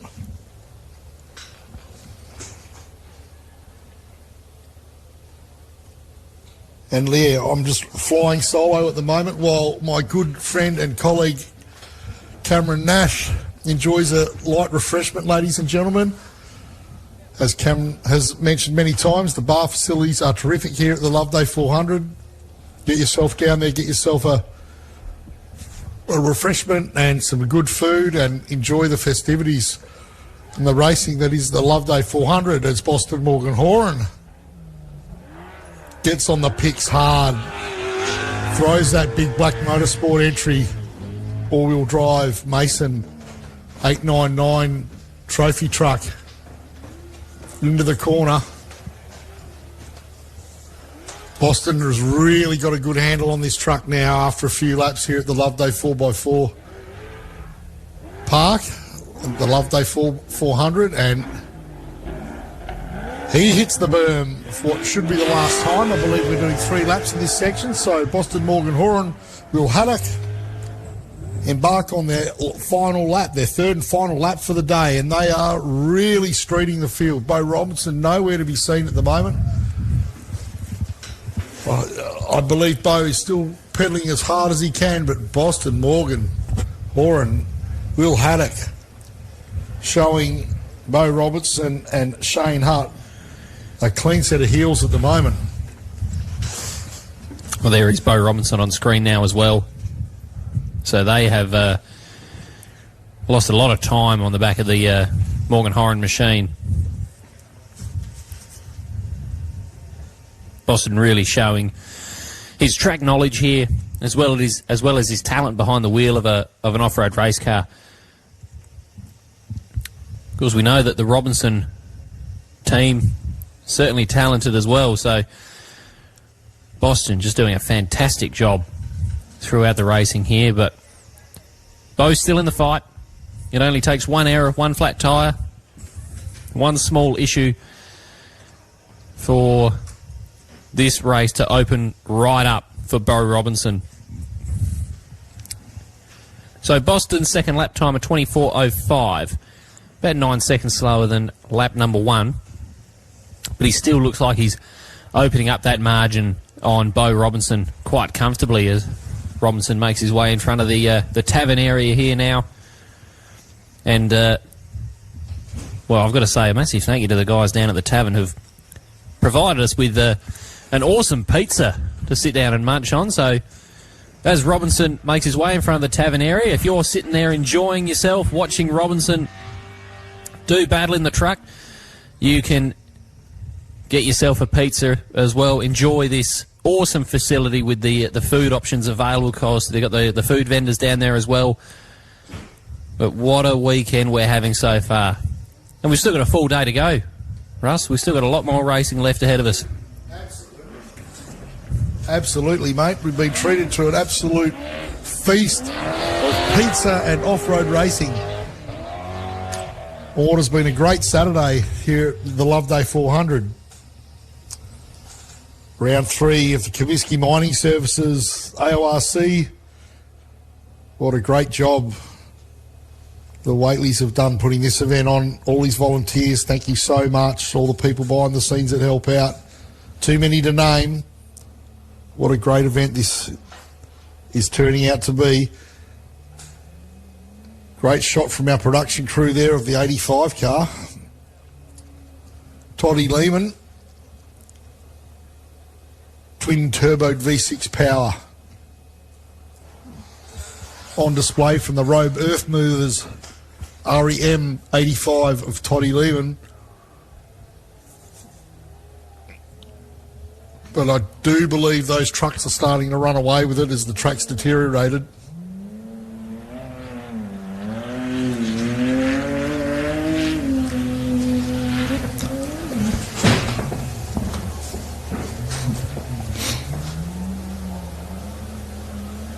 So it'll be interesting to see how Toddy Lehman goes on his timing. But anyway, I'll leave Cam well alone just for the moment because he's enjoying his lunch.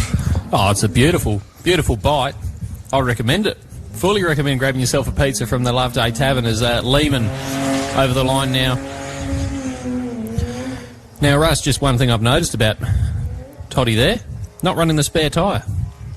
So, any issues with a flat tyre out there, he's going to be in a world of trouble. Now, we've been riding with Ben Falk. We know that a lot of this track is sort of heavy sand, or going to form heavy sand, but there are rocks out there.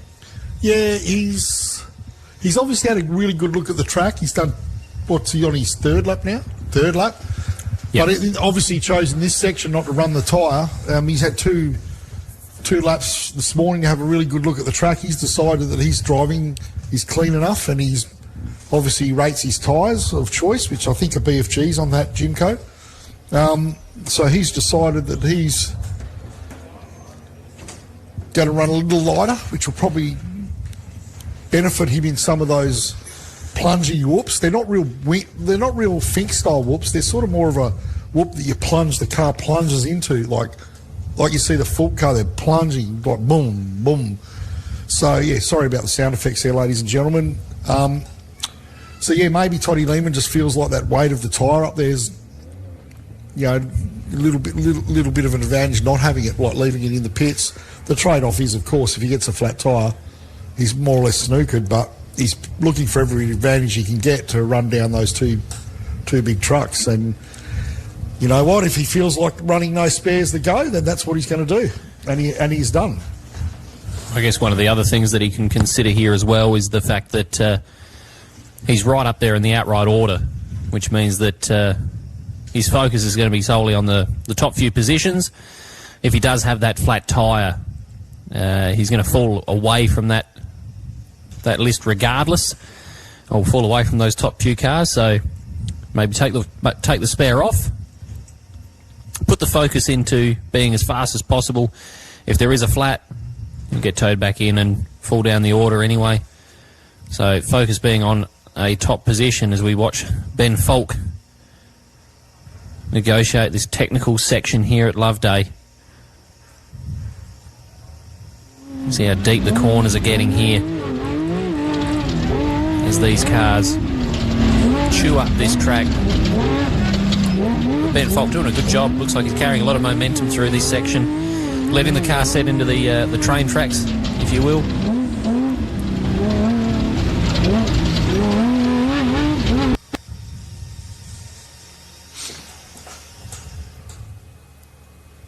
See, there doesn't look like there's any big tree roots sticking out of the side of the track.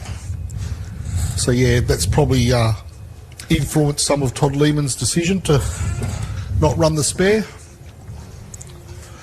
There again, did he have the spare on at the start of the section? Has it just simply fallen off? Well, it does happen. There is I reckon probably at least 50-60% of all off-road races, there's a spare tyre that falls off the back of a car. Bit of a gap opening up now from Lehman back to Nick Hicks. Yeah, well, this is where Cowie and Bailey and Gallard would have settled into. So that gap there, which would have been filled by those three competitors, now being filled by absolute dead air, which allows Nick Hicks some fresh air out in front that he doesn't have to worry about any dust. He probably feels like he's all alone out there at the moment.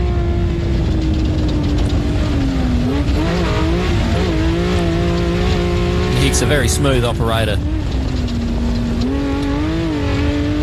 As I was saying earlier today, he's one of those competitors that you just never count him out. He's always there. He's always around. He's always fast. And he seems to get faster and faster as the weekend goes on. Well, he won the Kalgoorlie Desert Race in the early days in the side-by-side, which is pretty good going. Yeah, very impressive result.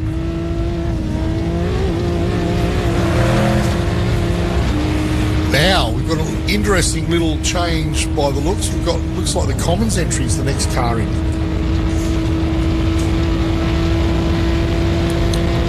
Yeah, well, the Commons entry would have had to make the pass on Jones, Gadaletta and Lockie Bailey to get up to this position here. It'll be a very good drive from the Commons truck. So we've got 4 cars who've completed 2 laps now. Boston Morgan Horan is fastest from Bo Robinson. Todd Lehman into third, with Nick Hicks the 4th fastest of those 4 cars. So this battle for... So has Nick Commons gone bang, bang, bang, Bailey, Gadaletta and Jones in one foul swoop?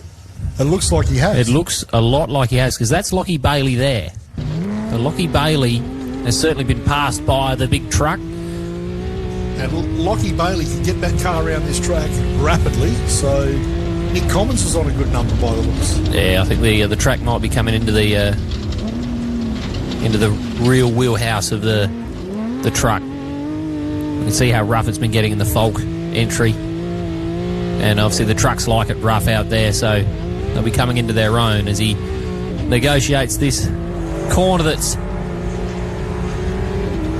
made a couple of our competitors come unstuck throughout the weekend. There's Dale Martin on screen now as well.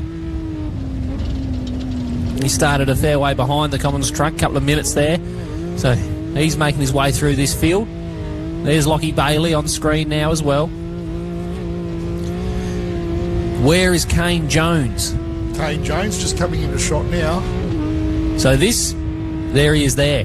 Kane Jones. This battle between Bailey and Jones is really heating up. So I've got the overall times at the moment. Kane Jones actually leads Lockie Bailey for the outright at this stage. So Jones making big moves throughout today's running, and his first lap for the section earlier today, the first lap for this section, apologies. And hot on Kane Jones's heels is the experienced 601 Glenn Ackroyd. So Glenny Ackroyd has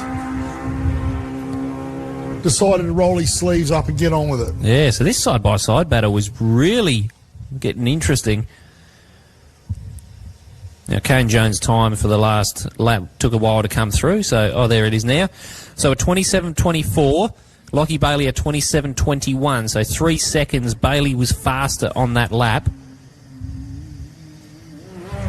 We'll update this for you for the overall. So Jones still leads Bailey by about 12 seconds. So that is going to be a real close battle that we're going to keep an eye on throughout the weekend. But Glenn Ackroyd, what does his time allow him to do when it comes into this fight? So Ackroyd at 26.42 is actually faster than both Jones and Bailey over this section so far. Like I said, it looks like Glenn Ackroyd's decided to roll his sleeves up and start getting into it. Well, on your overall, Ackroyd leads Jones by about 3 seconds, and then Bailey a further 12 seconds adrift. So that is a really tight battle, Ackroyd, Jones and Bailey. And you know what? I reckon that Ackroyd's just far enough back that Jones probably doesn't actually know that he's there. He's catching that quickly.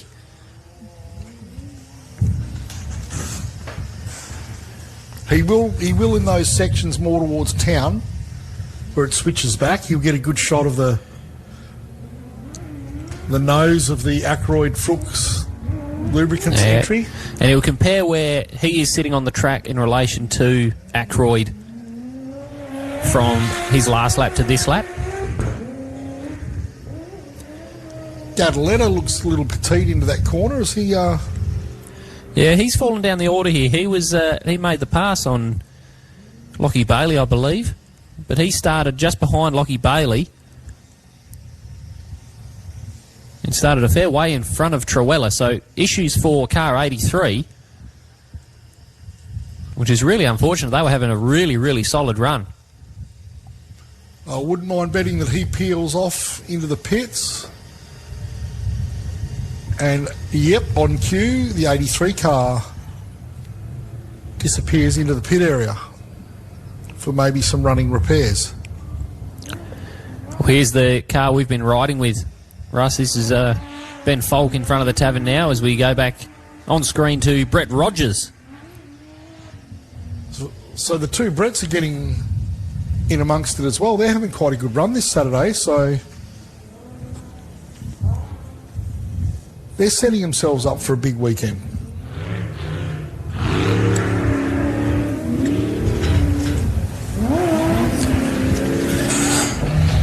So Robbie Gadaletta actually lost about 4 minutes there in this lap before peeling off into the pits. So an issue has hampered the 83 throughout that lap. So unfortunately for Gadaletta fans, from our commentary position, we can see that they're out of the car. So yeah, looking at the back of the car. They're not actually in the pit area. They're in the warm-up area just outside the commentary box. helmets are coming off and they don't look to be in a rush, so I don't think that's good news at all for the Gadaletta team.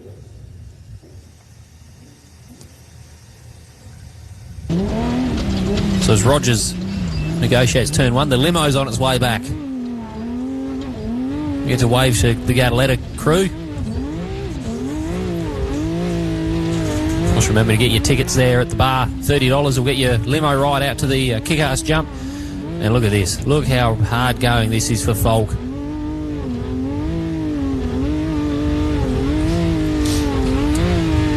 Yeah, look at that thing, bucking and protesting. That's no 80s design buggy. That is the latest state-of-the-art Pro Light, and it is, oscillating quite violently in those bumps. This is the interesting part of this track, how it gets like whooped up in the corners. Yeah. You've got no speed to sit up on top of them. Yeah, can't carry momentum. It's very soft in those corners there. You see, Simon Evans in frame. Let's see how he takes that corner again. I think he's going to take it exactly how he's been taking it the whole day, mate. It's been probably the fastest line we've seen, and I can't see it changing. There's Kyle Judd, not too far behind Simon Evans.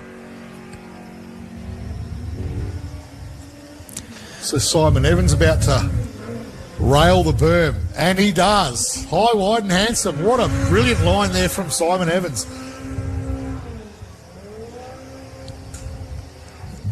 I reckon if there was an award for that corner, he's winning it. He's winning it by far. Yes.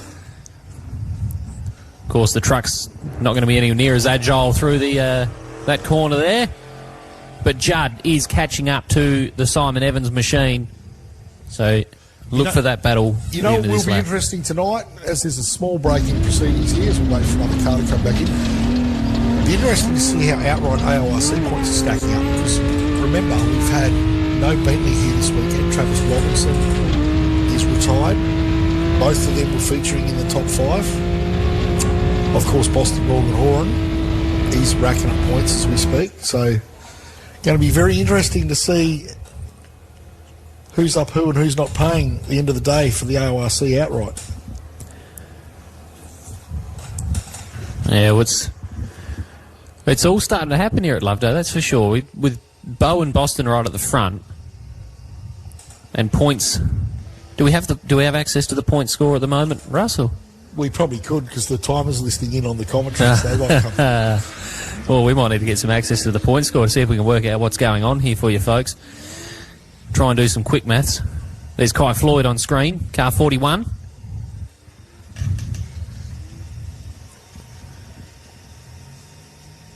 Now, wasn't able to finish today's Section 1 as Kai Floyd, but looks like they've got all their dramas well under control now. So was seeded into this section. He's been fighting his way through the pack. Of course, Jake Williams was in this this mix before. Floyd was in the pack of cars that was coming through. It was really busy. You can see they've sort of spread out a little bit. So we had Shipton and Campbell, Ben Nixon in that battle. Alan Dixon in the 153 on the screen now as well.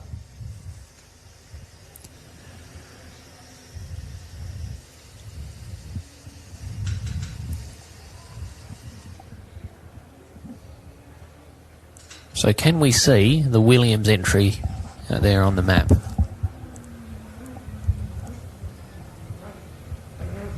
.437 down in the pit area there by the looks of it.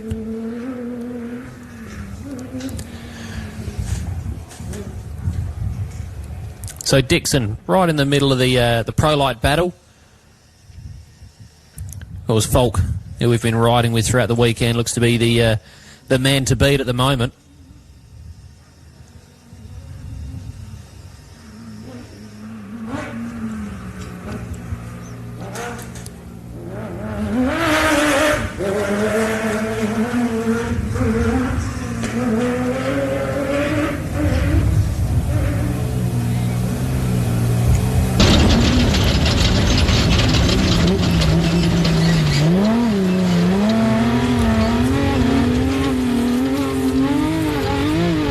Yeah, Mel Brandle continues to circulate, just learning the car by the looks.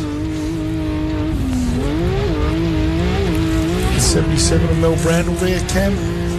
Well, one thing I was just thinking about, there's so many different storylines here this weekend, Russ, with competitors just chasing that outright victory, obviously, with Boston and Bo. You got Mel Brandle learning the car, Brett Rogers learning his car. I'm sure they'll take an outright victory if it came to them, but I think the focus for them this weekend, more than anything, would be learning the package they've got underneath them, making some changes if needed. Well, we thought Boston Morgan Horan was going to take time to learn his package, but he's just ripped the lid off it and gone for it. And do you know the scary thing, though? Maybe he is still learning that package. Yeah, that's true, yeah. Unwrap the new present and off he's gone. Straight out of the box. Full pace. Beauty of motorsport is when someone works something out, you've got to catch up.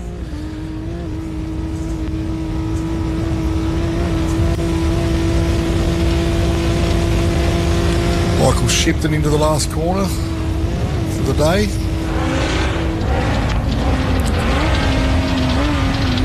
Well, this is a package that Shippo certainly understands now. He's been behind the wheel of this car for many years.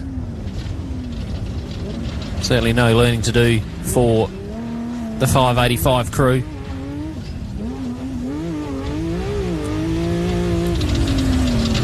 Greg Campbell not far away, Ben Fulk on screen. Jason Marks in the truck. Not too far away from us. I'm loving watching the Fulk entry into the corners. Yeah, doing a fantastic job as we see Jason Marks in the truck. Was the last car to start this section due to being seated. Of course, we've had some cars go missing. We've lost the Moles machine. Of course, Toby Waitley having that drama as well. Unable to complete the section. Wes Cowie we saw getting towed back in before.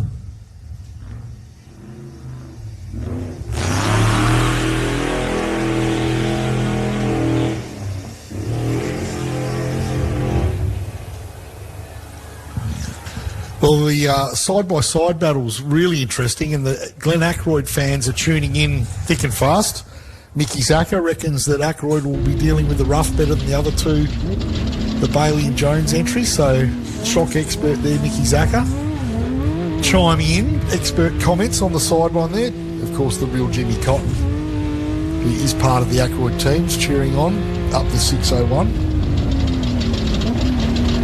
Chris Howe is asking where the 92 is. The 92 is in the pits. Back in the pits.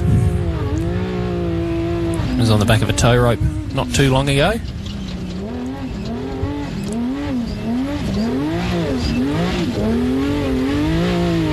God, every now and then you see the front end pitch up real high. Looks like almost a square edge bump it's hitting there. Cam, those horrible square edge bumps. And just think about this, we've still got to do this all again tomorrow. Are we halfway through? They've done 5 laps. These boys have done 5 laps. So they're halfway through their program. They will be halfway through. So the national champ, or the AORC competitors will do another full day of this tomorrow. It'll be 3 laps tomorrow morning and then 2 laps tomorrow afternoon, whereas the state championship will do the 3 laps in the morning but will not do the final 2 laps. And intriguingly, they will group them into 2 heats. So some of the cars in the first heat will be in the second heat and vice versa, as Boston Morgan Horan brings it in with a wet sail. He's not messing about. Looks like he's gapped that OBR trophy truck. So what's the process from here if you were behind the wheel of that truck, Russ? You know that you're well out in front. Are you maintaining the lead, not taking any risks, or are you taking risks just in case you have an issue like a flat tyre, something goes slightly wrong, you might have a couple of offs? What's your thought process?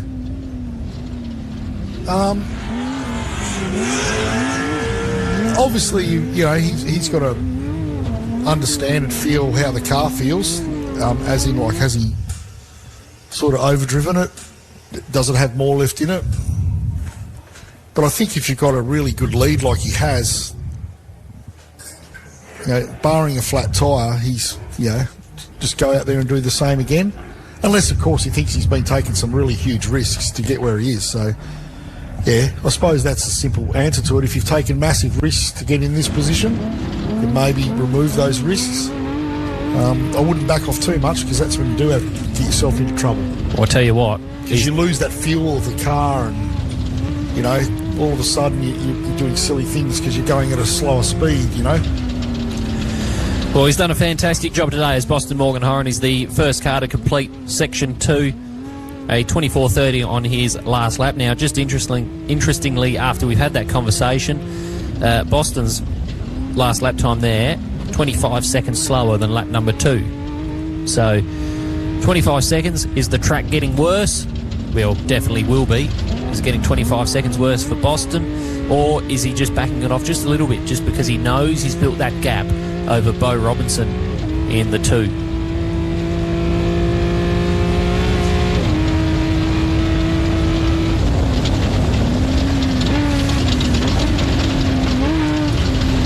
We've got some rally safe there whilst we watch Ben Falk. Let's see how where is the two-plate car? There he is. The top right of the map, or just below the 657.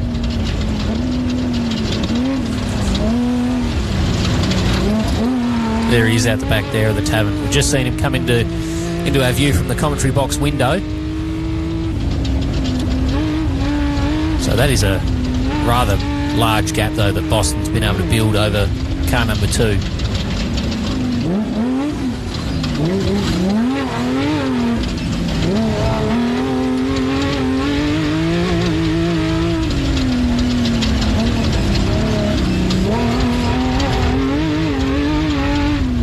Yeah, that's a sizable gap, visually. I'll tell you what, it just allows you to have, not that you want to have this, but it allows you to have a small issue if you're in the Morgan Horan camp. If something goes slightly wrong, it's you've still got a little bit of time up your sleeve. Yeah, and what Cam's referring to, ladies and gentlemen, it might not be an issue where you have to hop out of the car as such. There might be just something simple where the driver and navigator communicate what's that noise, and on the next straight they just lift off a little bit. They just coast the throttle so they can try and work out what that noise was. We're not talking a massive delay, but it could be like 5 seconds here and there as you try and diagnose something silly. And that could be something as stupid as a tool bag coming loose or the jack coming loose in the back, and you think it's the shock falling apart. Or even just a small issue where you are 25 seconds slower a lap. Yeah. If that happens tomorrow afternoon with 2 laps to go, Boston might have built up enough of a gap to maintain that.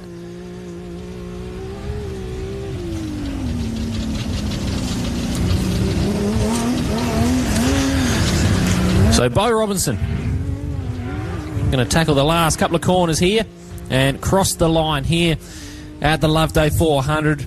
His Saturday afternoon's racing is complete, and we'll finally work out the picture of what today looks like.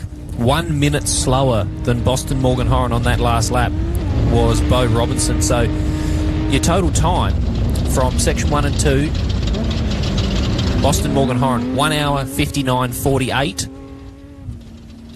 Beau Robinson 2 hours 3:29.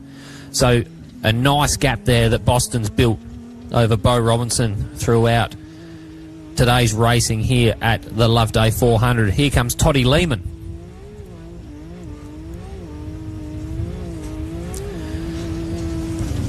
I reckon that Robinson's been able to increase that gap over Lehman. Fastest of our pro buggies at the moment.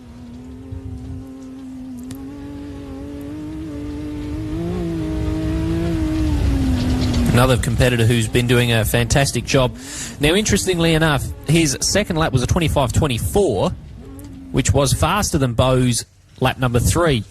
So this track certainly getting rougher for all of our competitors here.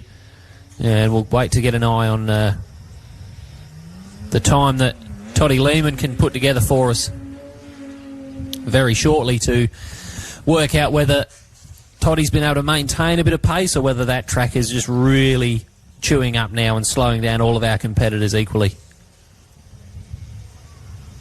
God, isn't it amazing how the sport's progressed? This 85 car wasn't too long ago that you could not buy a quicker car in Australia. I think the development of all the cars over the last even just 10 years has just been phenomenal. And it's scary to think about what it could look like in another 10 years. Yeah, it's amazing, isn't it? Toddy Lehman with a 25.45, so 15 seconds slower than Robinson's final lap. And he goes 20 seconds slower than his previous lap. So the track definitely getting rougher and rougher. But you're right there, Russ. The 85 is almost going back 5-6 years ago was the car to buy. If you wanted to go fast in off-road in Australia, and fast at... Yeah, if you had a fistful of dollars and a bit of ability, that would have been the car to buy. And you were fastest at 95% of the tracks in the country. Yeah, 100%. On the 95%. No, but yeah, great to see the trucks coming out. Everyone loves a truck.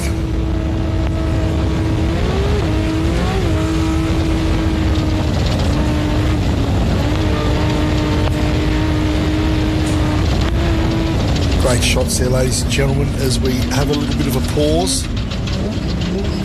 We've got the truck of Boston Morgan Horan, Will Haddock, has returned and finished their day. Bo Robbins and Shane Hutt, their day is over. Toddy Lehman in the 85. Rogue Earth Movers Jimco, turbocharged Jimco, has put the cue in the rack for the day. He's finished his program for the day, so well done to those three thus far. Commiserations to any of the DNFs that have had to pull out during this section.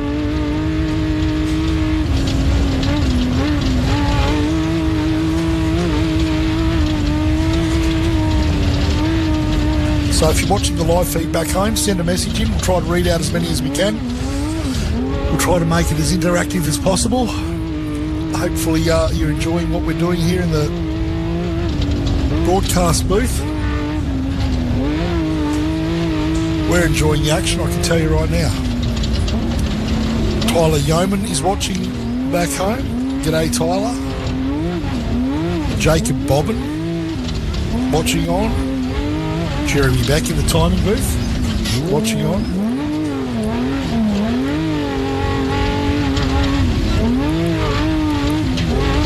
Well, they're all going to enjoy the Falk in car, that's for sure. How good is this to be able to watch this through the whole lap here of the Loveday 400? Yeah, and interestingly enough, they've stayed with the paper notes, which is cool. I'd love to ask them what's the purple omissions, like what are they? What's that mean? Is that notes that they had when it was smooth and they've decided to delete it, or is it a mistake they made on recce, or is it some sort of code? I'm curious. We'll have to do a bit of a pit walk later on, I think. Yeah, catch up with the Falk machine. Here comes Nick Hicks in car 53.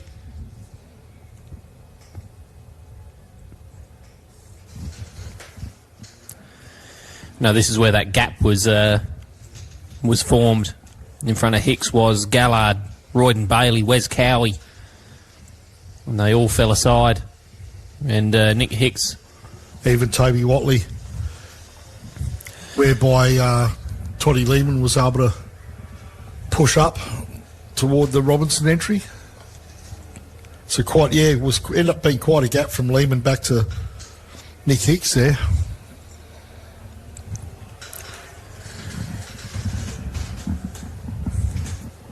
We've had a lot of competitors sort of in the 5th outright to 15th sort of positions drop out of the running here. Or you could even argue 3rd, being Toby, Waitley dropping out. So the top 2 have held pretty steady, but from then on, it's really opened up with who's going to sort of find themselves on the 3rd step of the podium. Obviously, Toddy Lehman is looking pretty good for that position right now, but we've got a lot of crews here were fighting their way through. Of course, we don't know what the issue is or was with Royden Bailey. And of course, it looks like Nick Commons has got one hand on the Extreme Two-Wheel Drive naming rights trophy. He does, with the Waitley and Gallard entries dropping off. Commons is in the box seat for the Class 4 or Extreme Two-Wheel Drive Australian Trophy. It'll be presented here at Loveday, as we mentioned that yesterday. But what will happen is if Nick Commons does win that, it'll be the Nick Commons Extreme Two-Wheel Drive Trophy for the next 12 months. And then if someone like Brad Gallard's lucky enough to win it next year, it'll be named after Brad for the 12 months following. So a great award for a Extreme Two-Wheel Drive competitor to take this weekend. I haven't seen the trophy, Russ, but Tony was telling us yesterday that it's a very, very large trophy. Pretty impressive trophy.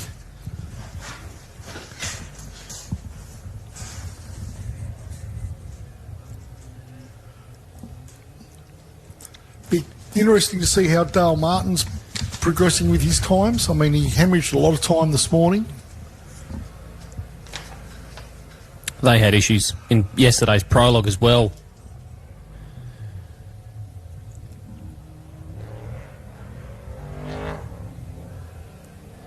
There is Martin chasing down Nick Commons in the truck. He's not far behind him at all. And Martin started a couple of minutes behind Nick Commons, so he's been able to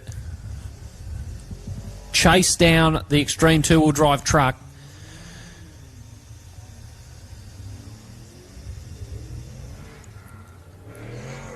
And look at that speed. He's able to catch up to the back of the truck too through those final couple of corners there.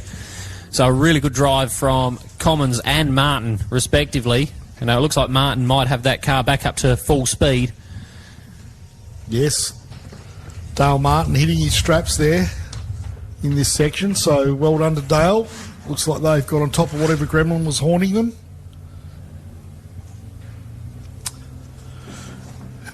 And that side-by-side battle has not gone off the boil. Well, this is where we've got to keep a real hot eye on the times here. Lockie Bailey on your screens now. Now, one of the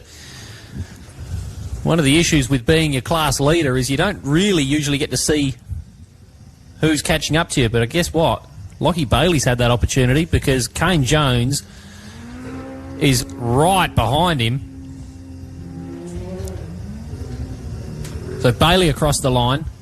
There is Jones on your screen now, and there's Glenn Ackroyd. So they are all within touching distance of each other. So what can Bailey do? Bailey with a 27.07. So that is faster than lap number 2. So he got a bit of a hurry up, did Lockie Bailey. Jones across the line. We'll get a time for Jones.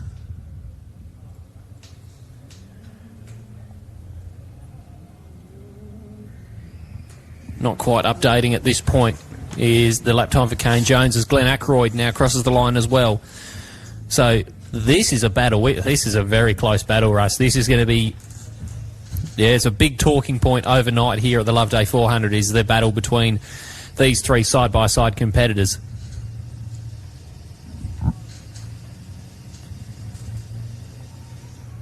Kane Jones, a 26.52 on his last lap. And Ackroyd at 26.46. So Ackroyd from Jones and Bailey in the section. So a really, really good drive from Glenn Ackroyd in 6.01 to put himself at the front of this pack on overall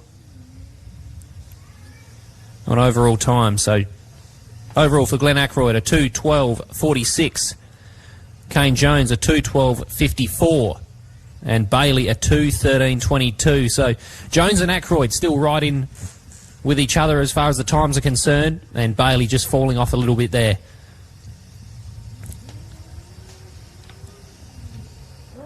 Now here's your man, the West Australian, Truella.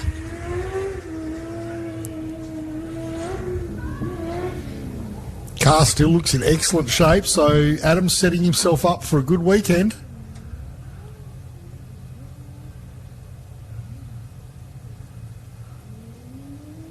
Were you able to speak to the Truella team before the event this weekend? Yeah, look, they sounded like they'd be happy with a top 20 finish. Yep.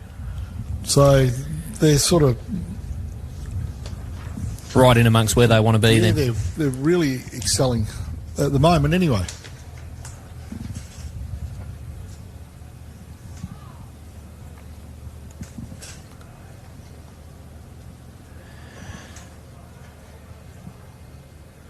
Well, sitting in 10th outright at the moment. It's his Folk. Fastest of our pro-light competitors throughout today's racing. It's been nice and consistent too. We've been able to ride on board with the Folk entry. And it doesn't look like they've had any little issue that's been hampering them whatsoever. It's just been consistent racing. If they've made any mistakes, it's all been off camera because we haven't seen any. And again, the car looks extremely tidy. It is a very nice looking car, this one.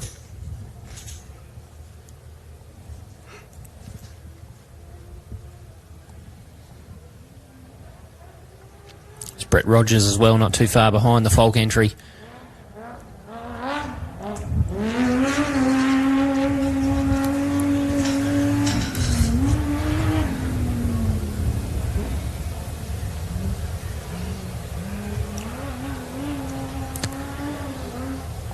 You can see window nets on this car, Russ. What's your thoughts? Window nets or wrist restraints? What's your go-to? I like nets. We ran wrist restraints at Fink. They were a bit awkward at times, I felt.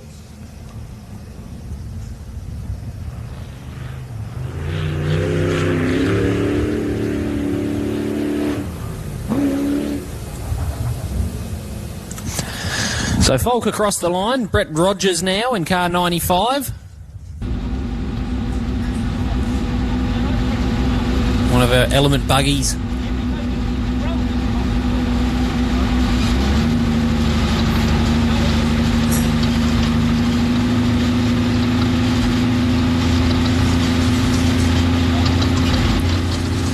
So some times for Folk. A 27.25 on his last lap.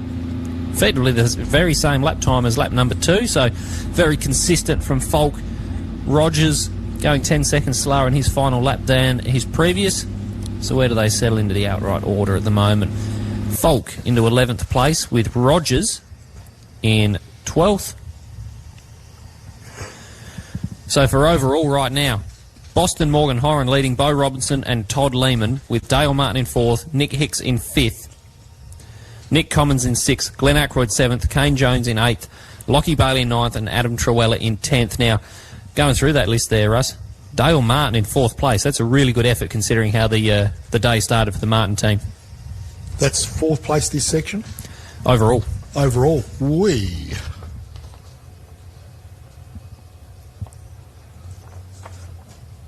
That's a pretty decent move and shake. Well, I think that's obviously assisted with the unfortunate DNFs of crews like Wakely, Gallard, Bailey with that issue as well. Where's Cowie falling down the order? But still a very, very impressive drive to find themselves in 4th place for the section and overall.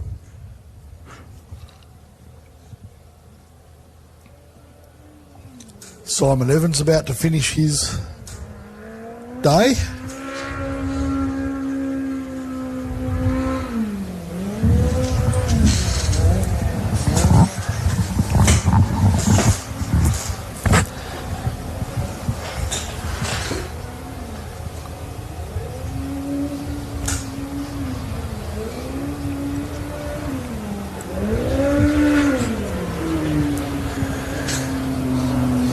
So Simon Evans over the line now.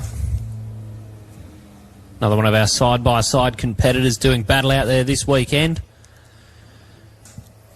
A good job from the Evans crew to get to this stage of the event in the condition that they're in and the position they're in.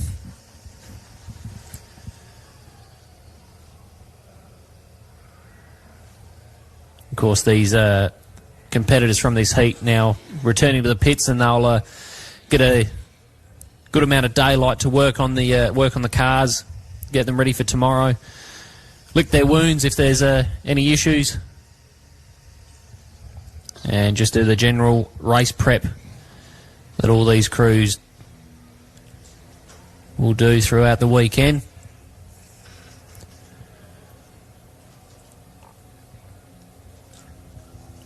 Being a event broken up into heats, that's even more important to have that good prologue under your belt, because you do get that extra daylight, as you alluded to work on the car.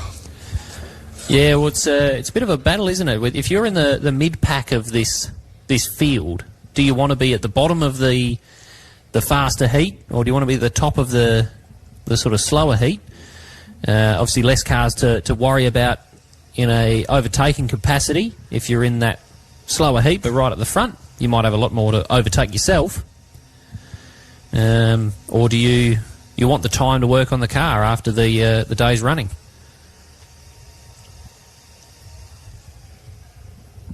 Alan Dixon's got plenty of clean air out there at the moment.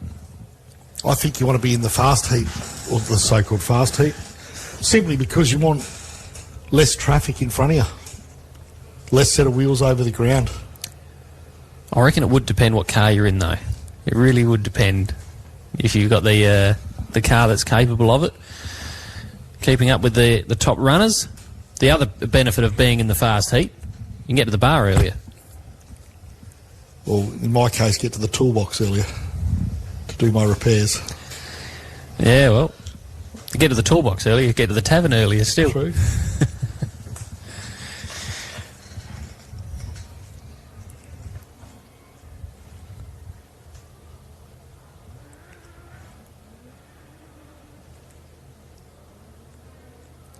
So Alan Dixon making his way to the end of this section now to complete his 200 kilometres here at the Loveday 400. Another 200 kilometres to go tomorrow for all of our AORC competitors.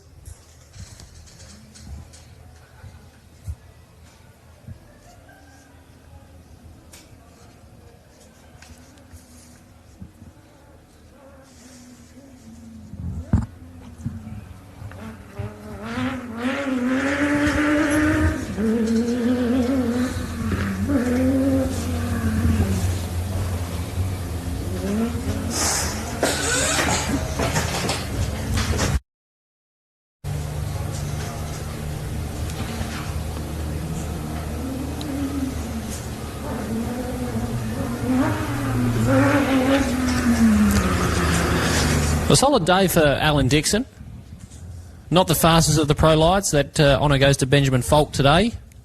But what we spoke about with the gap that Boston Morgan Horan built over Beau Robinson, we've got a similar sort of gap between Falk and Dixon. And any of those little issues that sneak in for Ben Falk, if they happen to come through, will certainly have Dixon hot on the heels. Mel Brandle on screen. Now, does this Brandle machine look like it's slower than normal there for you? Out the window there, Russ? No. I just don't think he's pushing real hard. Well, I reckon he might be having a small It is pretty drama slow out there. there. It's rather slow on the screen here. So, nursing an injury to the car, I reckon, for Mel Brandle. Yeah, that's definitely off the money.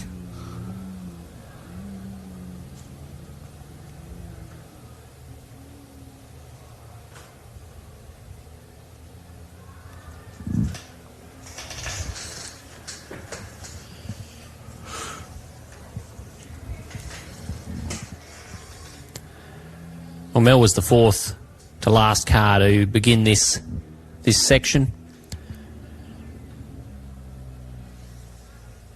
So as Brandle crosses the line, we'll work out how much time he's lost through his lap times, but we don't have too many other cars out on the track. We'll have a look at the track map shortly as Greg Campbell comes in towards us now as well. Greg Campbell, Shipton and Marks. Jason Marks.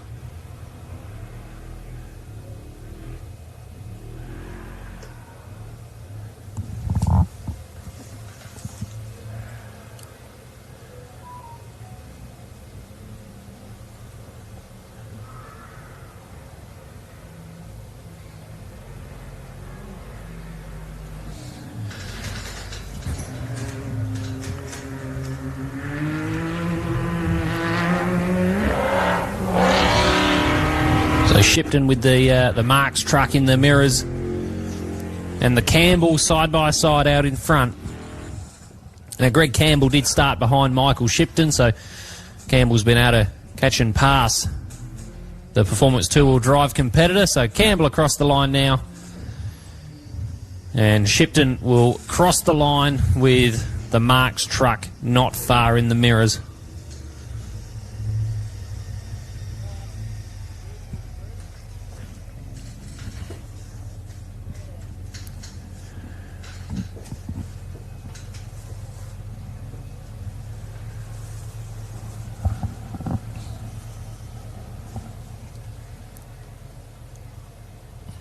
So looking at it, I think this needs a bit of an update, this one here, Russ, because I reckon the number 2 car is definitely in the pit area. We saw them come in before. Yes. The 92 is also in the pits. The 899's in a weird position too on that map. Yeah, he's definitely in the pits. As is the 41 of Floyd. That's a little bit odd. Yeah, so unsure if we've got anyone else out on the track still circulating at this moment.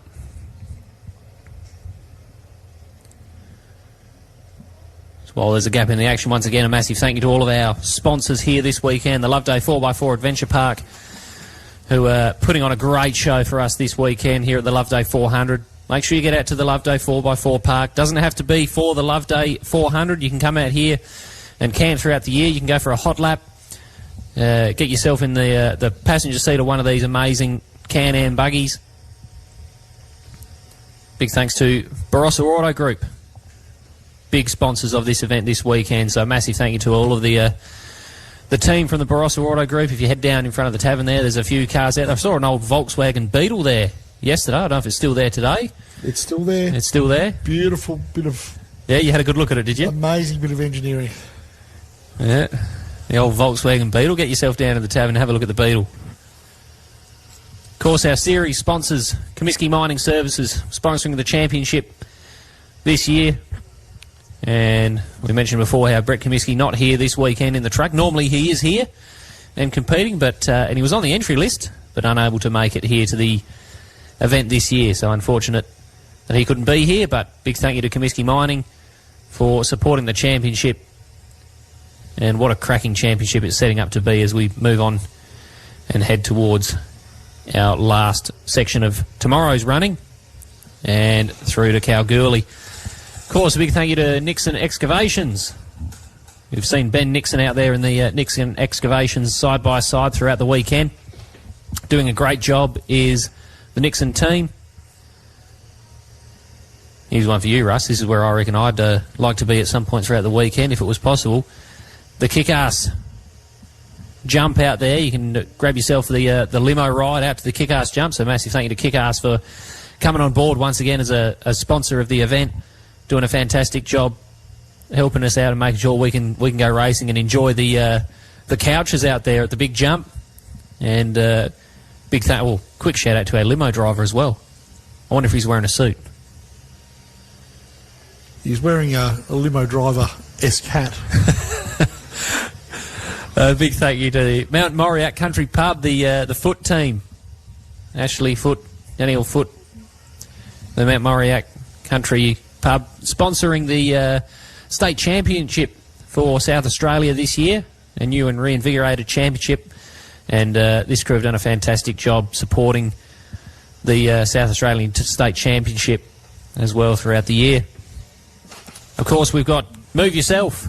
We've seen that on the Cowie cars. That crew doing a great job with some very fast cars. Unfortunately for both Rob and Wes, they've had some issues throughout the weekend, which means they're not where they would be on outright time if they had the cars running up fully in strong.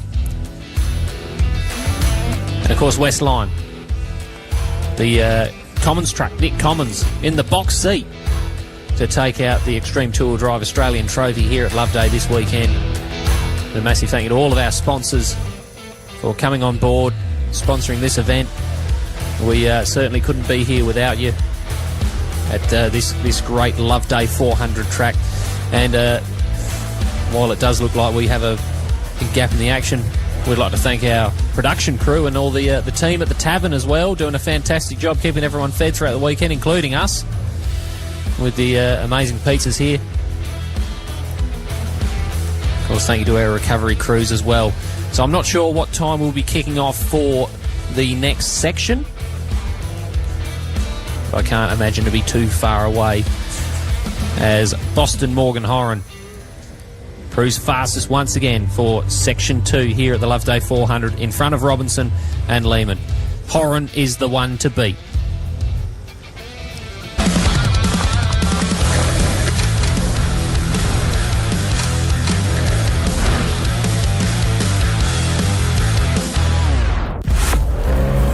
If you reckon all wheels are made the same, they're not.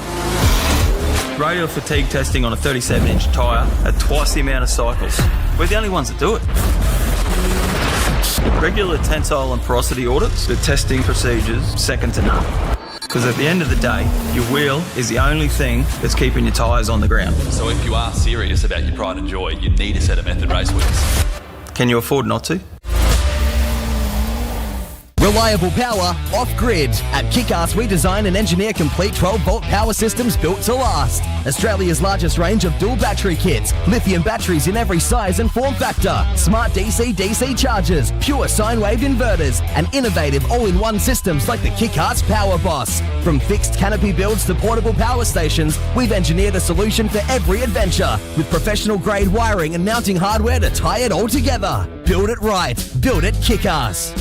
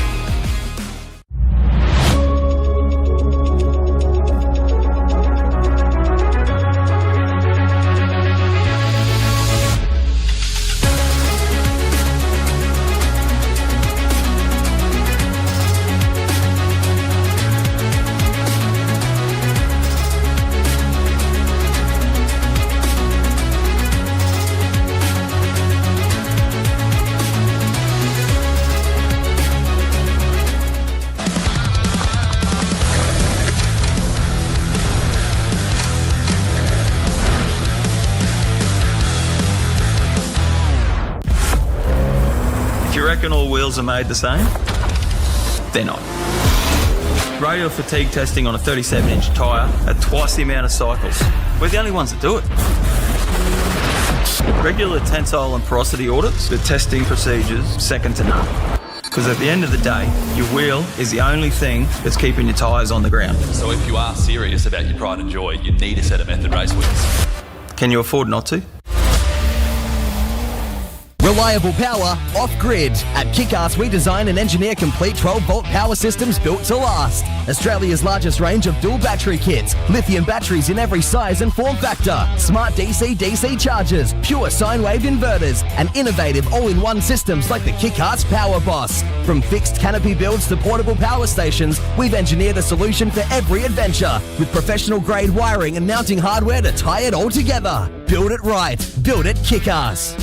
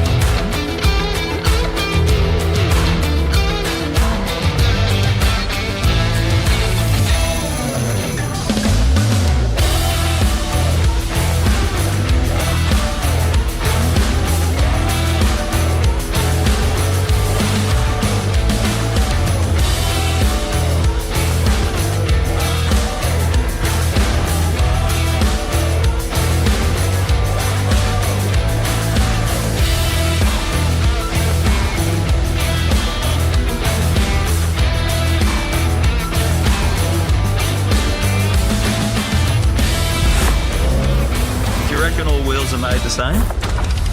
They're not. Radial fatigue testing on a 37-inch tyre at twice the amount of cycles. We're the only ones that do it. Regular tensile and porosity audits, the testing procedures, second to none. Because at the end of the day, your wheel is the only thing that's keeping your tyres on the ground. So if you are serious about your pride and joy, you need a set of Method race wheels. Can you afford not to?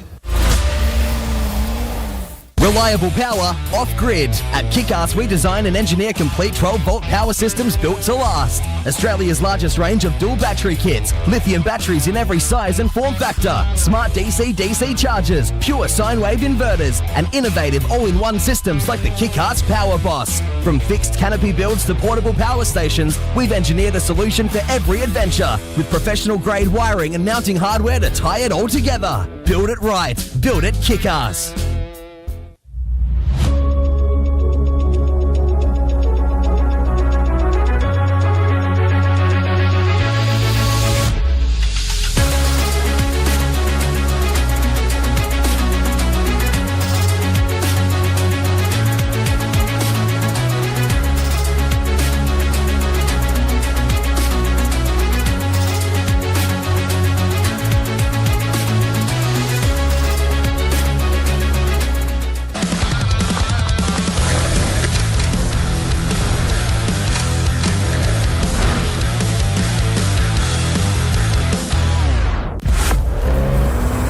All wheels are made the same? They're not. Radial fatigue testing on a 37-inch tyre at twice the amount of cycles. We're the only ones that do it. Regular tensile and porosity audits, the testing procedures, second to none. Because at the end of the day, your wheel is the only thing that's keeping your tyres on the ground. So if you are serious about your pride and joy, you need a set of Method race wheels. Can you afford not to? Reliable power off-grid. At Kick-Ass, we design and engineer complete 12-volt power systems built to last. Australia's largest range of dual battery kits, lithium batteries in every size and form factor, smart DC-DC chargers, pure sine wave inverters, and innovative all-in-one systems like the Kick-Ass Power Boss. From fixed canopy builds to portable power stations, we've engineered a solution for every adventure with professional-grade wiring and mounting hardware to tie it all together. Build it right. Build it Kick-Ass.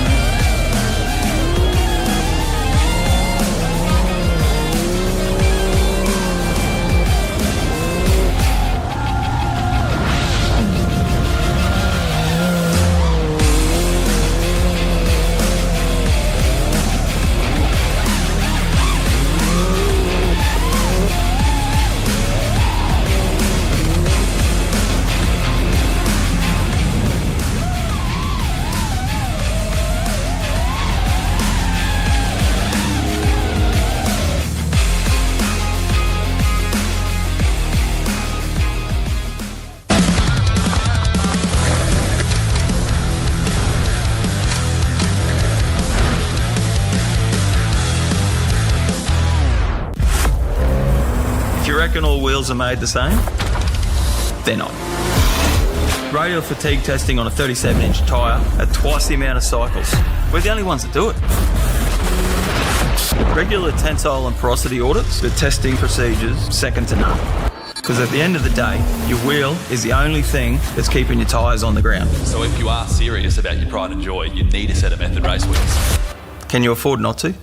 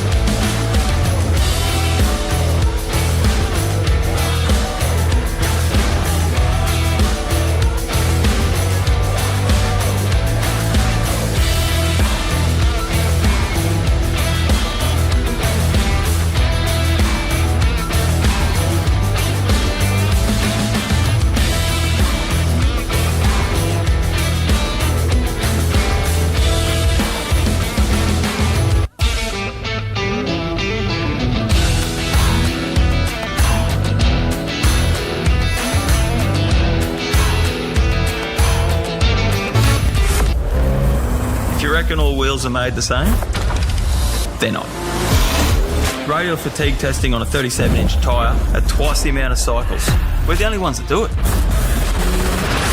Regular tensile and porosity audits, the testing procedures, second to none. Because at the end of the day, your wheel is the only thing that's keeping your tyres on the ground. So if you are serious about your pride and joy, you need a set of Method race wheels. Can you afford not to? Reliable power off-grid. At Kick-Ass, we design and engineer complete 12-volt power systems built to last. Australia's largest range of dual battery kits, lithium batteries in every size and form factor, smart DC-DC chargers, pure sine wave inverters, and innovative all-in-one systems like the Kick-Ass Power Boss. From fixed canopy builds to portable power stations, we've engineered a solution for every adventure, with professional-grade wiring and mounting hardware to tie it all together. Build it right. Build it Kick-Ass.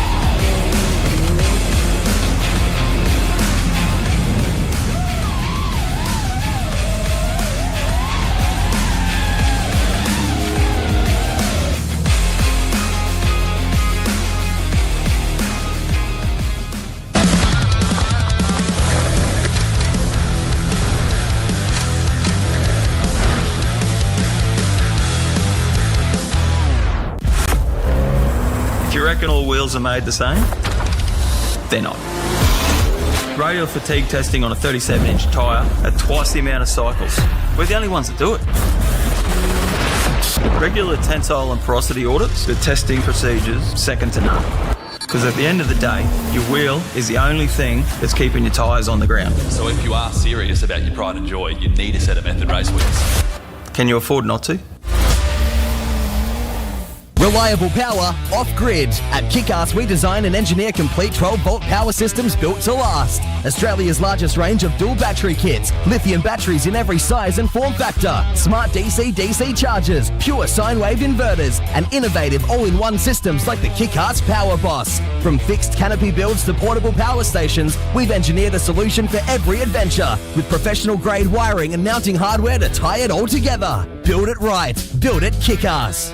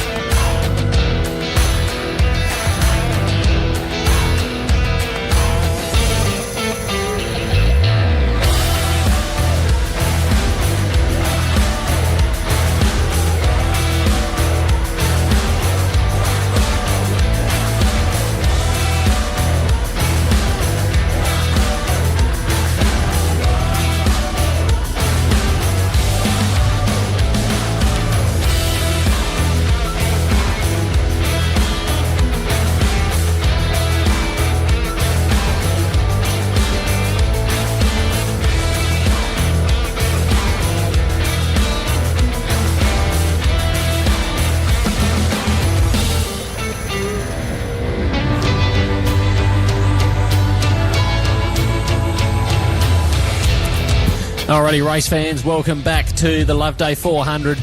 We are very, very shortly about to kick it off with Section 2, Heat 2. 41 cars scheduled to start this heat, and Andrew Commons in 467 has been seeded into the first place on the road. Will be the first car away. We've got to keep an eye out for the chasing pack, the side-by-side of Logan Gill, who was phenomenal earlier today, putting himself right in the box seat to take a really good spot in the side-by-side class. And, of course, Daniel Challen as well in the side-by-sides will be the third car away before Rob Cowie in the Pro Buggy gets his Loveday journey underway. My name's Cam Nash. And once again with me, Russ Cullen. Russ, you've just been for a wander through the pits. Are there any interesting stories to report? No, not really. The white guys, the truck on the start line at the moment, succumbed to an issue with the brake line. They had a leaky brake line, so they decided to pull out of their section earlier on today. Yeah, a little bit of a chat to Bo Robinson. He was pretty happy with his work. He's just setting a pace that he's comfortable with and looking after the car, and still sounds like he's learning the car a little bit. So, yeah, he's doing really well. Nick Commons, the man who always stays in the fight, he was completely unaware of the trophy that he could be able to purchase with a good session tomorrow. And yeah, so I just let him know that he had one handle on that trophy, and that was interesting having a conversation with Nick. So, but he's keen for outrights more so than trophies. Well, he's got himself in a very good spot for an outright position as Nick Commons, as these cars patiently waiting their turn to tackle the 3 laps that we'll have it ahead of us here for Section 2, Heat 2. Of course, Boston Morgan Horan has proved the fastest car throughout the entire day's running. His job's done for Saturday here at the Loveday 400. We've got another 41 cars set to get underway as Commons in the 467, the first car on the line, And the first car to take to the track is a go here at the Loveday 400. So clean air in front of the Commons truck. And we've got a couple of seeds early on in this section, as well as right down the bottom of the Commons, seeded into that first position. The next car away is going to be the 644 of Logan Gill. What a performance he put in earlier today as well in this side-by-side to be fastest of the heat. So look out for Logan Gill. He's going to want to try and chase down the extreme two-wheel drive truck at Commons. And given what the way the track's deteriorated, that will take some chasing down, because that big geyser truck should swallow up the whoops and just dine out on the big bumps. So Logan Gill, it would be expected he doesn't close the gap on the Commons geyser truck. Well, the next car scheduled to start the side-by-side of Daniel Challen in 626. Well, I can't see if he's been brought up to the line or not. There seems to be a large gap between these two cars at the moment, Russ. And I can't see them from here either, so... It could be the Rob Cowie 27 car that's on the line. But we can see the Commons truck making its way the other side of the driveway there. Awesome shots that the production team have put together for us throughout the weekend. As there's a very large gap here on the line.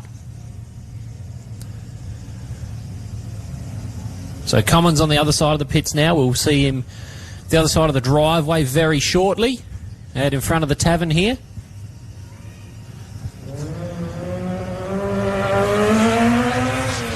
So that might have been Luke Ursig. That was Luke Ursig in 10.01. So we've got a couple of cars that haven't started here, which is Daniel Challen and Rob Cowie. So Ursig Ursig gets a good advantage on the brake there. Oh, he's a very good driver. He's Luke Ursig. Massive gap there for Ursig. He'll make the most of that, that's for sure. That's smart racing from... Well, not too far behind Luke is the 134 of David Hall taking off. So 30 seconds the margin is supposed to be between all of these cars as they leave the line here. Of course, with the omission of Daniel Challen and Rob Cowie, Luke Ursig's got a nice big gap in front of him before he would reach Logan Gill. But David Hall underway now as well. He's been doing a very good job throughout today's running. And had a good prologue yesterday, did Dave Hall, in the Pro Light. As Adrian Gardner leaves the line. There's Luke Ursig out the back there. There's Gardner on screen now. So Ursig and Gardner in the Sports Light class cars. Of course, Paddy Geraghty, been one to keep an eye on throughout the race weekend as well. He was in Heat 1. A fellow Sports Light competitor in the 10.09. So as we watch Ursig out the back there, you can hear the big truck of Brett Taylor getting underway now as well. Out in front of the tavern there, beautiful shots of Brett Taylor's machine tackling the first couple of jumps here at Loveday and into turn one.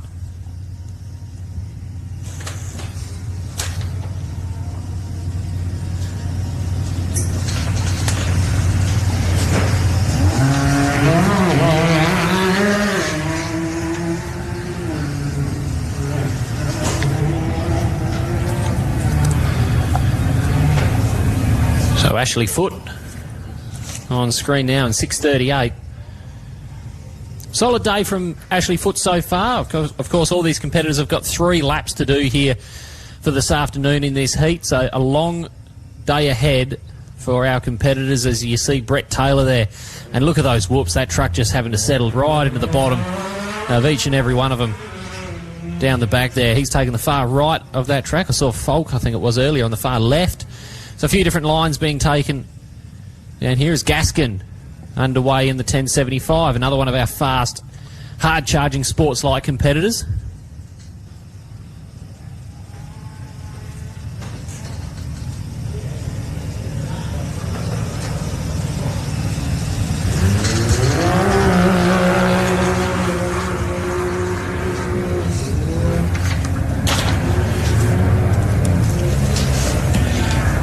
6-2-3 of Jeff Brennan was there off the line.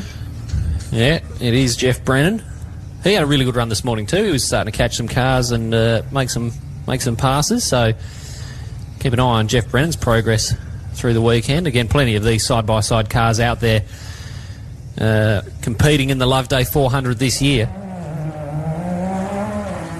Of course, they'll make the most of the four-wheel drive capabilities of the side-by-sides. There's Gaskin in the two-wheel drive buggy over the whoops, and look how heavy going that's going to be by the end of the weekend. It's heavy enough now. Matty Deck, West Australian, 612 off the line.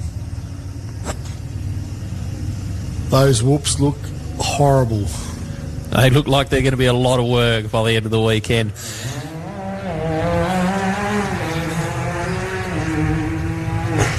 Tyson Garver, 647 off the line.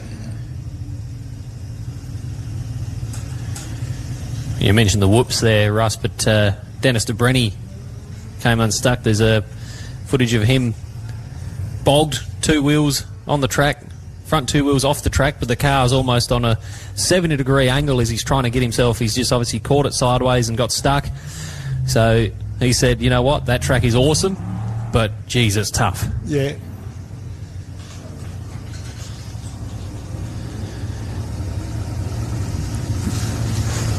So Brenton Galash. He looks like he's a non-starter, de Brenny. Yeah, I think de Brenny's pulled the pin on the weekend. The car's not capable of what this track's proving, I think, is the reports out of de Brenny camp. But he said the track was awesome. And I tell you what, that's something I've heard from a lot of competitors over the years of here at the Loveday 400 as Nick Burt gets underway. How cool is that shot of those cars over those whoops there? Burt, the 403.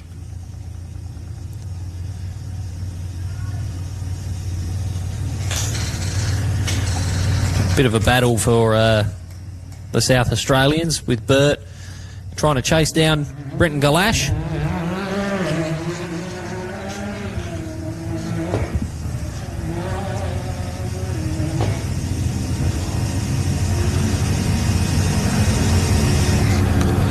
Danielle Foote underway, the 635.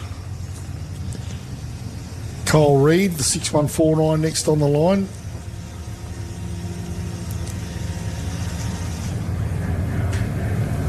One of the things to consider for all these competitors as well is that there's been 30-odd cars go through this track twice since these competitors saw the track this morning, so these conditions of this track are a lot worse than where they left them earlier today.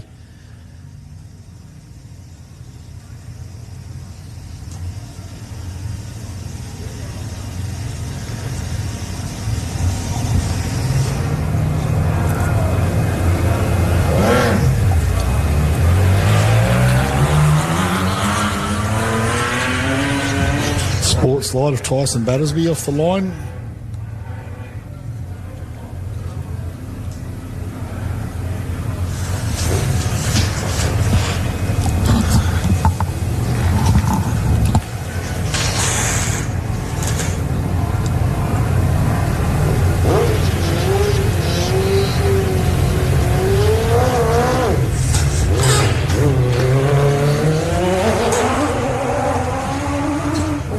Is that Darren Oliver? Is that the Hayabusa? It is Darren Oliver in the 221. The Hayabusa bobble off the line. One of our Super 1650 competitors here this weekend. Now, it doesn't look like a big car, but I tell you what, I've sat in this car. Not when it's running. I've sat in it while it's been stationary. It is really wide in that cab. There is so much room in that car. It is actually really surprising how much room they've got to play with in that machine.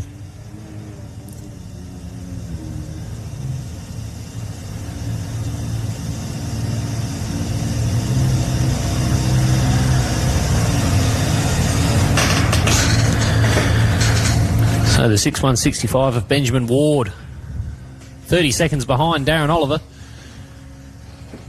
We'll have to see if the four-wheel drive can catch up to the two-wheel drive Super 1650 throughout this lap. Of course, Darren started at the front of this heat earlier today, but has fallen down the order. And this is the 621 of Jody Waitley. Underway now. The Loveday 4x4 Park Can-Am. How much do you think track knowledge comes into play here now, Russ, after it's been so chewed up by all the cars? Oh, I think it's still important, yeah. Familiarity of the track is really important. I think Jody will be fine. Might not necessarily equate to super fast times because bumps are what they are. They're going to slow her down as they would to any side-by-side competitor. It's starting to get quite rough for a side-by-side out there.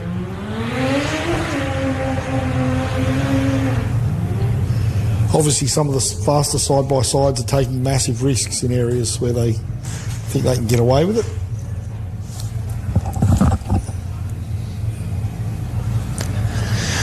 The 445 of Mick Parham, the turbo truck.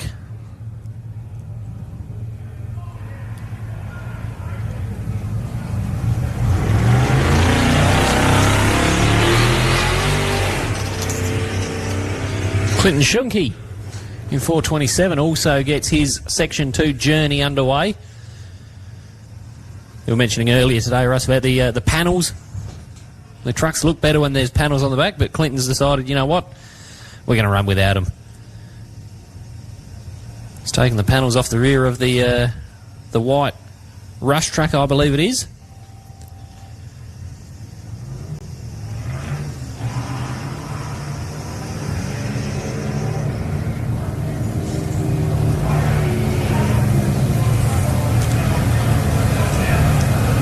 This is the he-slipped car. The 999, the ex-Trevor Copeland single-seater. A lot of good history in this car, winning events throughout South Australia over many years.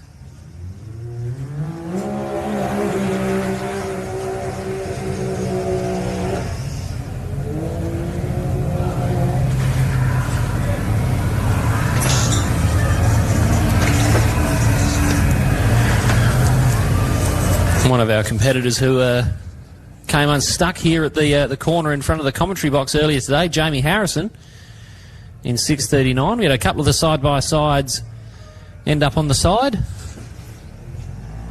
Rob Knight was the other competitor who had that fate. There's Jesse Manderick.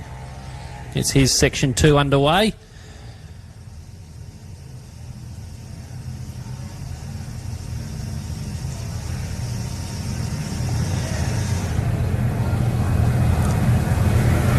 All these crews have completed the 2 laps earlier today, but tell you what, there's a lot of racing to go. 3 laps here at Loveday, and look how much this track is being torn up by all of these crews. 80-odd cars we had enter and start here this weekend, and you can see the impact it has on the track here as Clay Agnew. Now, they had issues earlier today, Russ. We saw them on the back of the tow rope getting towed in. It looks like it's all repaired, and we're back racing again.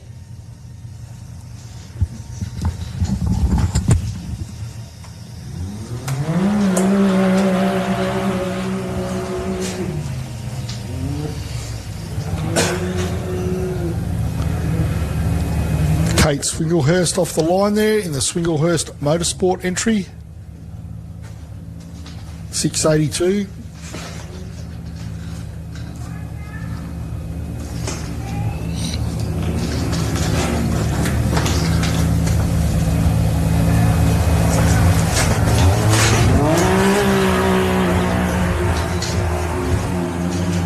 Jack Livingston off the line there. Cam? Yeah, another good job from one of our side-by-side competitors this morning of Jack Livingston. Nice and consistent throughout his running.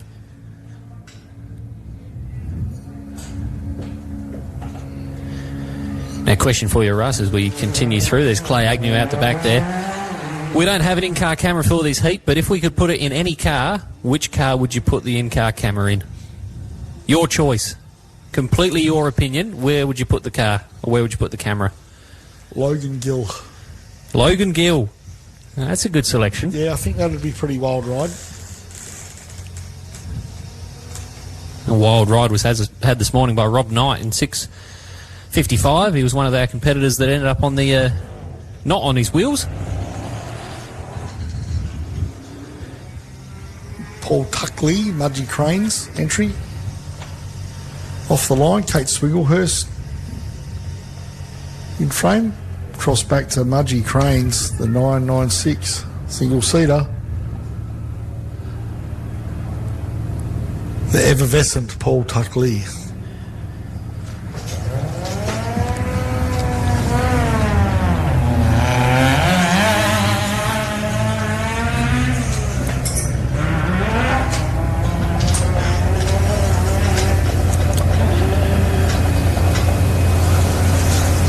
Chelsea Gwynn in the 244.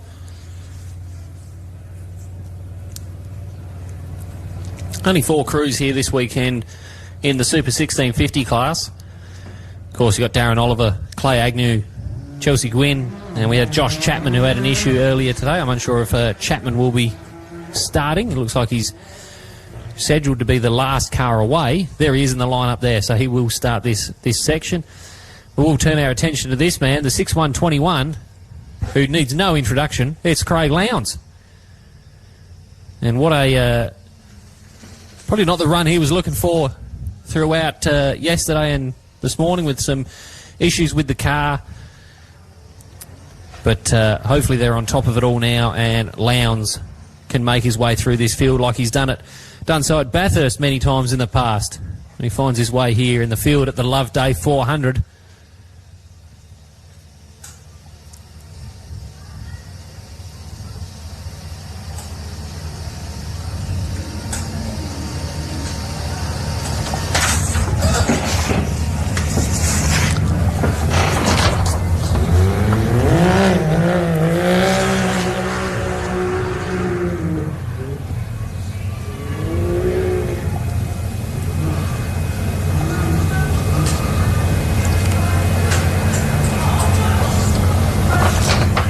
Man Steve Dennis off the line. Craig Lowndes working his way through the course on screen.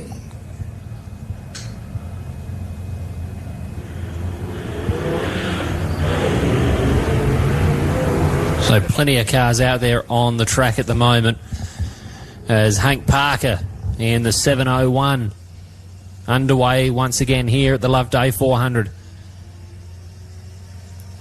Got to say, I'm really impressed with how this thing handles the first couple of bumps and jumps here at Loveday for a production four-wheel drive car.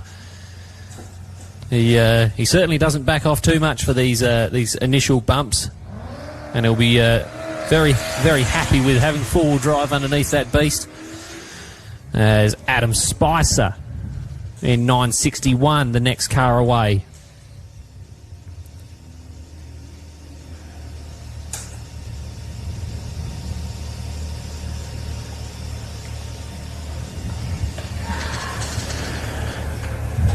So we've got 3 cars that have been seeded to start at the back of this pack.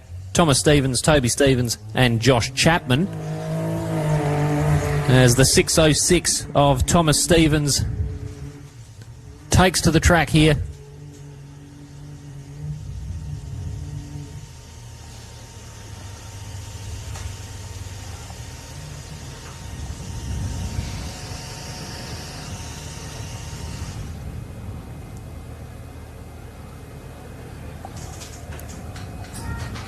So we've almost got all of our cars underway.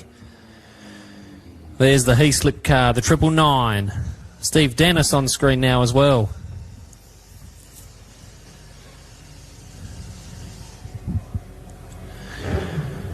Now a big gap in the action makes me think that Toby Stevens may not be starting this section. It might be Josh Chapman, the next and final car off the line, as the 701 of Parker out the back here.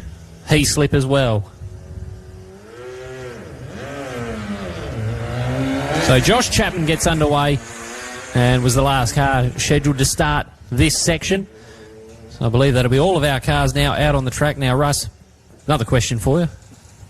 You want the camera in Logan Gill's car, but if you were to jump in the passenger seat or navigator seat of any car, would it still be Logan Gill, or would it be someone else on this list that you'd like to jump in alongside and go for a ride with? Andrew Commons.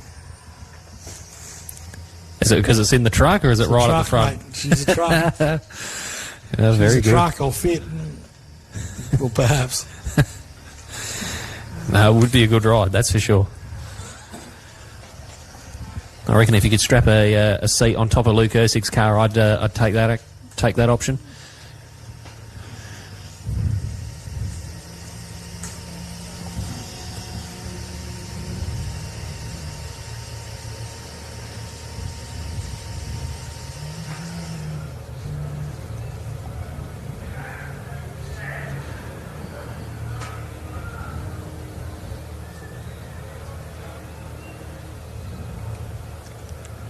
There's the Chapman entry through those whoops. Paul Tuckley. Some bad braking whoops there by the looks.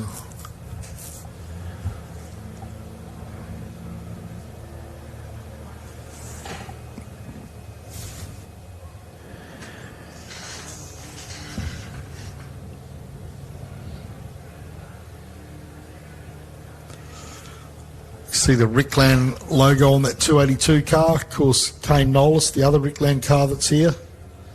Kane Knowles' 21st birthday today, ladies and gentlemen, and Kane's promised to buy a drink at the bar if you wish him a happy birthday. So,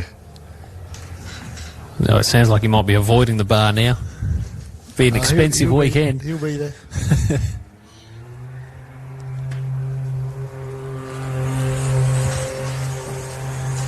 There you go, the 660 has just got underway. That's Toby Stevens, so was scheduled to start in front of Josh Chapman. And a bit late to the start there, but... Chelsea Gwynn working away through the whoops. Toby Stevens in shot right now, the 660.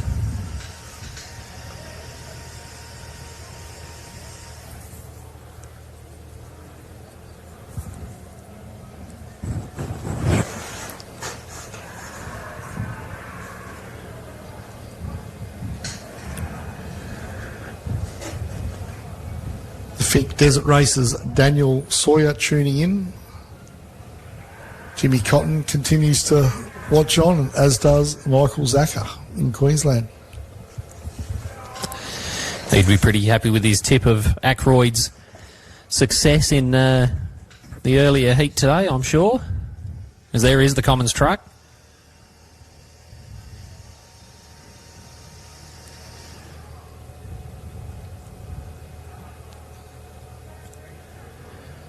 Yeah, the white guys are Andrew Commons, Anthony Cook, just really working well.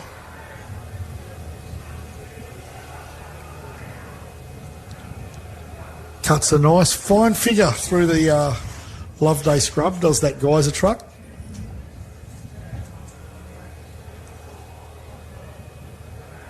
You can't tell me you wouldn't want to go for a ride in that, Cam. Oh, I'd go for a ride in any of the cars out here, mate. Absolutely any of them, just to be out on the track. Of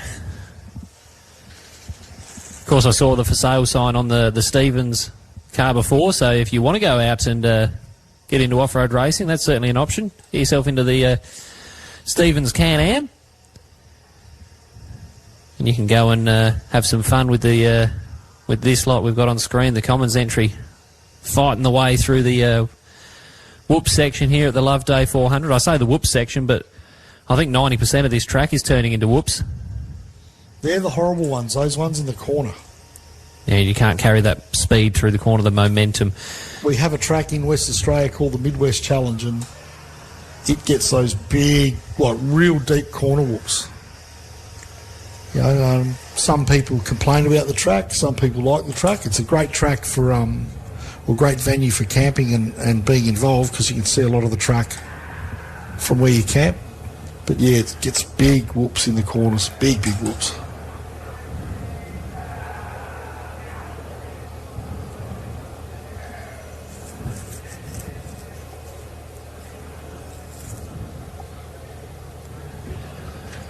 There you go. Is that Andy Commons going up that long straight that I call Yeah, that'll heading be- north. That'll be heading onto that straight now where we can see in front of the tavern. Heading West Australia's north. So you see how he hits that hard ground and then he's away. And that straight there is a really nice hard packed bit of dirt.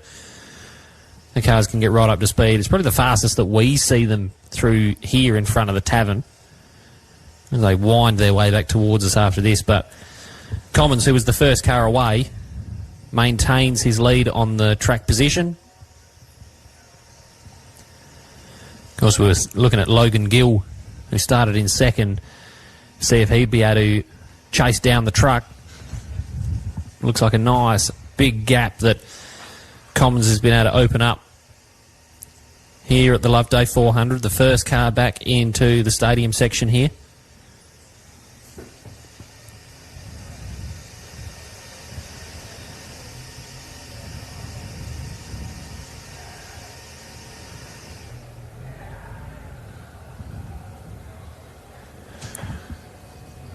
And I reckon that's Logan Gill going down that straight there now. So a nice gap that Commons has got over the side-by-side competitor, as we can see. Commons winding his way back towards us with that drone footage. Fantastic footage we're able to see here, thanks to the production team who've done a great job. And we've been able to chase these cars through 90% of this track, which has been absolutely fantastic, keeping us right up to date with what's going on out there. There's the 467 of Commons, making the most of that clean run. Yep, got a very favourable seed, got some clean air, and he's got a pretty rugged track in front of him, which allows him to make use of that geyser truck's long suspension and those big tyres. Of course, big tyres make little bumps. So I suppose there's a point that you can argue, Russ. However, I reckon the rough terrain that we've got here this year so early compared to previous years is making it more of a truck track earlier in the weekend, more favourable for the trucks than it is the buggies. So years gone by, if we had half the competitors, this track might be a little bit more buggy suited for a little bit longer.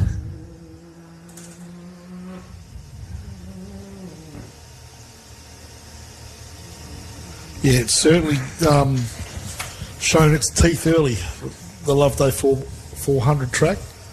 And look at that. Not often you'll see a geyser truck bucking and protesting like that thing is.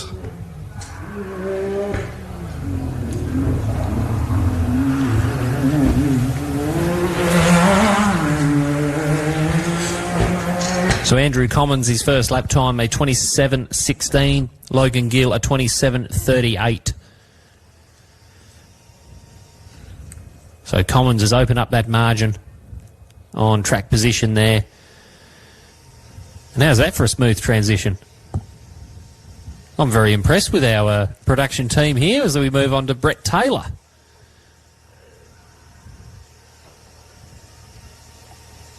He's had this truck for a fair few years now, as Brett Taylor.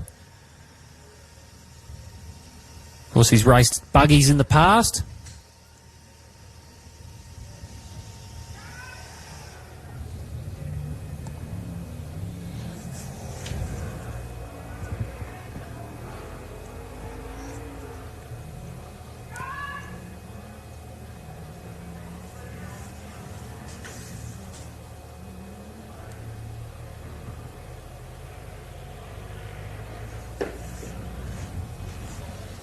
Great shots of the Brett Taylor 431 trophy truck on screen.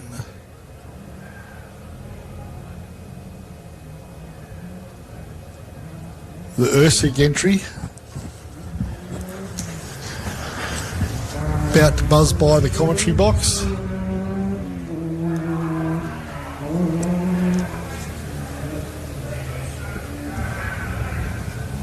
I spoke to Luke a few weeks ago and he wasn't sure that they were going to get the car here this weekend. Of course, Luke does a lot of race car builds and prep for a lot of other competitors, and often means that his car's the last one left to work on. So he'll be just happy to be here, I'm sure, but also very happy with the performance that he's put together so far in the 10:01 to be right at the front of this pack in this heat.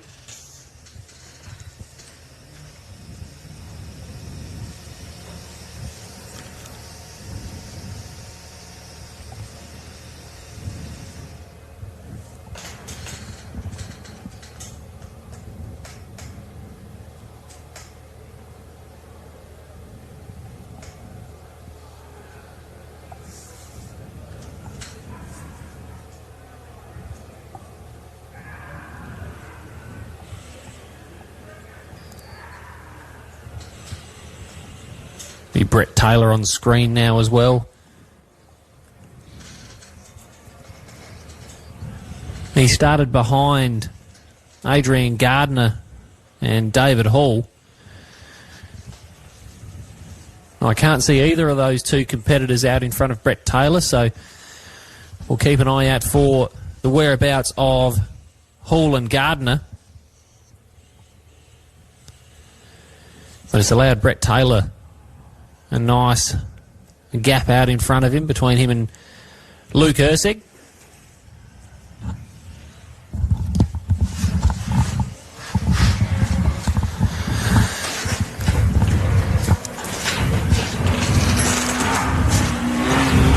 So Russ is just heading out for a moment, folks, so you're stuck with me here for the moment.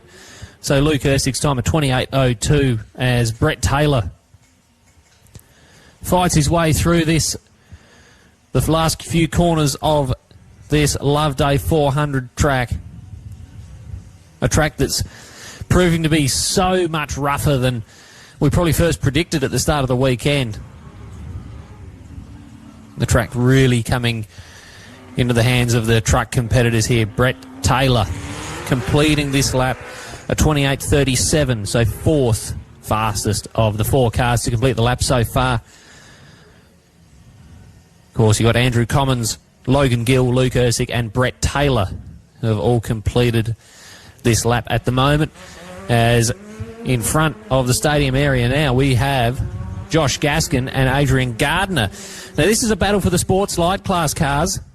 Gardner started a long way in front of Josh Gaskin. Gaskin has made the pass on Adrian Gardner.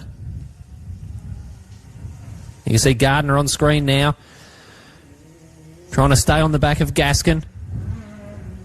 Gaskin, we're really happy with the progress he's made on this lap, and still with a couple of laps left to run here at Loveday for the section and the heat. What sort of time can he make up on his fellow sports-like competitor? Or can Gardner hold on?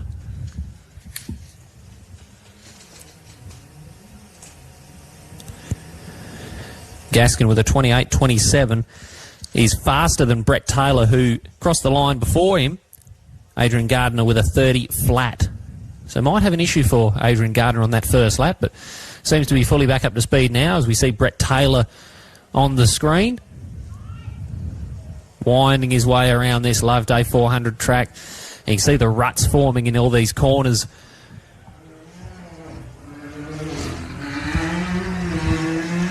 It's getting busy back in front of the tavern now.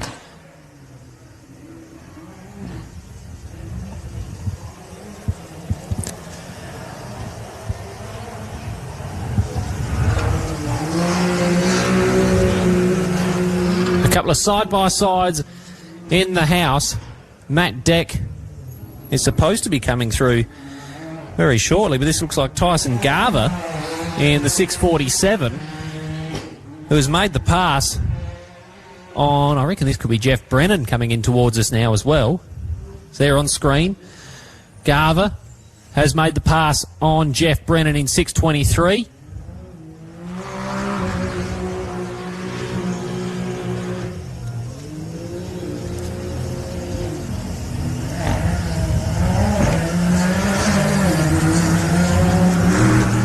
So there is Brennan on screen now.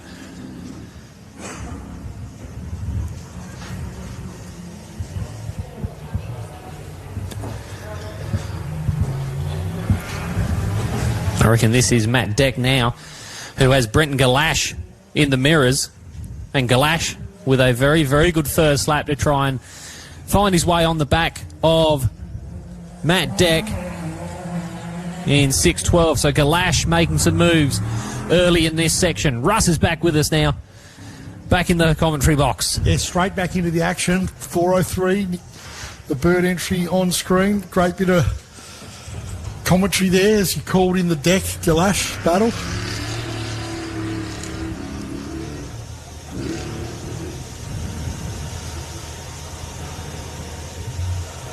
So did Deck start in front of Galash, or...? Yes, he did. He started a minute in front of Brenton Galash, so Galash has been able to make that time. He's been well and truly caught. Absolutely. So look for that pass to be made on this lap. Probably pretty early on this lap, I would imagine, too, with the horsepower of the Pro Buggy getting down to the ground as Nick Bird in the truck.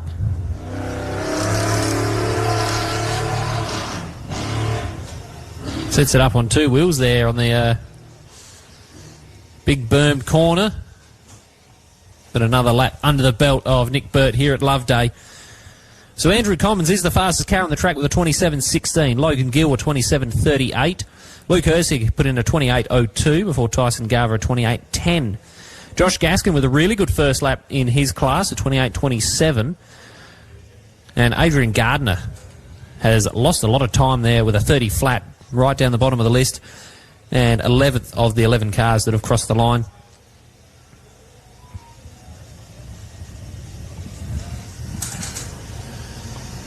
There's Darren Oliver in 2.21. Negotiating this rough Loveday track.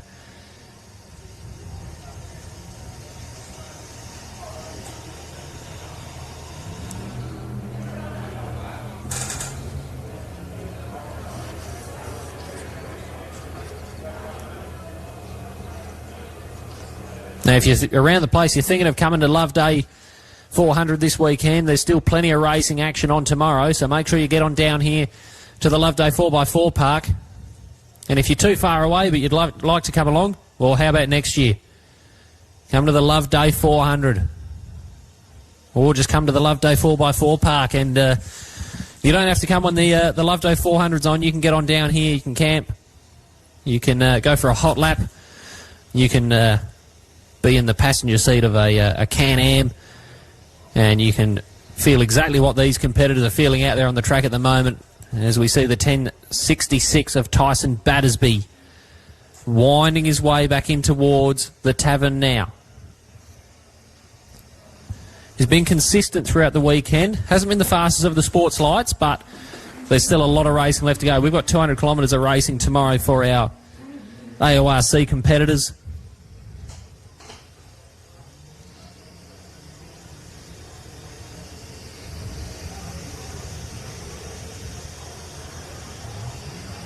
The Battersby family have been racing in off-road for a number of years now in multiple different cars.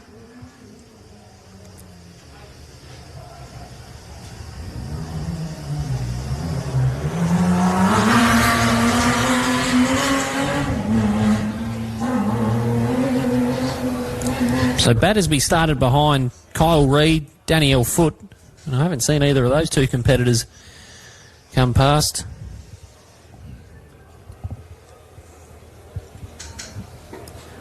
This looks like Benjamin Ward in 6.165 is catching up to the back of Darren Oliver in 2.21. It's exactly the incentive you want, isn't it, Russ? Have someone in your sights that you want to try and make a pass on.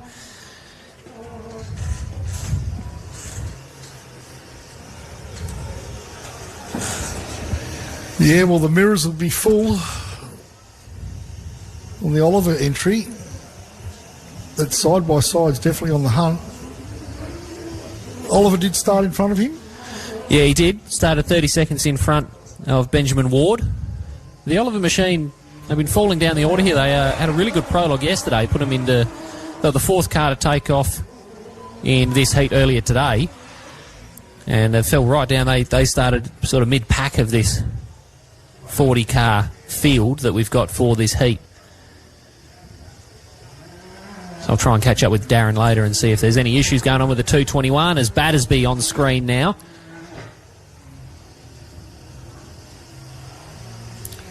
settling into the ruts here at Loveday.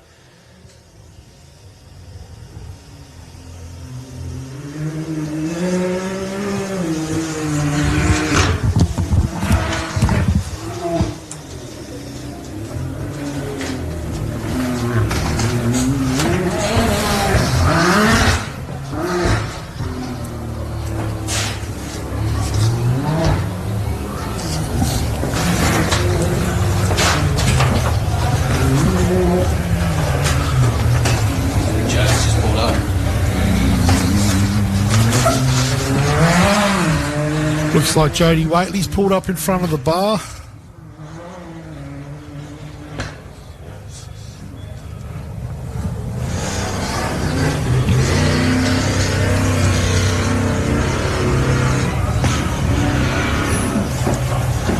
The Clinton Shonky truck.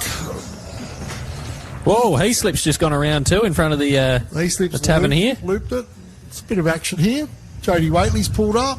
Clinton Shonky's missing panels. Cy Heaslip's looped it. Birthday boy on screen. Is it Dylan Nolis? That's Jamie Harrison on screen there. Sorry. Both back cars.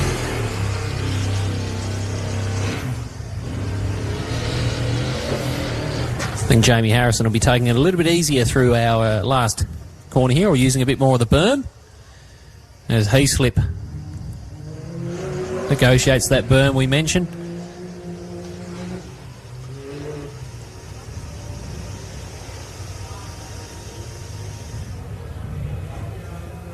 And there's the birthday boy on screen previous to the... let's see how the 638 negotiates this corner that he rolled on earlier.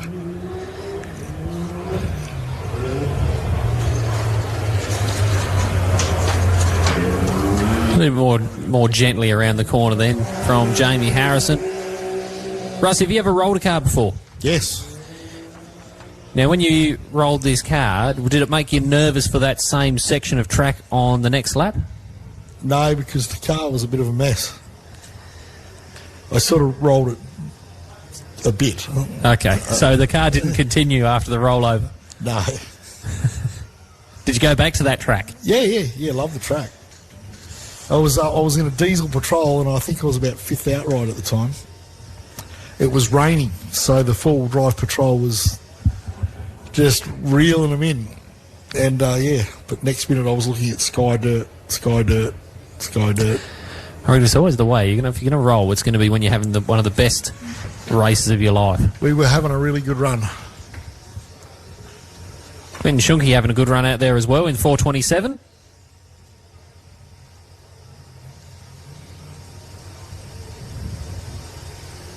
Did the patrol ever race again? Yeah, it did actually, yeah. He cut the roof off and put a new roof on it. Yeah, a little bit of work in the tin top, in a tin top rollover in comparison with a gentle rollover of a buggy, I suppose, or a trophy truck even with the fiberglass panels.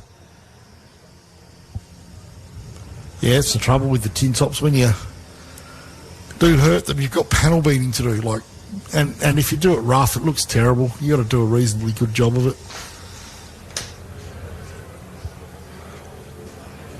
There's Craig Lowndes on screen. He's got a bit of motorsport experience, Russ. Yeah, he's a dab hand at driving a car. He looks like he's coming to grips with the Can-Am too. That was quite slick through there.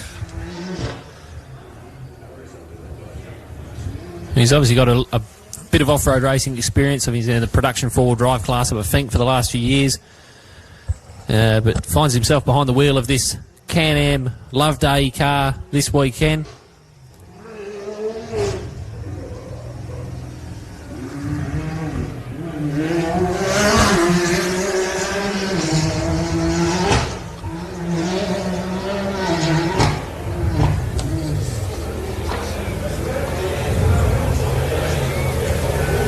Getting time there for Craig Lowndes.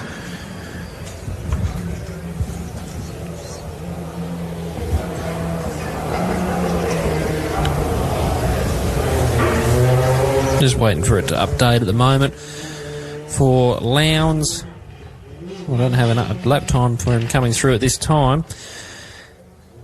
However, a couple of the competitors coming through. Heaslip with a 29.36, Harrison a 29.36, Shunky a 29.49. Darren Oliver's fallen right down here, a 30.30. They might be nursing some issues with their Super 1650s. Clay Agnew over the line now as well.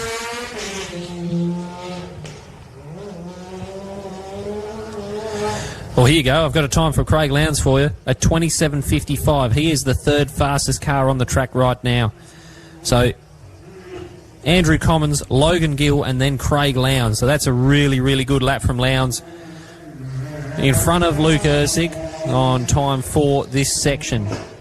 So as you said, Russ, Lowndes coming to grips with this car now and starting to put down some lap times that are very, very competitive.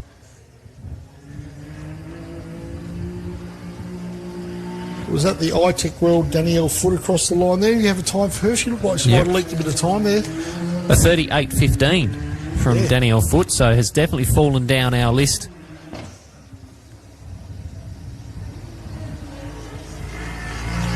See Jack Livingston on screen and Jesse Mandarick also not too far behind.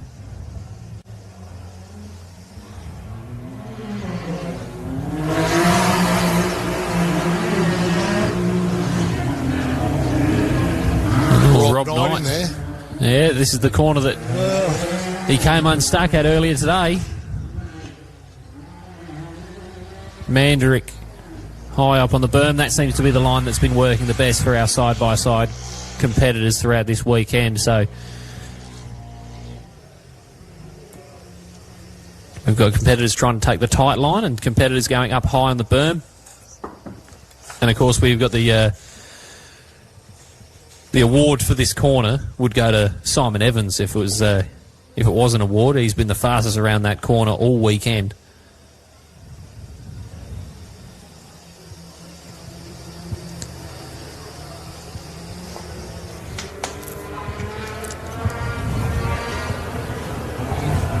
Kyle Reid looks like he's leaked a bit of time as well.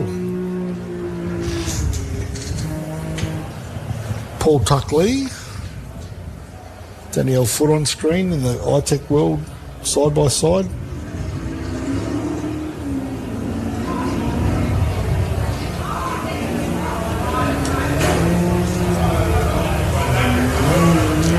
Adam Spicer.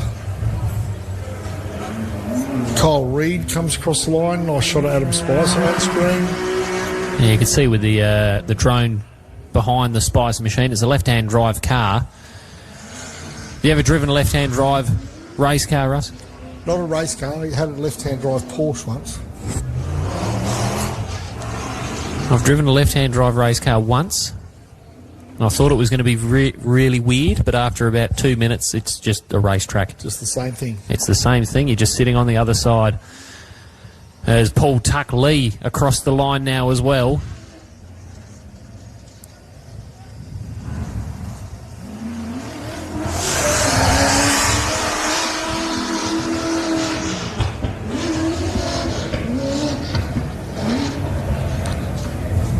Does it sound like a happy gear change there from the Spicer entry?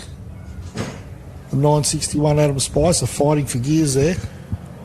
Well, Kyle Reid, as you said before, has lost a lot of time, a 39.55 for Reid. So is the slowest of the 28 cars to finish lap one. So a few of our cars having some issues out on the track at the moment. Yeah, that wouldn't be a skill error. That would just be more be some sort of issue. Or likely some sort of issue there for Kyle Reid. He's normally fairly quick peddler. Rob Knight on screen. Potentially managing some temperature issues out there as well. If things are getting a bit hot on the old gauge, might have to dial it back a little bit.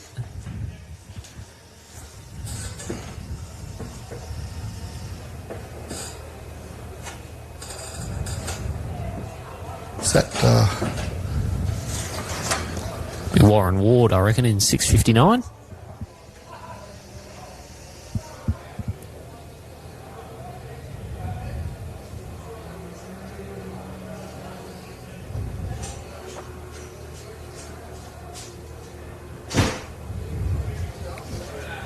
Yeah, he's about in the pecking order where he should be, so Mind you, Craig Lowndes has moved up the field a bit. Yeah, well, the third fastest time for the section, or for the heat, I should say, in this section. So Lowndes starting to put down some really, really good lap times. But Logan Gill, the fastest in the side-by-sides of the heat. And, of course, Andrew Commons. He's sort of in a league of his own out there in the truck.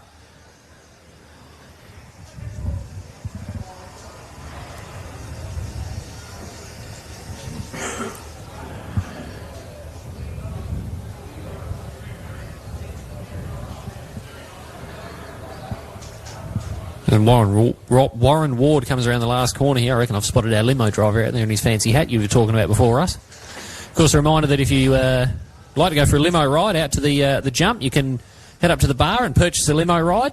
Get yourself over to the Super Jump there. And that'll continue throughout the weekend.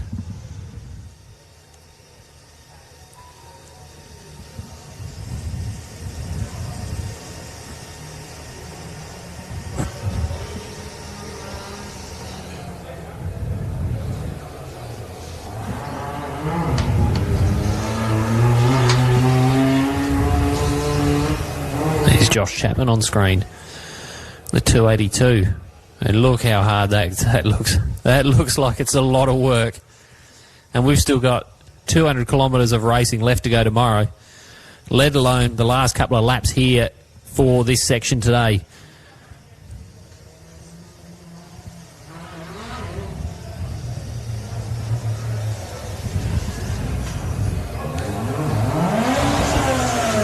Handful of neutrals for Chelsea Gwynn. Another handful of neutrals.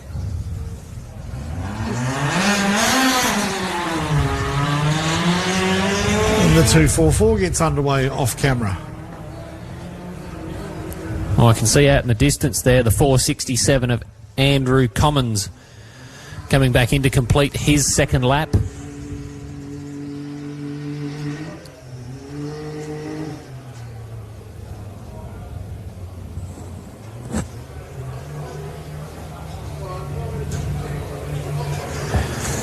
So the field's starting to spread out a little bit now, but with Commons coming through to complete lap number 2, he's going to be catching up to the rear of the field here, completing their first lap.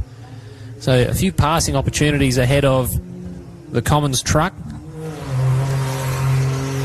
As there's a pass on screen now. One of our side-by-sides going past Hank Parker in 7:01. That might be Logan Gill actually coming back in towards the start area here on lap number 2.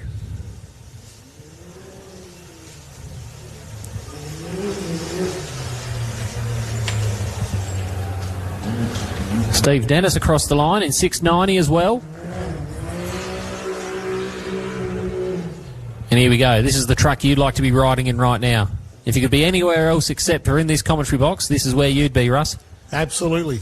The steering wheel firmly in front of me. In the driver's seat. Oh, absolutely. Oh. Andrew, sit down, shut up, and I'll show you how it's done.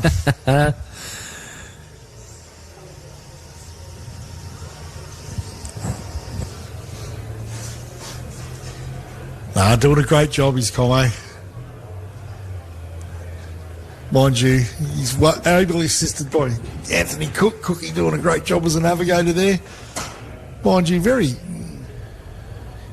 petite cornering. Very cruisy through that corner there.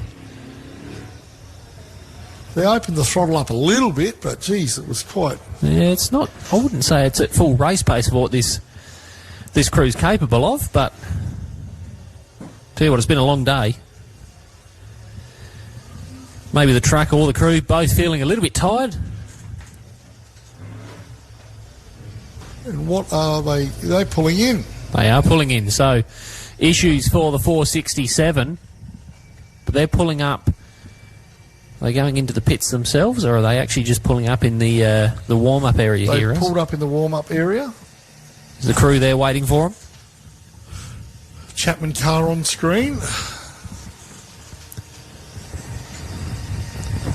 And they're out of the truck, so that doesn't look good for Westline, the best line. They did have brake issues earlier that saw them withdraw. Well, look in the mirrors of Chapman's machine here. That's Logan Gill.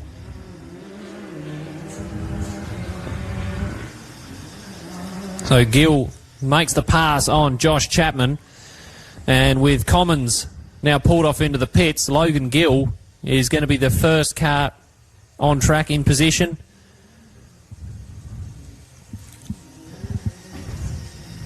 Well, Logan Gill's going to do a very good job here and put himself in the conversation for the side-by-side category for sure. A 27.27 for Gill, 11 seconds faster than his previous lap. Now, Commons put in a 27.09. That was actually his fastest lap before he came into the pits then. So I think an issue that they might be having has only just sort of struck them as they were coming back in towards the tavern here. So if you're going to have an issue, have it near the pits.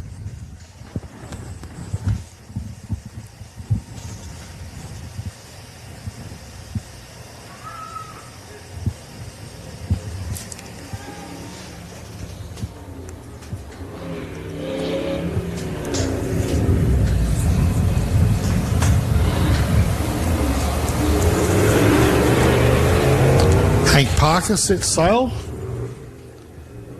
on his second lap, I believe. Yeah, beginning of lap number 2 for Hank Parker. Bouncing away in the 7.01.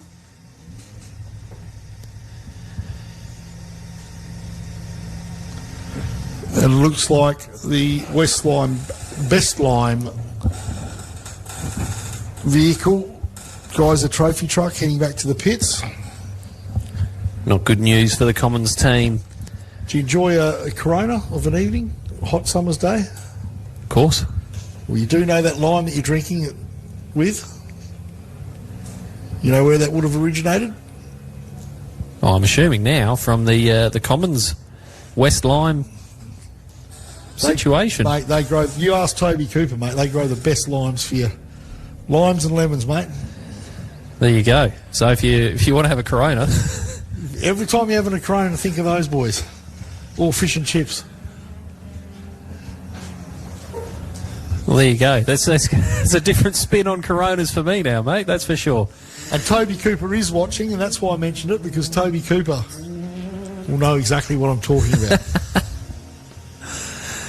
Logan Gill on screen.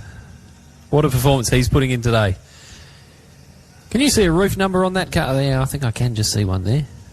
Always one of those things to try and spot is if there a roof number on the car, or has it gone missing underneath a low tree line, or has the car been upside down? Certainly a roof number on the roof of Luke Ersey's car as he goes past the commentary box here. The 10.01.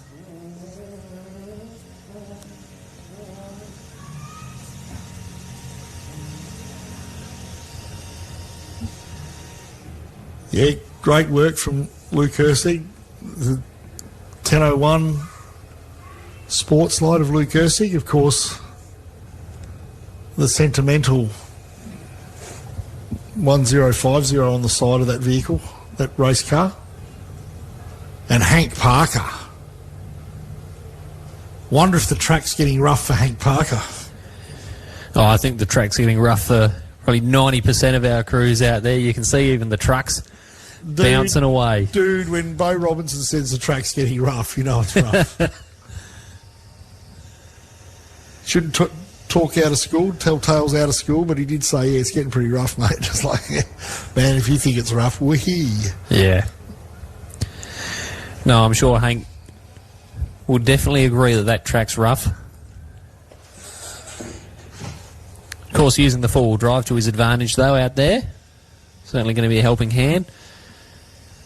I reckon if you were looking at the cars that are going to find it rough out there at the moment, Clay Agnew in the Super 1650, he's going to be finding it very rough. In the little Class 2, doing a great job, as is Brett Taylor in 431.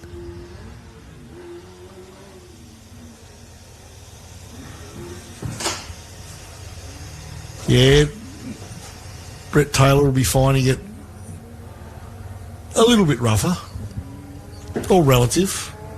he'd be pushing that big truck pretty hard, so it'd be rough for him as well, but probably not the brutality that Hank Parker's going through with those leaf springs. I can agree with you there.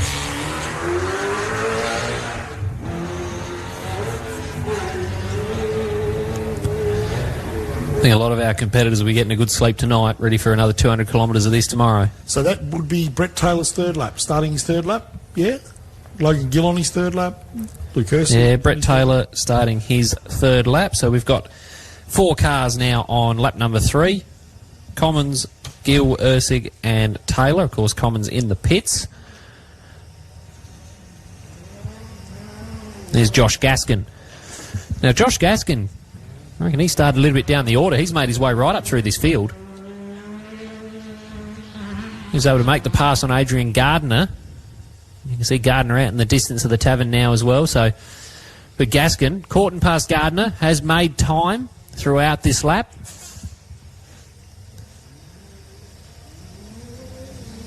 Always a nice feeling to catch and pass a fellow class competitor.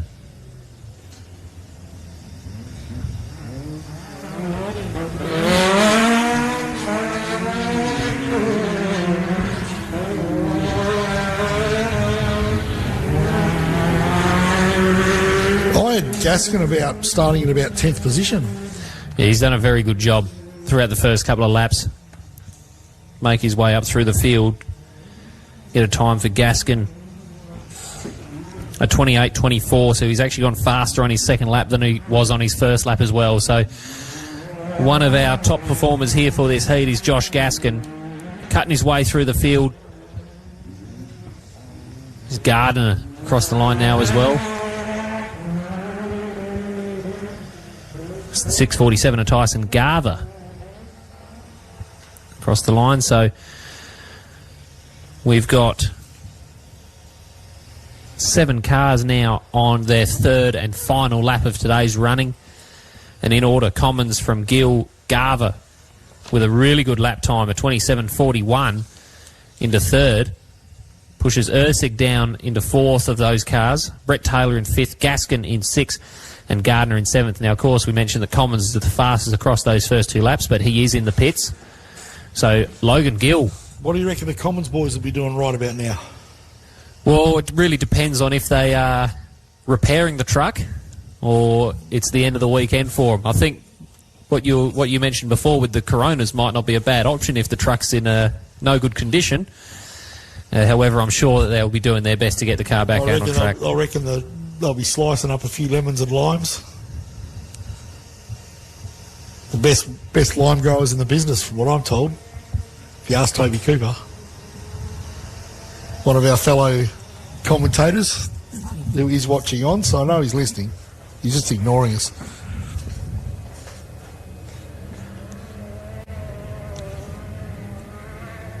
Set the West Australian Matt Deck on screen with Kira Gillia. A couple of West Australia's finest. The John Deck Plastics logo on the side.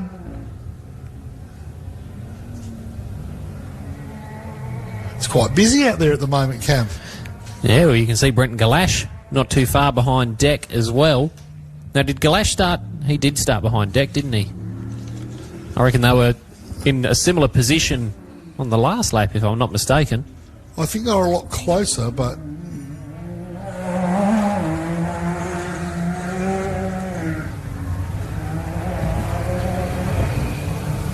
Nick Burt, the 403, coming into frame.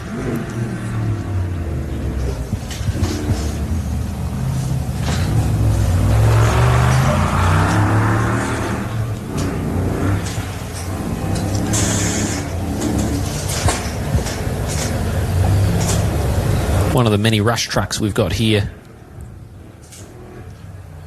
They're a good, honest Aussie-built truck, those things. You don't have to rob a bank to buy one, from what I'm told.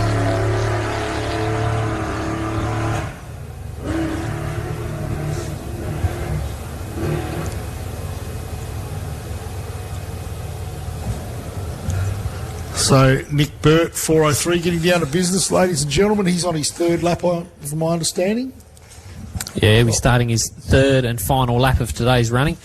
And You just correct me if I'm wrong. Oh, I'm happy Thank to you. correct you if you're wrong. Thank As you. long as you correct me as well. Well, I wouldn't know if you're wrong. It's like Toby Stevens. Just learning the craft by the looks.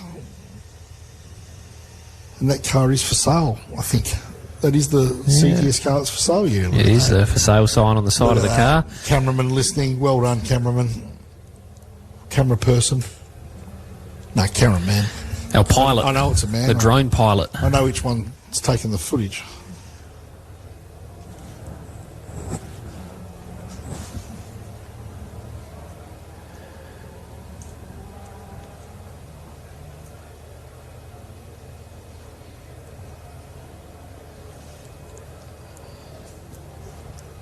Not a bad way to get into the sport, though. Get into the side-by-side class. Plenty of fellow competitors.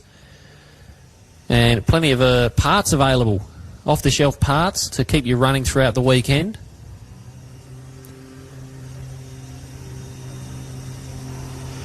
And if you're a busy businessman, you can simply drop the car off at one of many repairers and have it seen to between races, pick it up, put it on the trailer, and off you go. Until next time. That's the beauty, I think, of the side-by-side. Don't need a massive hauler. They're quite small, quite light to tow.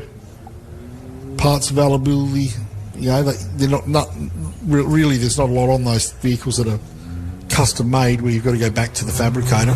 Well, of course, it's not track restricted either. You know, there's a lot of classes. So a typical old school class 5 might not be able to tackle the track as well as some others, whereas this category or this class of car isn't track restricted where some other cars might be.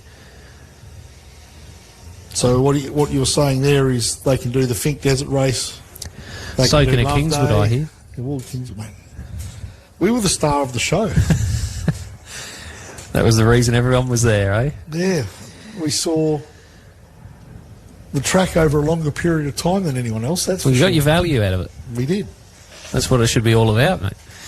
Right, there's the 134 at David Hall. Now, he had a, well, I'm assuming had a quite an issue out there. The slow-moving 134, making his way back in towards us now. He was one of the first cars away earlier today.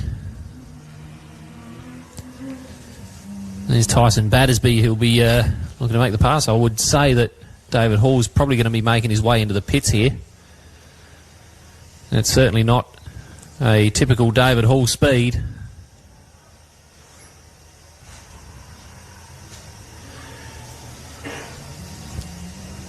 Yes, going back to the side-by-side conversation, you're absolutely right. They can do any event you want to go to. That car's certainly capable of competing in whatever event you would like to attend. Loveday, Fink, absolutely anywhere. As David Hall continues on, so nursing a problem is David Hall. There is that is certainly not David Hall speed. He's a very fast operator, but issues for the 134, so they're keeping an eye on the mirrors and letting their fellow competitors by without too much hassle.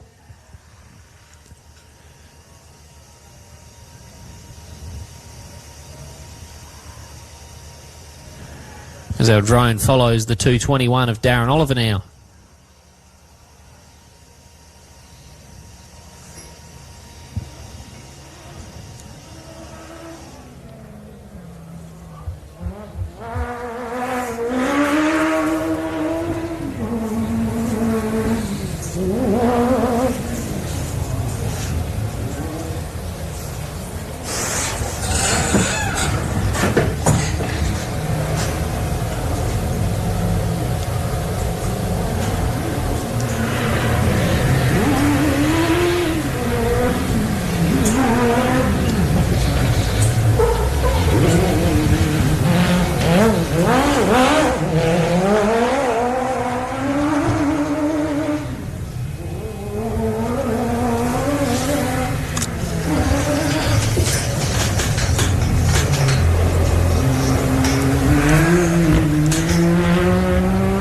This is that battle between Benjamin Ward and Darren Oliver. I reckon that Ward was a lot closer on that previous lap than just gone by. So Darren is making some time up that he lost to Benjamin Ward. We figure out some of the lap times here coming through.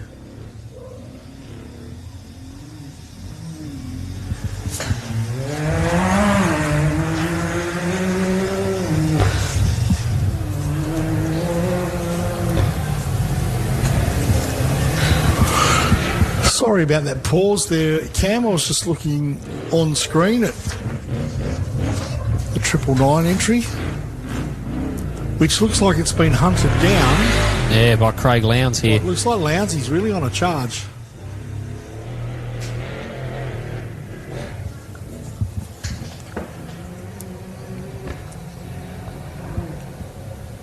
Tyson Garver with a very impressive couple of lap times here at 27.41. He's third at the moment of the cars to complete 2 laps. But where can Craig Lowndes set his car in the order here? Because he was third fastest overall after lap number 1. He's obviously going to be making his way through this field, so probably losing a little bit of time every time he has to make a pass. But if he finds some clean air, look out, because what can Craig Lowndes do with his final lap here for Saturday's running at the Loveday 400. We'll see where Lowndes settles in. Lowndes with a 27.08. He is now faster than Logan Gill. So Lowndes going faster and faster and faster throughout this weekend. Starting to make some moves through the side-by-side field. Yeah, obviously gaining confidence in that side-by-side. He ran it mid-corner in this corner just to our left of the commentary box. That's no good. The 639 looks like it's peeled off. Yeah, Jamie Harrison coming into the pits here. But yeah, he ran mid-corner, which can be quite treacherous because if it bikes up, it'll go onto its side quite quickly. And yeah, he's got a lot of confidence in that car by the looks. Well, 27.08 is 1 second faster than Andrew Commons' fastest lap time, 27.09. So I reckon, looking at that, Lowndes has just set the fastest time of this heat. Logan Gill, 27.27, 19 seconds slower than Lowndes. Of course, we know Lowndes can drive very, very well. So we shouldn't be that surprised, should we? As Gardner. Well, you don't get handed the keys to a V8 supercar. That's you it. can't drive. All very true.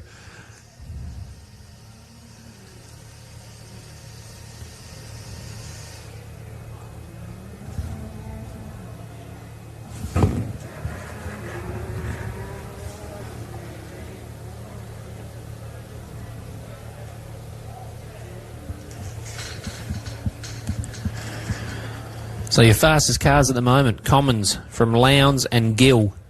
Lowndes with the fastest lap time, but second overall after the 2 laps for this heat. Tyson Garver in 4th. He's sort of sneaking his way through to the front of this pack as well. Flying under the radar, Luke Hersig 5th, Taylor in 6th, Gaskin 7th, Burt in 8th, Galash 9th, and Matt Deck 10th of those cars to complete the 2 laps at the moment.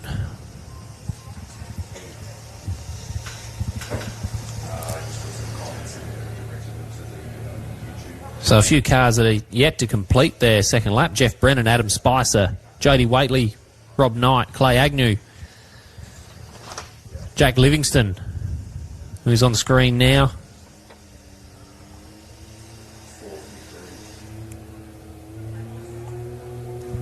Paul Tuck-Lee, of course. And Jamie Harrison rejoins the track.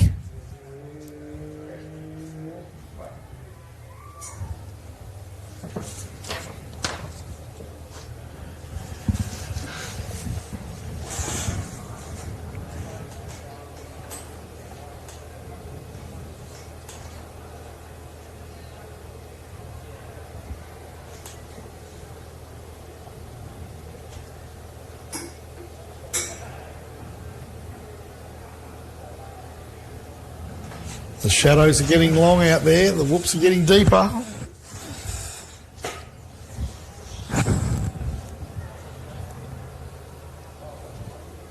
I think a lot of these guys will be, guys and girls for that matter, will be happy to put this last lap to bed and regroup for tomorrow. Oh, it's a lot of racing, isn't it? It is a long way. 200 Ks. Of course, it is spread out across the day for all of our competitors here. Doing this section earlier this morning. And then once again, as we speak out there, but the track just getting rougher and rougher and rougher. And this is probably the hardest and fastest bit of track at the moment, is that section coming back down in front of the tavern there, as that's Danielle Foote in the 635.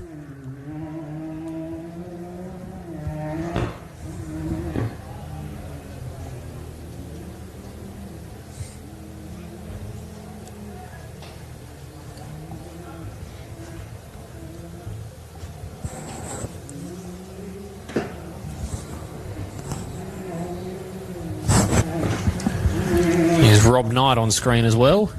There's Foote across the line. Taking the tight line in for this corner in front of the commentary box here.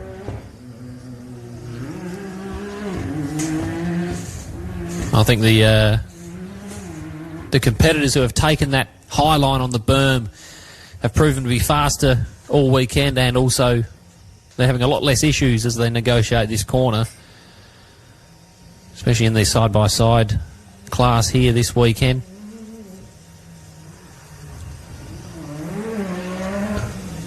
Let's see what Rob Knight can do this time around.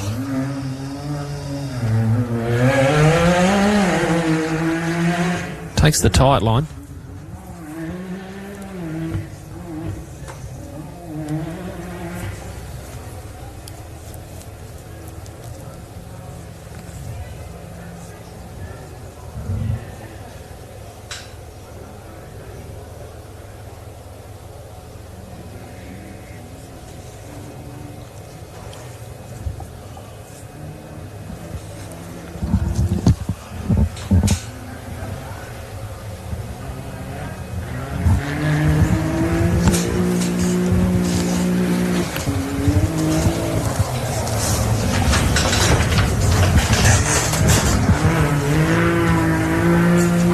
So your man Jack Livingston on screen. There was Livingston. Adam Spicer in the pro buggy.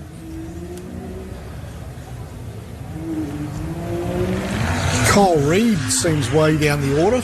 Yeah, he lost a lot of time on his first lap, a 39.55, so he's fallen way off the where he should be in the pecking order, as has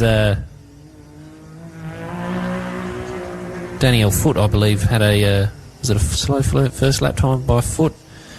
Yeah, she went 8 minutes faster on her second lap, so Danielle Foote and Kyle Reid having a slow lap one, nursing some problems out there or rectifying some issues out on the track. So Jack Livingston, Kyle Reid, and looks like Adam Spicer have just been past the timing point.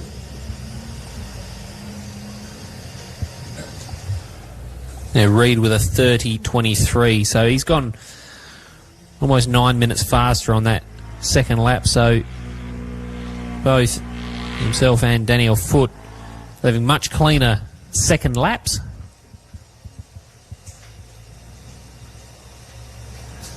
So Jeff Brennan must be having some sort of issue out there on the track.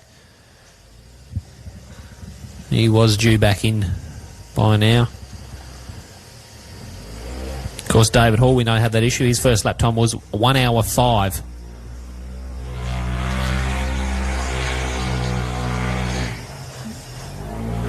Jesse Mandarick, hope I got that right there, Cam. Rails the berm quite nicely. That is definitely the line, a little bit higher up that berm, railing it. Real nice. And great to see another competitor piloting a Polaris out there. You like the Polaris, don't you? Yeah, we've got a Polaris back home. It's quite a competitive car, but it does need some repairs.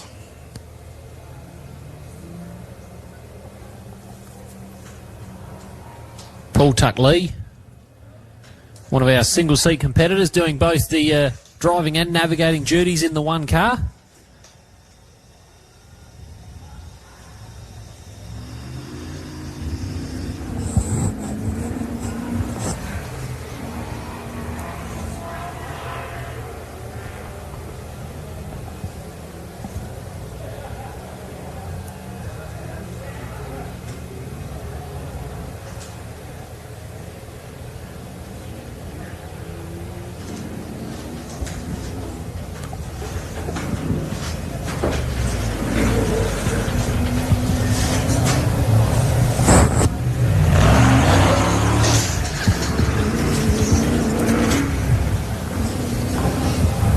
Paul Tuck-Lee in the larger car there.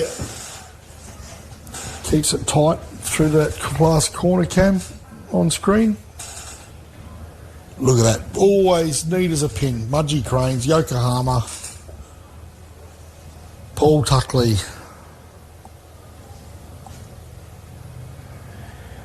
I've just seen Logan Gill out the commentary box window here, flying back down the that hard-packed straight, making his way back towards the tavern very, very shortly. Can he answer the question that was asked by Craig Lowndes? So Lowndes with a 27.08. He's got the fastest lap. Oh, excuse me, I'm wrong there. No, I'm right. Sorry, Russ.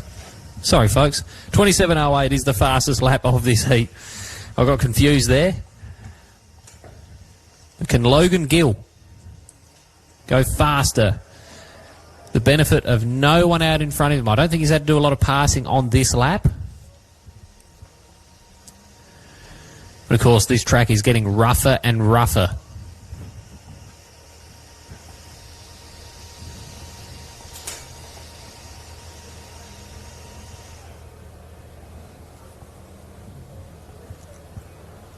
Do you know much about Logan Gill in the 644? No, he's a relative rookie. Very talented though, very quick. I think he'd be the best part of 18 or 19 years old. Which is a very impressive drive. Yeah, absolutely.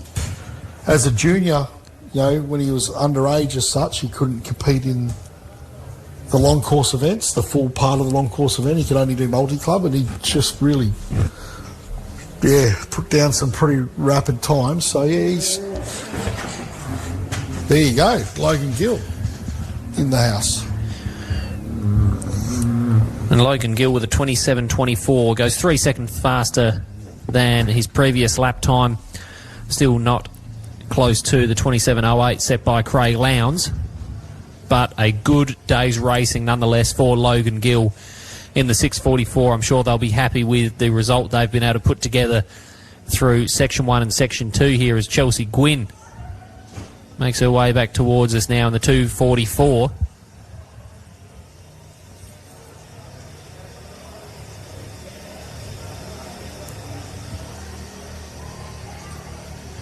I reckon we're going to have a lot of tired competitors at the end of today negotiating this track.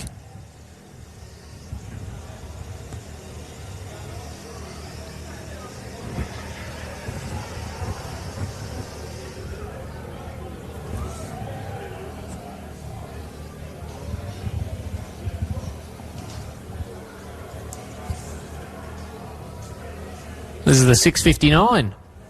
Warren Ward.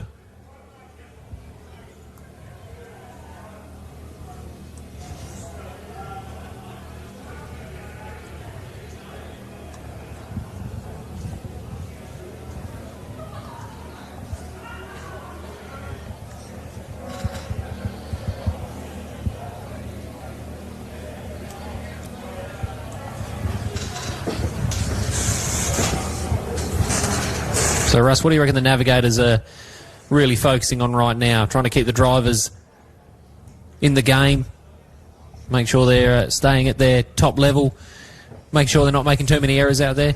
Absolutely. I think, like most of my navigators, in fact, all my navigators used to, we'd pick a point in recce and say, right, from here on in, we've got to really concentrate, and that would be at the back end of the lap. So we'd get sort of, like at Fink, It was like 15 k's out from Fink and 15 k's out from Alice Springs. Jeremy started to, wake up, look alive. We've got 15 k's to go. Concentrate. This is where we're going to make mistakes. We're tired. We're worn out. In the ward entry, the 6:59 negotiates a boom. Yeah, so I think at the back end of the laps, when you really got to have a G up from the navigator to switch you back on, because that's where you can start doing some goofball things, Yeah, and it's very easy to make an error, especially with the way the track's turning out for us. Here you can see Brett Taylor. And these whoops, you can see how inconsistent they are as well throughout this lap, with spacing and depth. Well, they're long, so he's not really getting up on top of them. He's sort of in and out of them. Tom Stevens goes by for his last lap. Great shot of Luke Ursig. Jeez, he can drive. He can drive. Can't he drive? He can. Isn't he so much better than his dad, Ben? Better looking. Didn't get his looks from his dad, that's for sure, or his brains. Well, I tell you what, Luke can certainly drive, but I'll give Ben some credit here. I've watched him in his day. He can drive too. What, about 40 years ago? It was a while ago. But no, the Ursig, the whole family, very, very good at what they do. And, could you argue that Luke got some of his driving skill from Ben, or none at all? Oh, I don't know, mate. I went to Mexico with Ben, had to help him cross the road, so...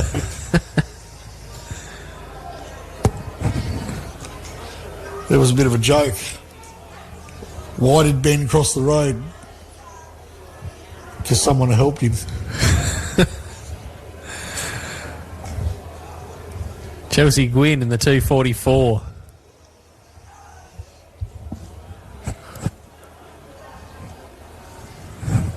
Saw this car a couple of weeks ago at Waikerie.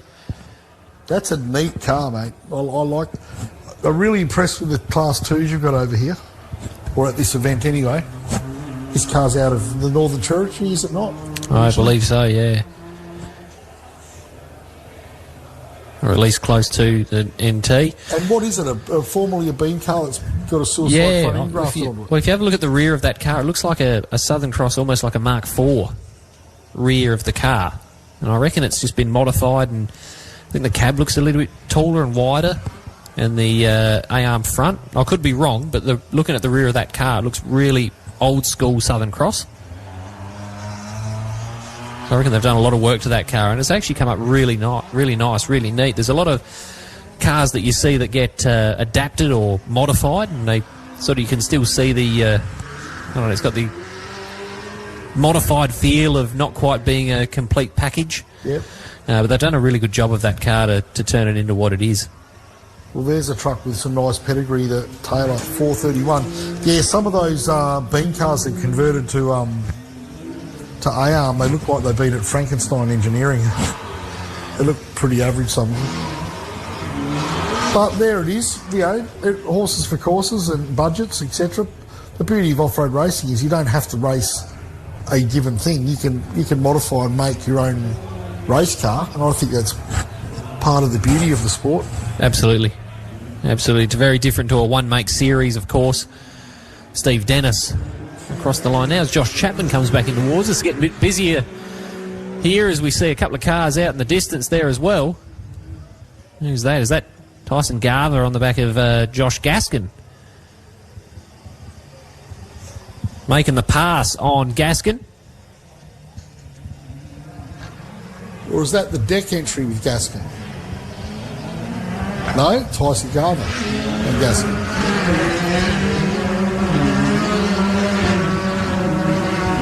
Josh Chapman, the 282 rails to burn. There's still a lap to go for Chapman in 282. I reckon this will be the end of the Saturday's running for Garver and Gaskin. Garver really put in a great performance there. Where did he start on our list there, Russ? He would down the order a little bit. As Gardner's gone around here on the screen. Is he beached? I reckon he'll get out of that. He should get out of that, I reckon, but just trying to fire the car up. But it does look pretty buried on the back there. Yeah, Tyson Gar, I reckon he was about, 1, 2, 3, 4, 5, 6, 7, 8, 9, 10, 11. I reckon the drone's pretty game going down low in front of the car there. Started about 13th by the looks, did Tyson. Well, starting 13th and on corrected time, he sits in here at, wait for the timing to update, 2nd at the moment. So a really good drive from Garver to put himself in the position to be 2nd at the moment as recovery heads out to Adrian Gardner there. So it looked like he spun out and he just might be sort of stranded there. He can't get the car fired up, I'm not quite sure. Yeah, I wonder if the motor seized locked the rear end up. Because he's gone in there backwards almost, hasn't he? Yeah, and he's sort of got the left rear right over that ledge. It's in a nasty little spot there. If you look at that left rear, you would think he'd be able to drive out of that position, though.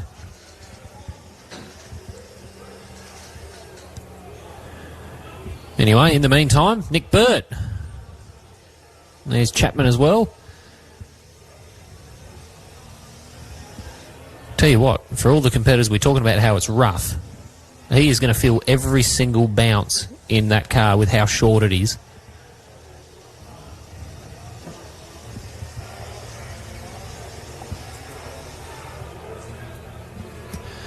So Gardner looks like he's getting out of the car now.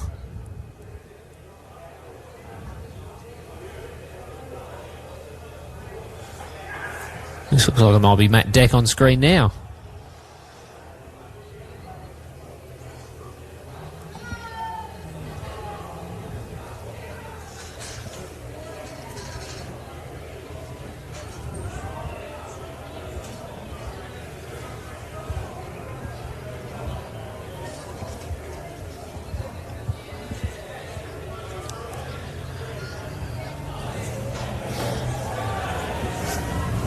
So as Matt Deck winds his way and tackles the last few corners here at Loveday, Adrian Gardner is out of the car awaiting recovery.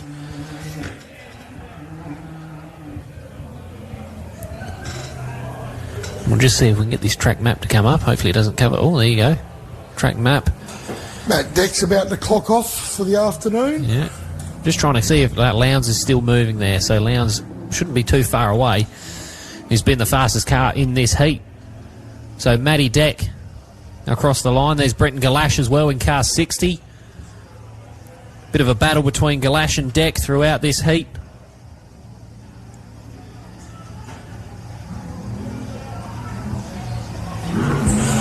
Nice smooth jump for Galash to complete today's running. And Burt is going to go around. Caught on the footage. A few of our trucks have had a bit of a spin out there this weekend. Of course, Gallard and Waitley went around in the prologue. But Nick Burt joins the list of competitors to do a 360 out on the track.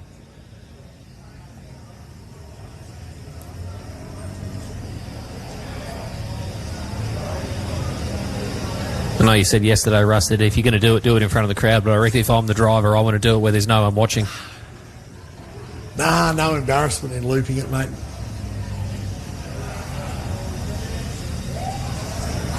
I suppose it depends how many times you loop it in the same corner, though. You go once maybe, that's okay. 4 or 5 times in the same corner over a weekend, I reckon you need to start changing the line you're taking through there. But all of our competitors who've spun, I think, have only spun once, so here's Battersby.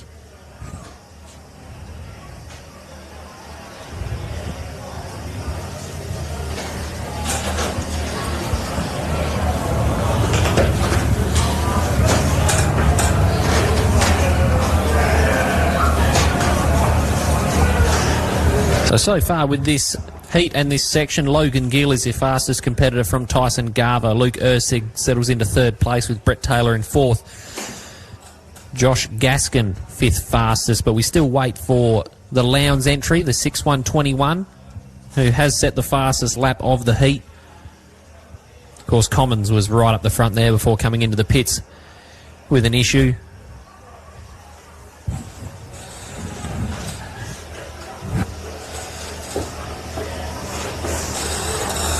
Look at that. Silky smooth ride quality out of that 76 Series 701 Land Cruiser.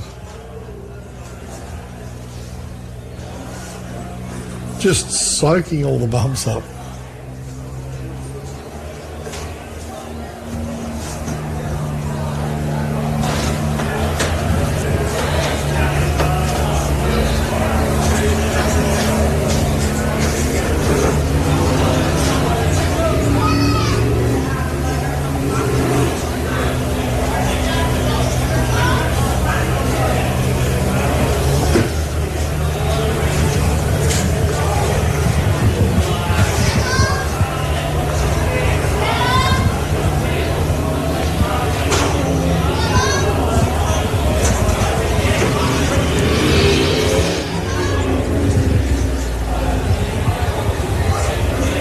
So Parker across the line begins his third and final lap of the section.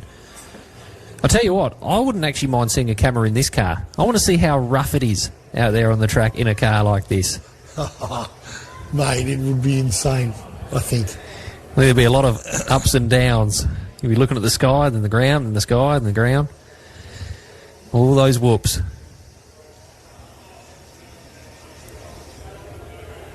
We do Hancock Gumby. He becomes the squeak car.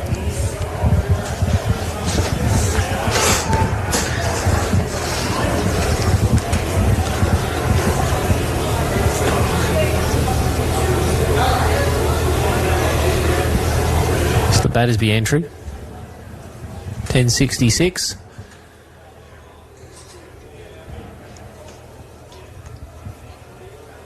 Are they on their second lap? Or was this their last lap? I reckon they'll be on their last lap. Yeah, last lap for Tyson Battersby. His second lap of the day was a 29.56. That was his fastest, or second lap of the section, I should say. So coming in to complete the lap, I reckon they're going a little bit slower than the Battersbys normally operate. Having said that, right at the end of the day's running, no point making any mistakes. Get right through to the end.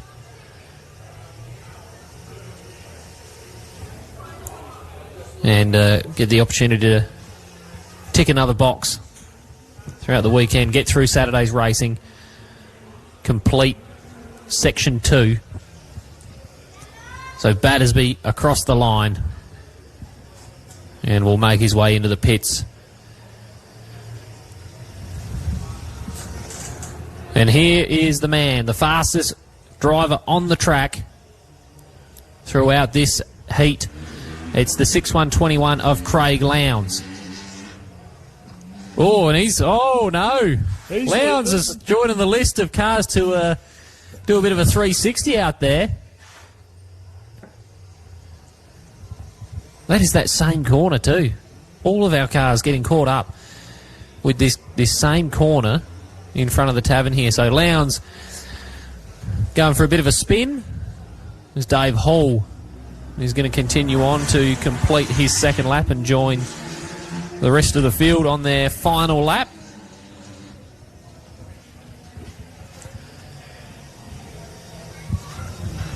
So even with a spin, what can Lowndes put together for us here?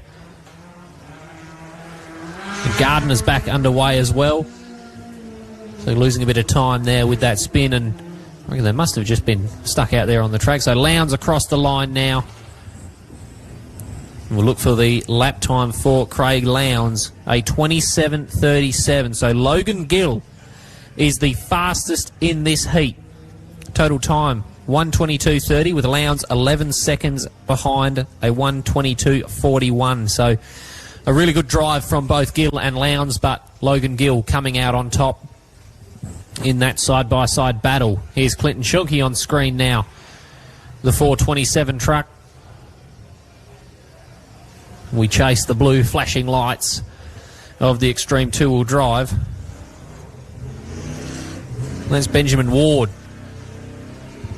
in the 6-1-65.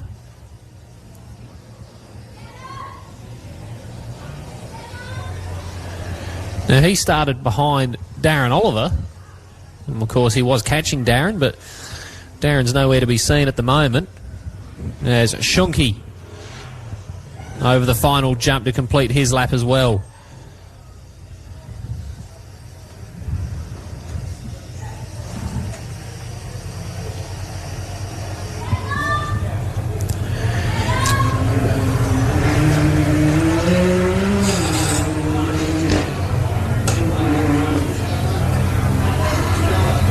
All our crews completing this heat, completing this lap, and a lot of work to do in the pits tonight.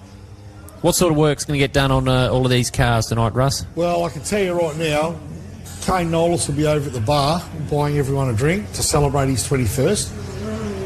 Yeah, look, interesting. You say, what are they going to be doing? I think like a triage, to see what's wrong with the car. There'll be stuff on there that's worn that doesn't need attention, but there'll certainly be some items that are in desperate need of help. Like I said, speaking of the Commons guys, they actually set their rock arms tonight, which I found quite interesting, but that's part of their engine program, and their War Speed engine program is a thing. It's where they want the rockers checked, so catch any big failures before they happen. Oh, look, generally they go over the car, perhaps an air filter skin if they feel it needs it, fill them up. Tyre pressures, perhaps some of the bigger teams will change tyres. The lesser teams will certainly go right over the tyres and make sure there's no sticks embedded in the tyres that are going to slow leaks overnight. Form a slow leak overnight when they wake up in the morning and tyres flat. Yeah, they'll all be running the spanners over all the suspension components. Bit of a nut and bolt check. Or even crack checks. Checking through the major suspension components and mounting points. All the shock mounting points, trailing arm mounting points, A-arm mounting points, they generally go over them, wipe them down and have a good look, wipe the dust off and see if there's a crack there. All that preventative stuff is what finishes races, so...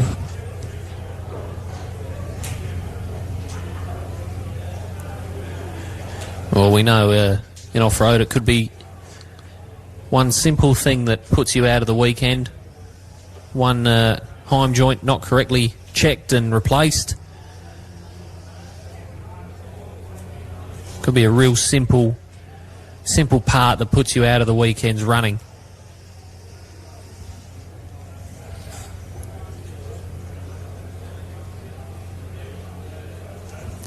And it doesn't matter how many times you've checked it in the shed on the lead up to the race, you've just done 200 kilometres, so lots can have changed.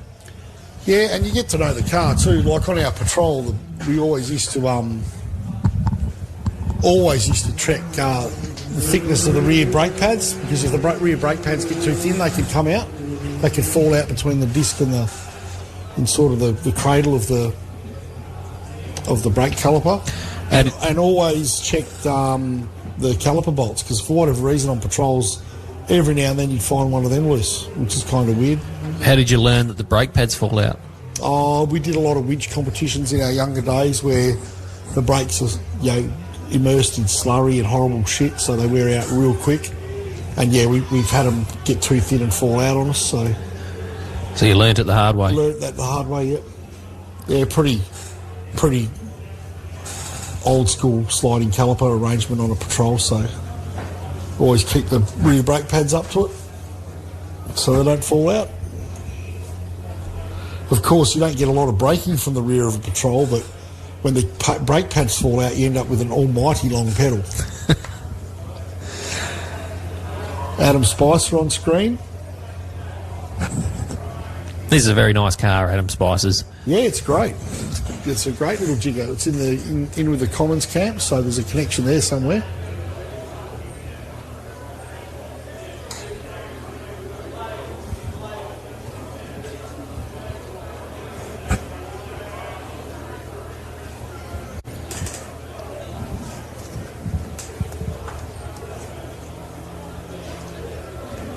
Now, there's a man that I feel like has not performed at the level he would like to, and that's Kyle Reid. Yeah, well, that first lap time was quite a lot slower than his second. So he's fallen down the order, but it'll be interesting to see what his third lap time of the day is, or of the section is, because I reckon he might have fallen off the pace a little bit more there. Might have an issue there trying to come to terms with in the car.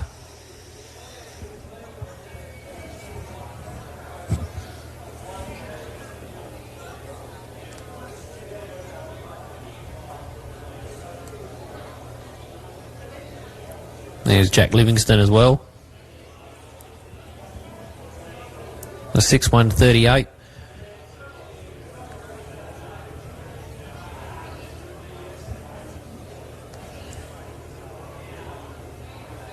Of course, we were talking before about the variety of cars that you can run in this competition, and you got your different classes of buggies with your pro buggies and your pro lights.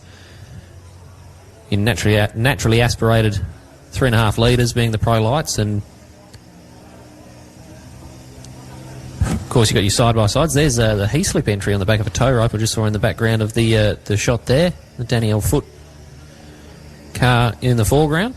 So it looks like Heaslip's being towed back in. Unsure what the issue might be there for Si Heaslip.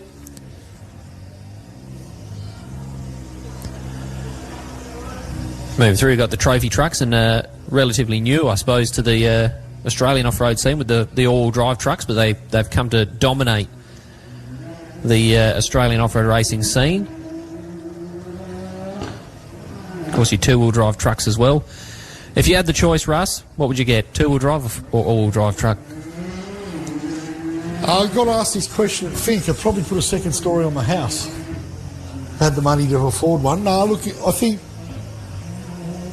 I actually think I would go for a two-wheel drive truck. They're simpler, easy to maintain. Obviously, there's an advantage in the four-wheel drive truck. But I think if you... Yeah, no, look, I suppose if money was no object and you could maintain the four-wheel drive truck, of course you would, but... There again, if I had that much money, would I be buying a Mason truck or a Geyser truck? Don't know. I might be ringing Kitchen Solutions in Bibra Lake, West Australia, and saying, put a second bathroom and a kitchen upstairs on my house. And they'd probably respond with, you don't have two stories. What are you talking about? Well, I do now. Yeah. The Spicer on screen is Rob Knight has come across the line just before as Danielle Foote as well. Did you like that answer, Cam? I do like that answer. It's hard to know if you don't have the money, though, isn't it? What you do. Yeah. So there is Spicer on screen now. Nice car, well built car. I reckon if I ever wanted to drive one, I'd just go up to Bo and say, Bo, can I have a drive? What do you reckon he'd say? Yeah. Yeah, but I'm coming with you.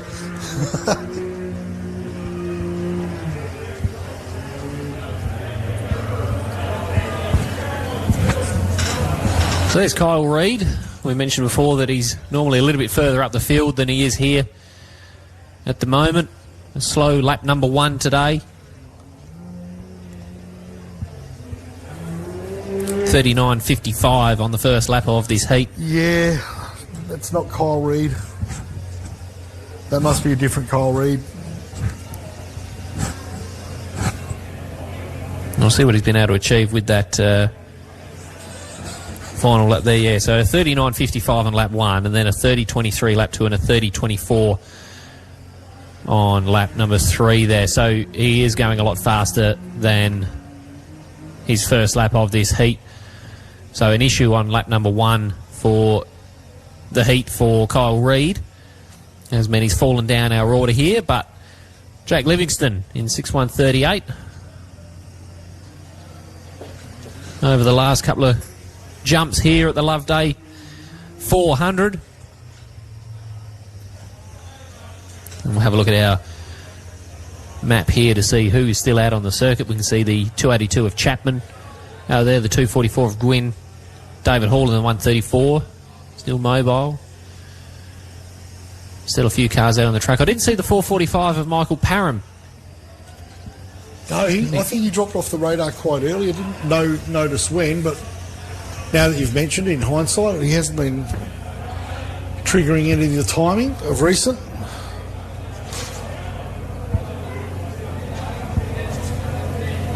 Looks like we've got the Manuric entry on screen, the 6169.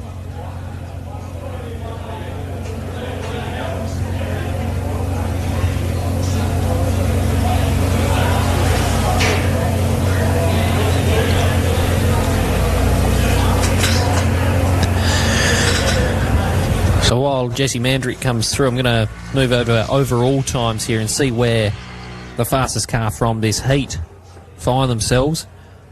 So, of course, Logan Gill, fastest in the heat overall, puts him into 13th place. So that's a really good drive to be from this heat here into 13th overall. He's probably going to put him in the top heat for tomorrow if they are regrouping these cars.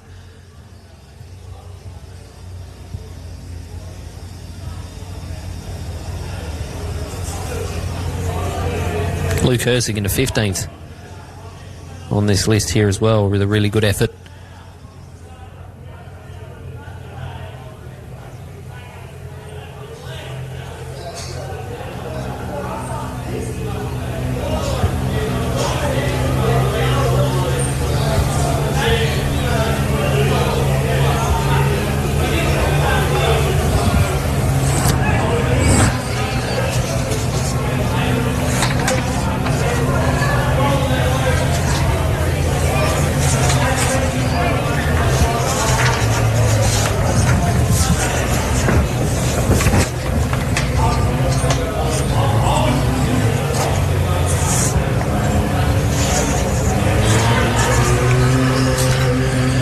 So the 660 of Toby Stevens.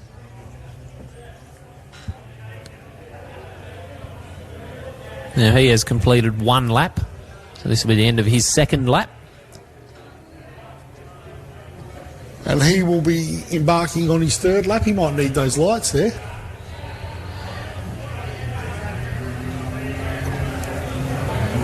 Paul Tuck Lee not too far behind as well.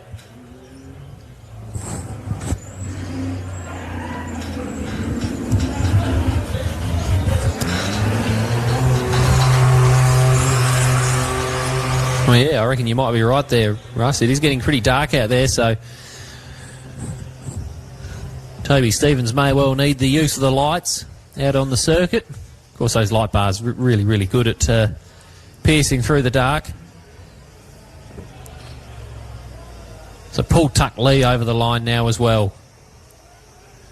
A job well done from Paul Tuck Lee. Buys his ticket into the dance tomorrow.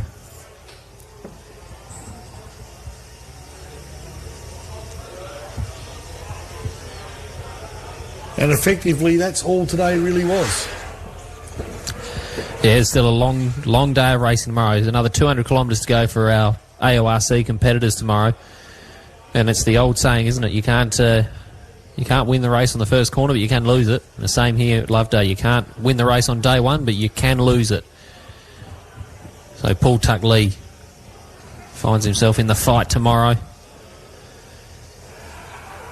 So I've still got a few cars out on the track here as we look at the pits, and all our crews about to get ready to go to work as they come through.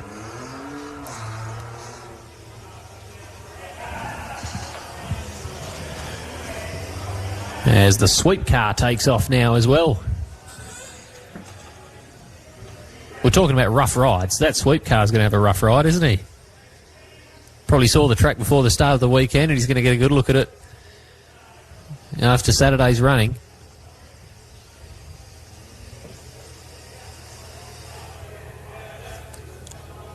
Has the sweep stopped already? He had stopped there for a bit. All right, so you can see the moving cars out there at the moment. We've got the 606, the Stevens entry, the 244 of Gwyn. Now, of course, the 644 is on that screen there, but they are in the pits. That is the Logan Gill entry, as is Nick Burt. So still a few cars out there and a couple of cars that are look like they're on the track, but they're not. They're in the pits.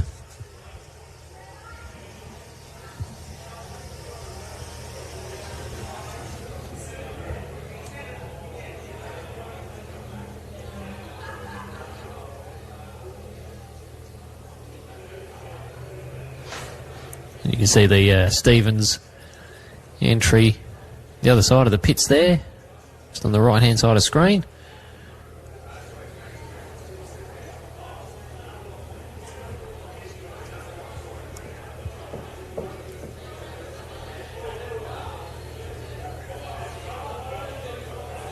We've got a car coming to a stop here as well.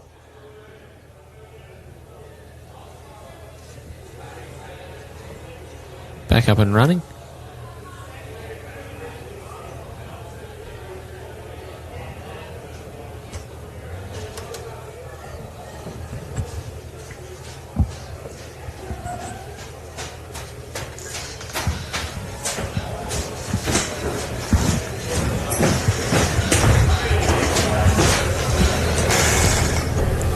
You couldn't catch on screen who that was? I reckon it looks like one of the Stevens cars, but it's a bit hard to see from the distance here.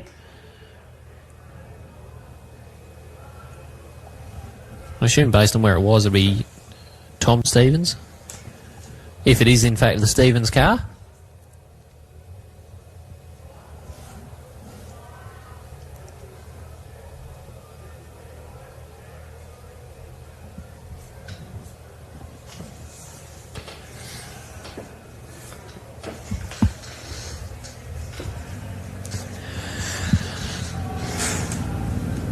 So while we're waiting for our competitors to complete their final lap here, just a quick mention of the overall positioning. But Boston Morgan Horan leads the event outright from Beau Robinson, with Toddy Lehman in third. Dale Martin sits in fourth, with Nick Hicks in fifth. Nick Commons in sixth place, with Glenn Ackroyd in seventh. Kane Jones settles into eighth, with Lockie Bailey in ninth, and Adam Trewella in 10th. So, of course, Boston Morgan Horan leading the extreme four-wheel drive class. Toddy Lehman, the leader of your pro buggy competitors. Nick Commons leads the extreme two-wheel drive class and is right in the fight for that extreme two-wheel drive Australian trophy that'll be handed out here at the completion of the Loveday 400. Glenn Ackroyd, best of the side-by-side competitors. And what a battle that was today between Ackroyd, Jones and Bailey. And that's going to resume, and we're going to do it all again tomorrow. Ben Falk, who we've been riding on board with all day, leader of the Pro Light class. Luke Urseg finds himself at the front of the Sports Light competitors. Of course, Josh Gaskin, also a Sports Light competitor, putting in a good day's work. Michael Shipton leading the Performance two-wheel drive class.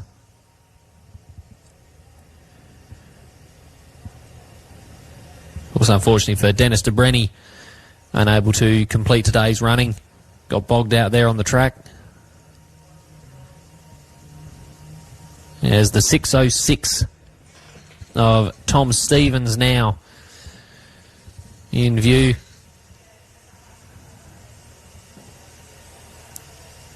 As is the 659 of Warren Ward.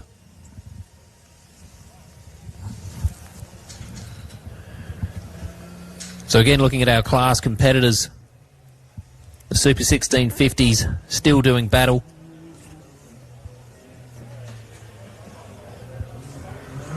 Darren Oliver led that class. We have a look through the field here. Still yet to complete his third lap. Unsure what the situation is there. But of course, Chelsea Gwynn doing a great job out there in her Super 1650. As one of the Stevens entries, Tom Stevens across the line in 6:06 to complete his third and final lap here of Saturday's run at the Loveday 400. Not too far behind is Warren Ward in 6:59.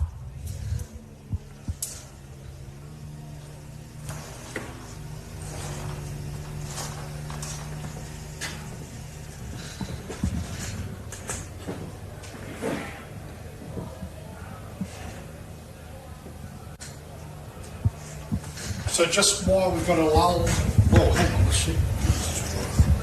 While we've got a lull in proceedings, Cam, would you like to rattle off some sponsors for us? Absolutely. You do it so well. Well, it's a massive thank you to all of our sponsors who come on board to support the weekend and support the event. Of course, Loveday 4x4 Park, the 4x4 Adventure Park, putting on a great show for us here once again. And like I've been saying, you don't have to come here to watch the Loveday 400, although we'd like you to. You can just come here throughout the year. They've got plenty of camping options for you available here at the park. You can go on a hot lap, and you can feel like you're part of the Loveday 400 action, sitting alongside one of their very accomplished drivers in the Can-Ams.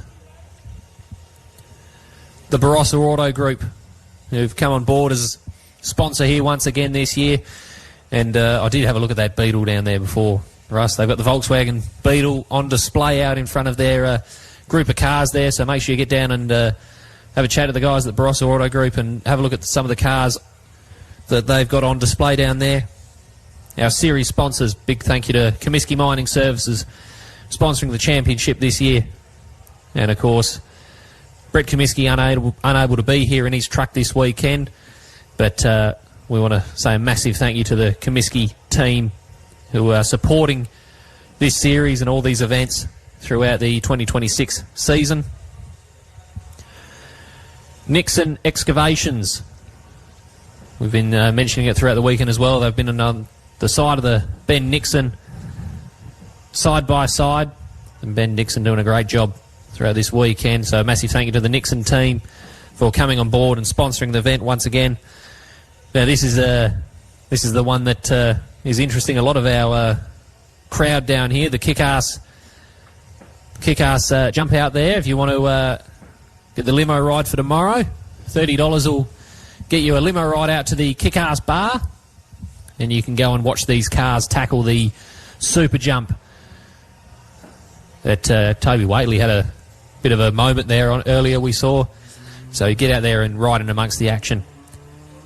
Of course, we'd like to thank the Mount Moriarty Country Pub, the Foot family, for sponsoring the event again this year with and also the state championship for South Australia. Of course, we couldn't go racing and put together an event like we do without the help and support of all of our sponsors.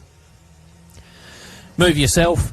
The Cowies didn't have the day they were looking for today, but always supporting the sport and trying to grow the sport to the next level. So once again, a massive thank you to the Move Yourself team and the Cowies, who always do a fantastic job. Now, I reckon you can read this one off, Russ. Well, West Lime, the best lime, the Commons boys. Now, they don't grow limes, they don't grow lemons. They do agricultural lime spread, earth moving and quarry work as part of their deal. So, yeah, apologies if I trick you there, Cam. No, I actually was thinking... I played the same trick on Toby Cooper. I was actually thinking when you were reading out, I thought, I reckon I've looked at this before and it's not limes. It's limestone. Yeah, it's ag spread, lime ag spread. They spread the lime on the paddocks to do something. I don't know what it does. Better yield for the crop or treats the dirt or whatever. But anyway, they know their game. So if you need lime and you're into agriculture, I think it's in the Orange area. And there you man, Orange Parks area in New South Wales. West Lime, the best lime. And I got handed a list before of our state championship sponsors I need to read out and give a bit of love to. Of course, we can't go racing without all of our series sponsors. So Mount Moriarty Hotel, our naming rights sponsor. Our silver sponsors, Cabinet Systems, Loveday Adventure Park, Jetworks, Move Yourself Trailers, Perry's Fuels. Our bronze sponsors, Mini Pave, A&B Mechanical, Clover Hills Farms, RG Haulage. Our supporters, SBH Engineering, TKW Farming, Leading Edge Retaining Walls, Wendy's Bookkeeping, Bridge Campers and 4x4, 5-point Motorsport Suspension Systems, Thrive Mobility, and of course our product sponsor, who is down there in the tent there, the Total Tools tent, who they're coming to all of our state championships events throughout this year's racing. So if you need to get some tools, you can order some tools through Total Tools and you can pick it up at your next state championship round. And who would you like to thank, Cam? Well, I'd like to thank everyone who's put the event on, all the volunteers, all the officials here, the recovery crews who've done a fantastic job all weekend. I'd like to thank the production team who've done a fantastic job of allowing us to watch all of this awesome footage on the screens here. And look at that for a view. I'd like to thank the Waitley family for allowing us to run on this property once again. And of course, the team at offroadracing.com.au who've helped us put all this together. There's so many people to thank, so many supporters who come on board to make sure we can go racing here year on year.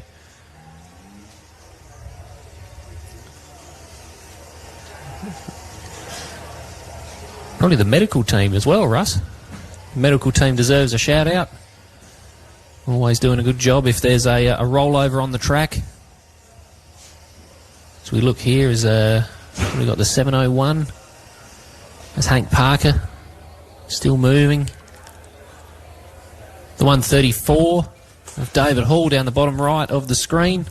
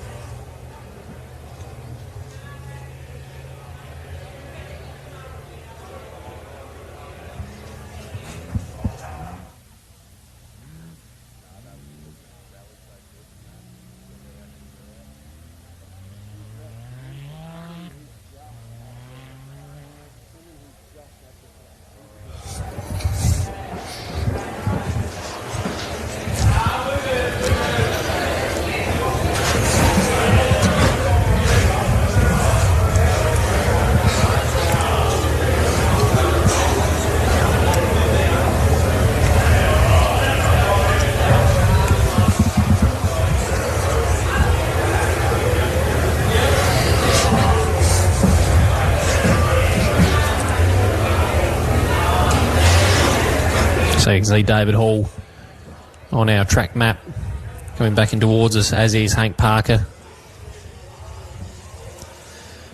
There he is there, the 134.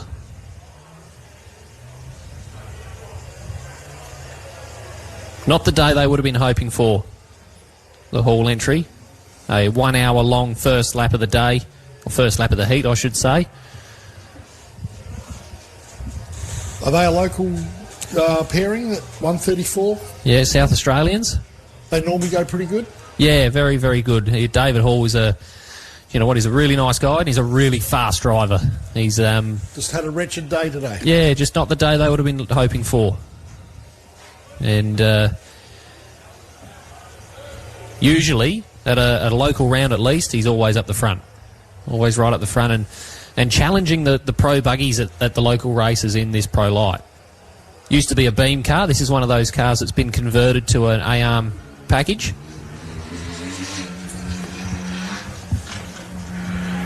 It's got a nice stance for a converted car. Now the work being done by none other than Luke Ursig from Ursig Custom Engineering. So, ladies and gentlemen, that car originally would have had a very similar front end to the black Beetle over there. I believe that Beetle is a beam car, not a big first and strut Beetle. So essentially it's been converted from a Beetle style front end from the 60s into a more modern A-arm front end by Luke Ursig Engineering.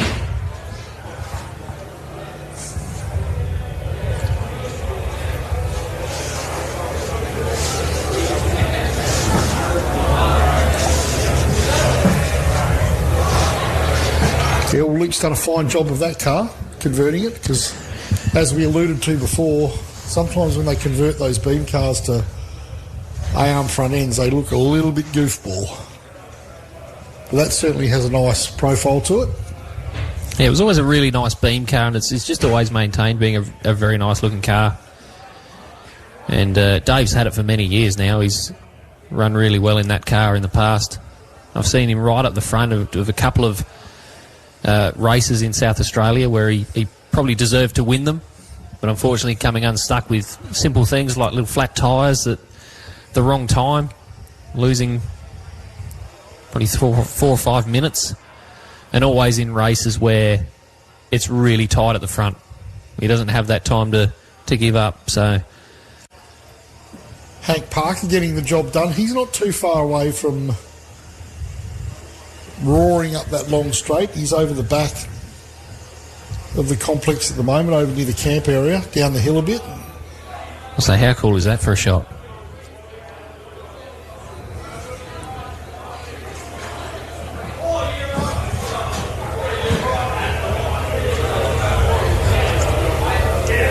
And Hank Parker is moving along quite nicely on screen, so nothing wrong with the pace that Hank's setting. It's just that this track is arduous for a car like that. So you often hear people say, God, that car was slow. Well, I'd like to see you get out there in your standard Land Cruiser and do this, or your Hilux, or your Ranger, whatever it is. I think there's a lot of people that probably underestimate the skill level that it takes to actually operate a car at this level as well. They might say that, oh God, this car's slow, but he knows how to drive this car. Absolutely, and if you've ever met Hank Parker, he cuts a fine figure. He's a man that spends a hell of a lot of time on nutrition and a hell of a lot of time in the gym. So Hank Parker is an elite athlete when it comes to Class 7. Just like us guys in the traditional Class 8s in the patrols and Land Cruisers, we all look out for our swamp bodies.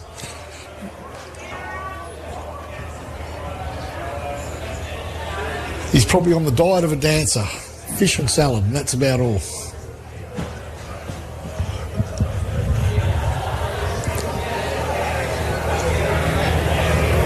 The car works quite well through there, Cam. Quite impressed with that. Yeah, just smooth, carrying momentum. Nothing too untoward. You see he's reading the terrain, just trying to maintain the pace. Just look at those long whoops. Long whoops. So the whole car fits into them. And then bucks out of the odd one. I did say bucks.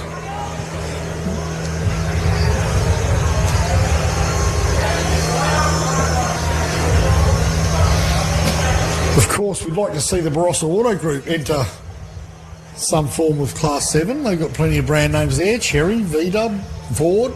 Oh, why don't we just go old school? Get the Baja out. Get the Baja bug out. See the VW Baja out on the track. Maybe that's next year's job. The Barossa Automotive VW Baja. They've got 12 months to build it. There's a challenge for the Barossa Auto Group.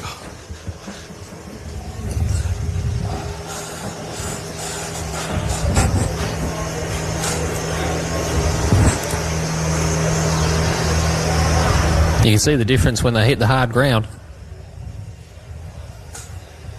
Flying away from the tavern before they turn back for the final time today. Love to put a speed camera on that straight. I think if you ask Tony, he'll tell you how quick most of the cars are going down there. Yeah, but a speed camera that, what's the word for it? I'm an old man, right? Teleports? No, it's not teleport.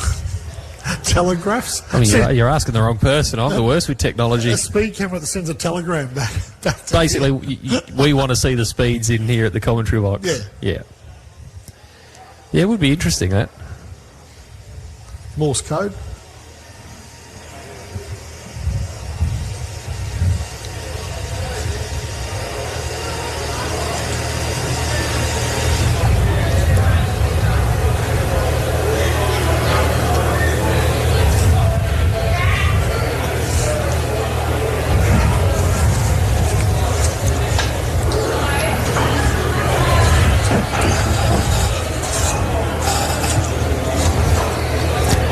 So it's watching all this action throughout the weekend, Russ, and all this amazing footage we've been able to see.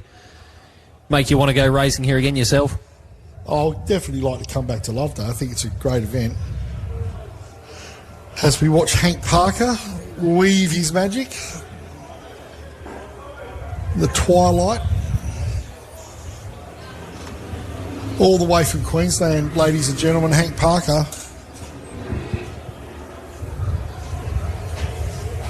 Hank Parker in what essentially is a standard 76 Series Land Cruiser, ladies and gentlemen. Give it up for Hank Parker. He's battled away all day. Could do with a bit of encouragement as he crosses the line. Made the journey from Queensland. Well done, Hank. God, the applause is deafening. Well, his second lap time of the day was a 39.42. Let's see what time he can do for us here. 39.16. So he's gone faster than his second lap time on the final lap. And I reckon if we have a look at the track map here, we should have, if I'm not mistaken, one car left on the track, which will be the 660 of the Stevens.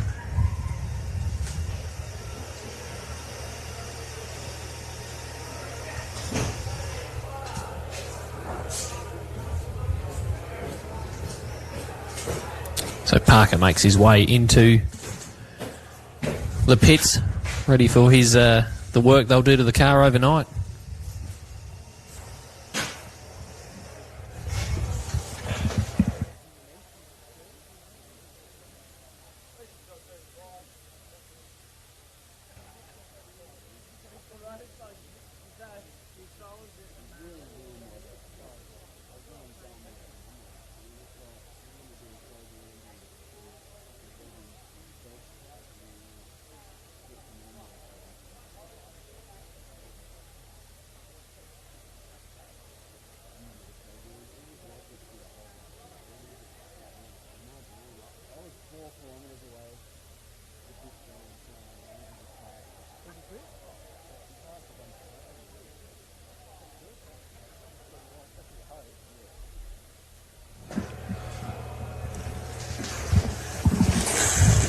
So we've got one car left out on the track at the moment.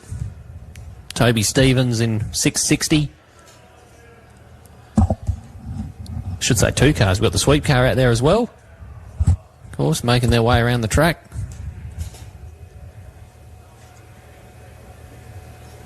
And look at all the spectators we've got camping out the back here. What a fantastic sight that is. All these spectators, four-wheel drive fans, off-road racing fans have made the journey here to the Loveday 4x4 Park for what's been another great day's racing here at the Loveday 400.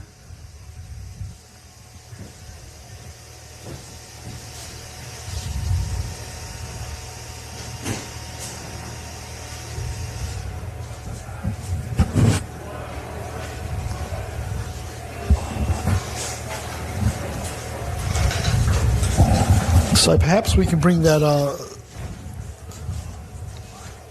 track map up and have a look where Toby Stevens actually is. So the 660 there, middle of the screen. Looks like he's still got a half a lap to go almost, if I'm on the right, if I can see him on the right part of this track. There's still a fair way out is Stevens.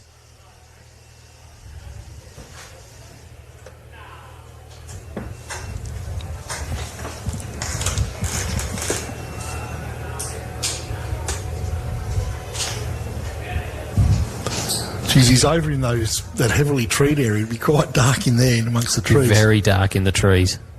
We're making the most of that light bar on the car, that's for sure. Look at all the tracks here at Loveday that they use for the four-wheel drive. And the racetrack, of course, here as well.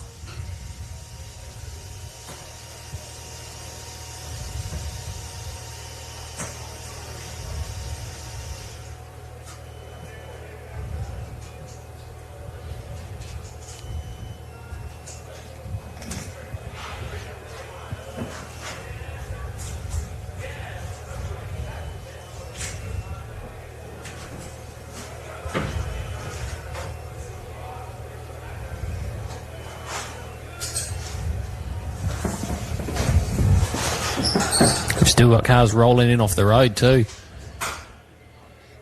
Spectators coming in, getting ready for tomorrow's action. Of course, we are going to do this all again. Tomorrow morning, we kick it off with another 3 laps here at the Loveday 400 before our AORC competitors will tackle this track for a final 2 times tomorrow afternoon.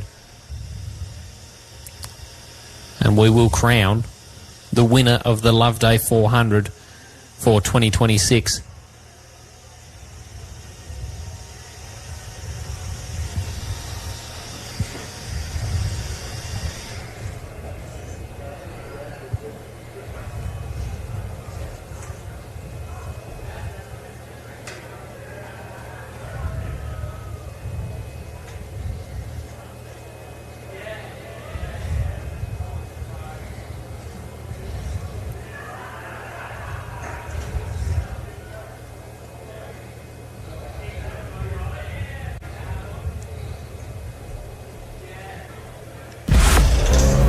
If you reckon all wheels are made the same, they're not. Radial fatigue testing on a 37-inch tyre at twice the amount of cycles. We're the only ones that do it. Regular tensile and porosity audits with testing procedures second to none. Because at the end of the day, your wheel is the only thing that's keeping your tyres on the ground. So if you are serious about your pride and joy, you need a set of Method race wheels. Can you afford not to? Reliable power off-grid. At Kick-Ass, we design and engineer complete 12-volt power systems built to last. Australia's largest range of dual battery kits, lithium batteries in every size and form factor, smart DC-DC chargers, pure sine wave inverters, and innovative all-in-one systems like the Kick-Ass Power Boss. From fixed canopy builds to portable power stations, we've engineered a solution for every adventure with professional-grade wiring and mounting hardware to tie it all together. Build it right. Build it Kick-Ass.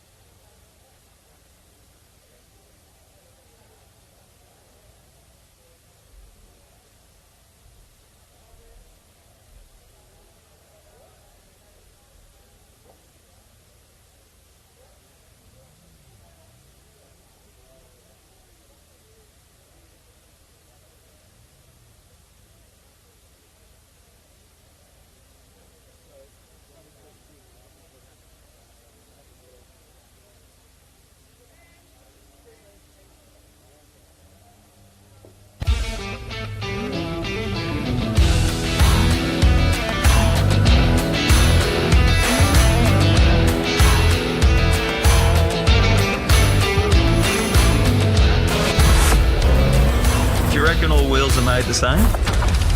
They're not. Radial fatigue testing on a 37-inch tyre at twice the amount of cycles. We're the only ones that do it. Regular tensile and porosity audits with testing procedures second to none. Because at the end of the day, your wheel is the only thing that's keeping your tyres on the ground. So if you are serious about your pride and joy, you need a set of Method race wheels. Can you afford not to? Reliable power off-grid. At Kick-Ass, we design and engineer complete 12-volt power systems built to last. Australia's largest range of dual battery kits, lithium batteries in every size and form factor, smart DC-DC chargers, pure sine wave inverters, and innovative all-in-one systems like the Kick-Ass Power Boss. From fixed canopy builds to portable power stations, we've engineered a solution for every adventure with professional-grade wiring and mounting hardware to tie it all together. Build it right. Build it Kick-Ass.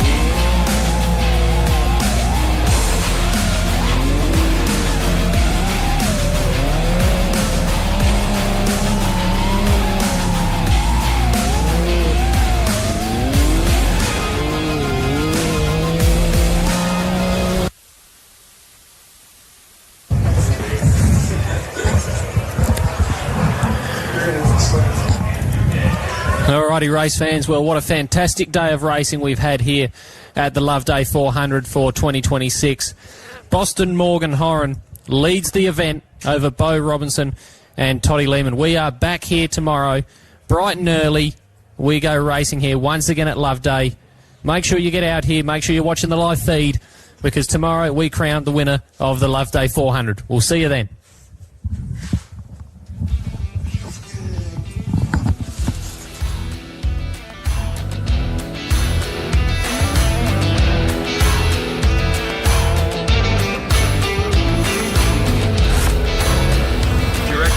Are made the same? They're not. Radial fatigue testing on a 37-inch tyre at twice the amount of cycles. We're the only ones that do it. Regular tensile and porosity audits, the testing procedures second to none. Because at the end of the day, your wheel is the only thing that's keeping your tyres on the ground. So if you are serious about your pride and joy, you need a set of Method race wheels. Can you afford not to?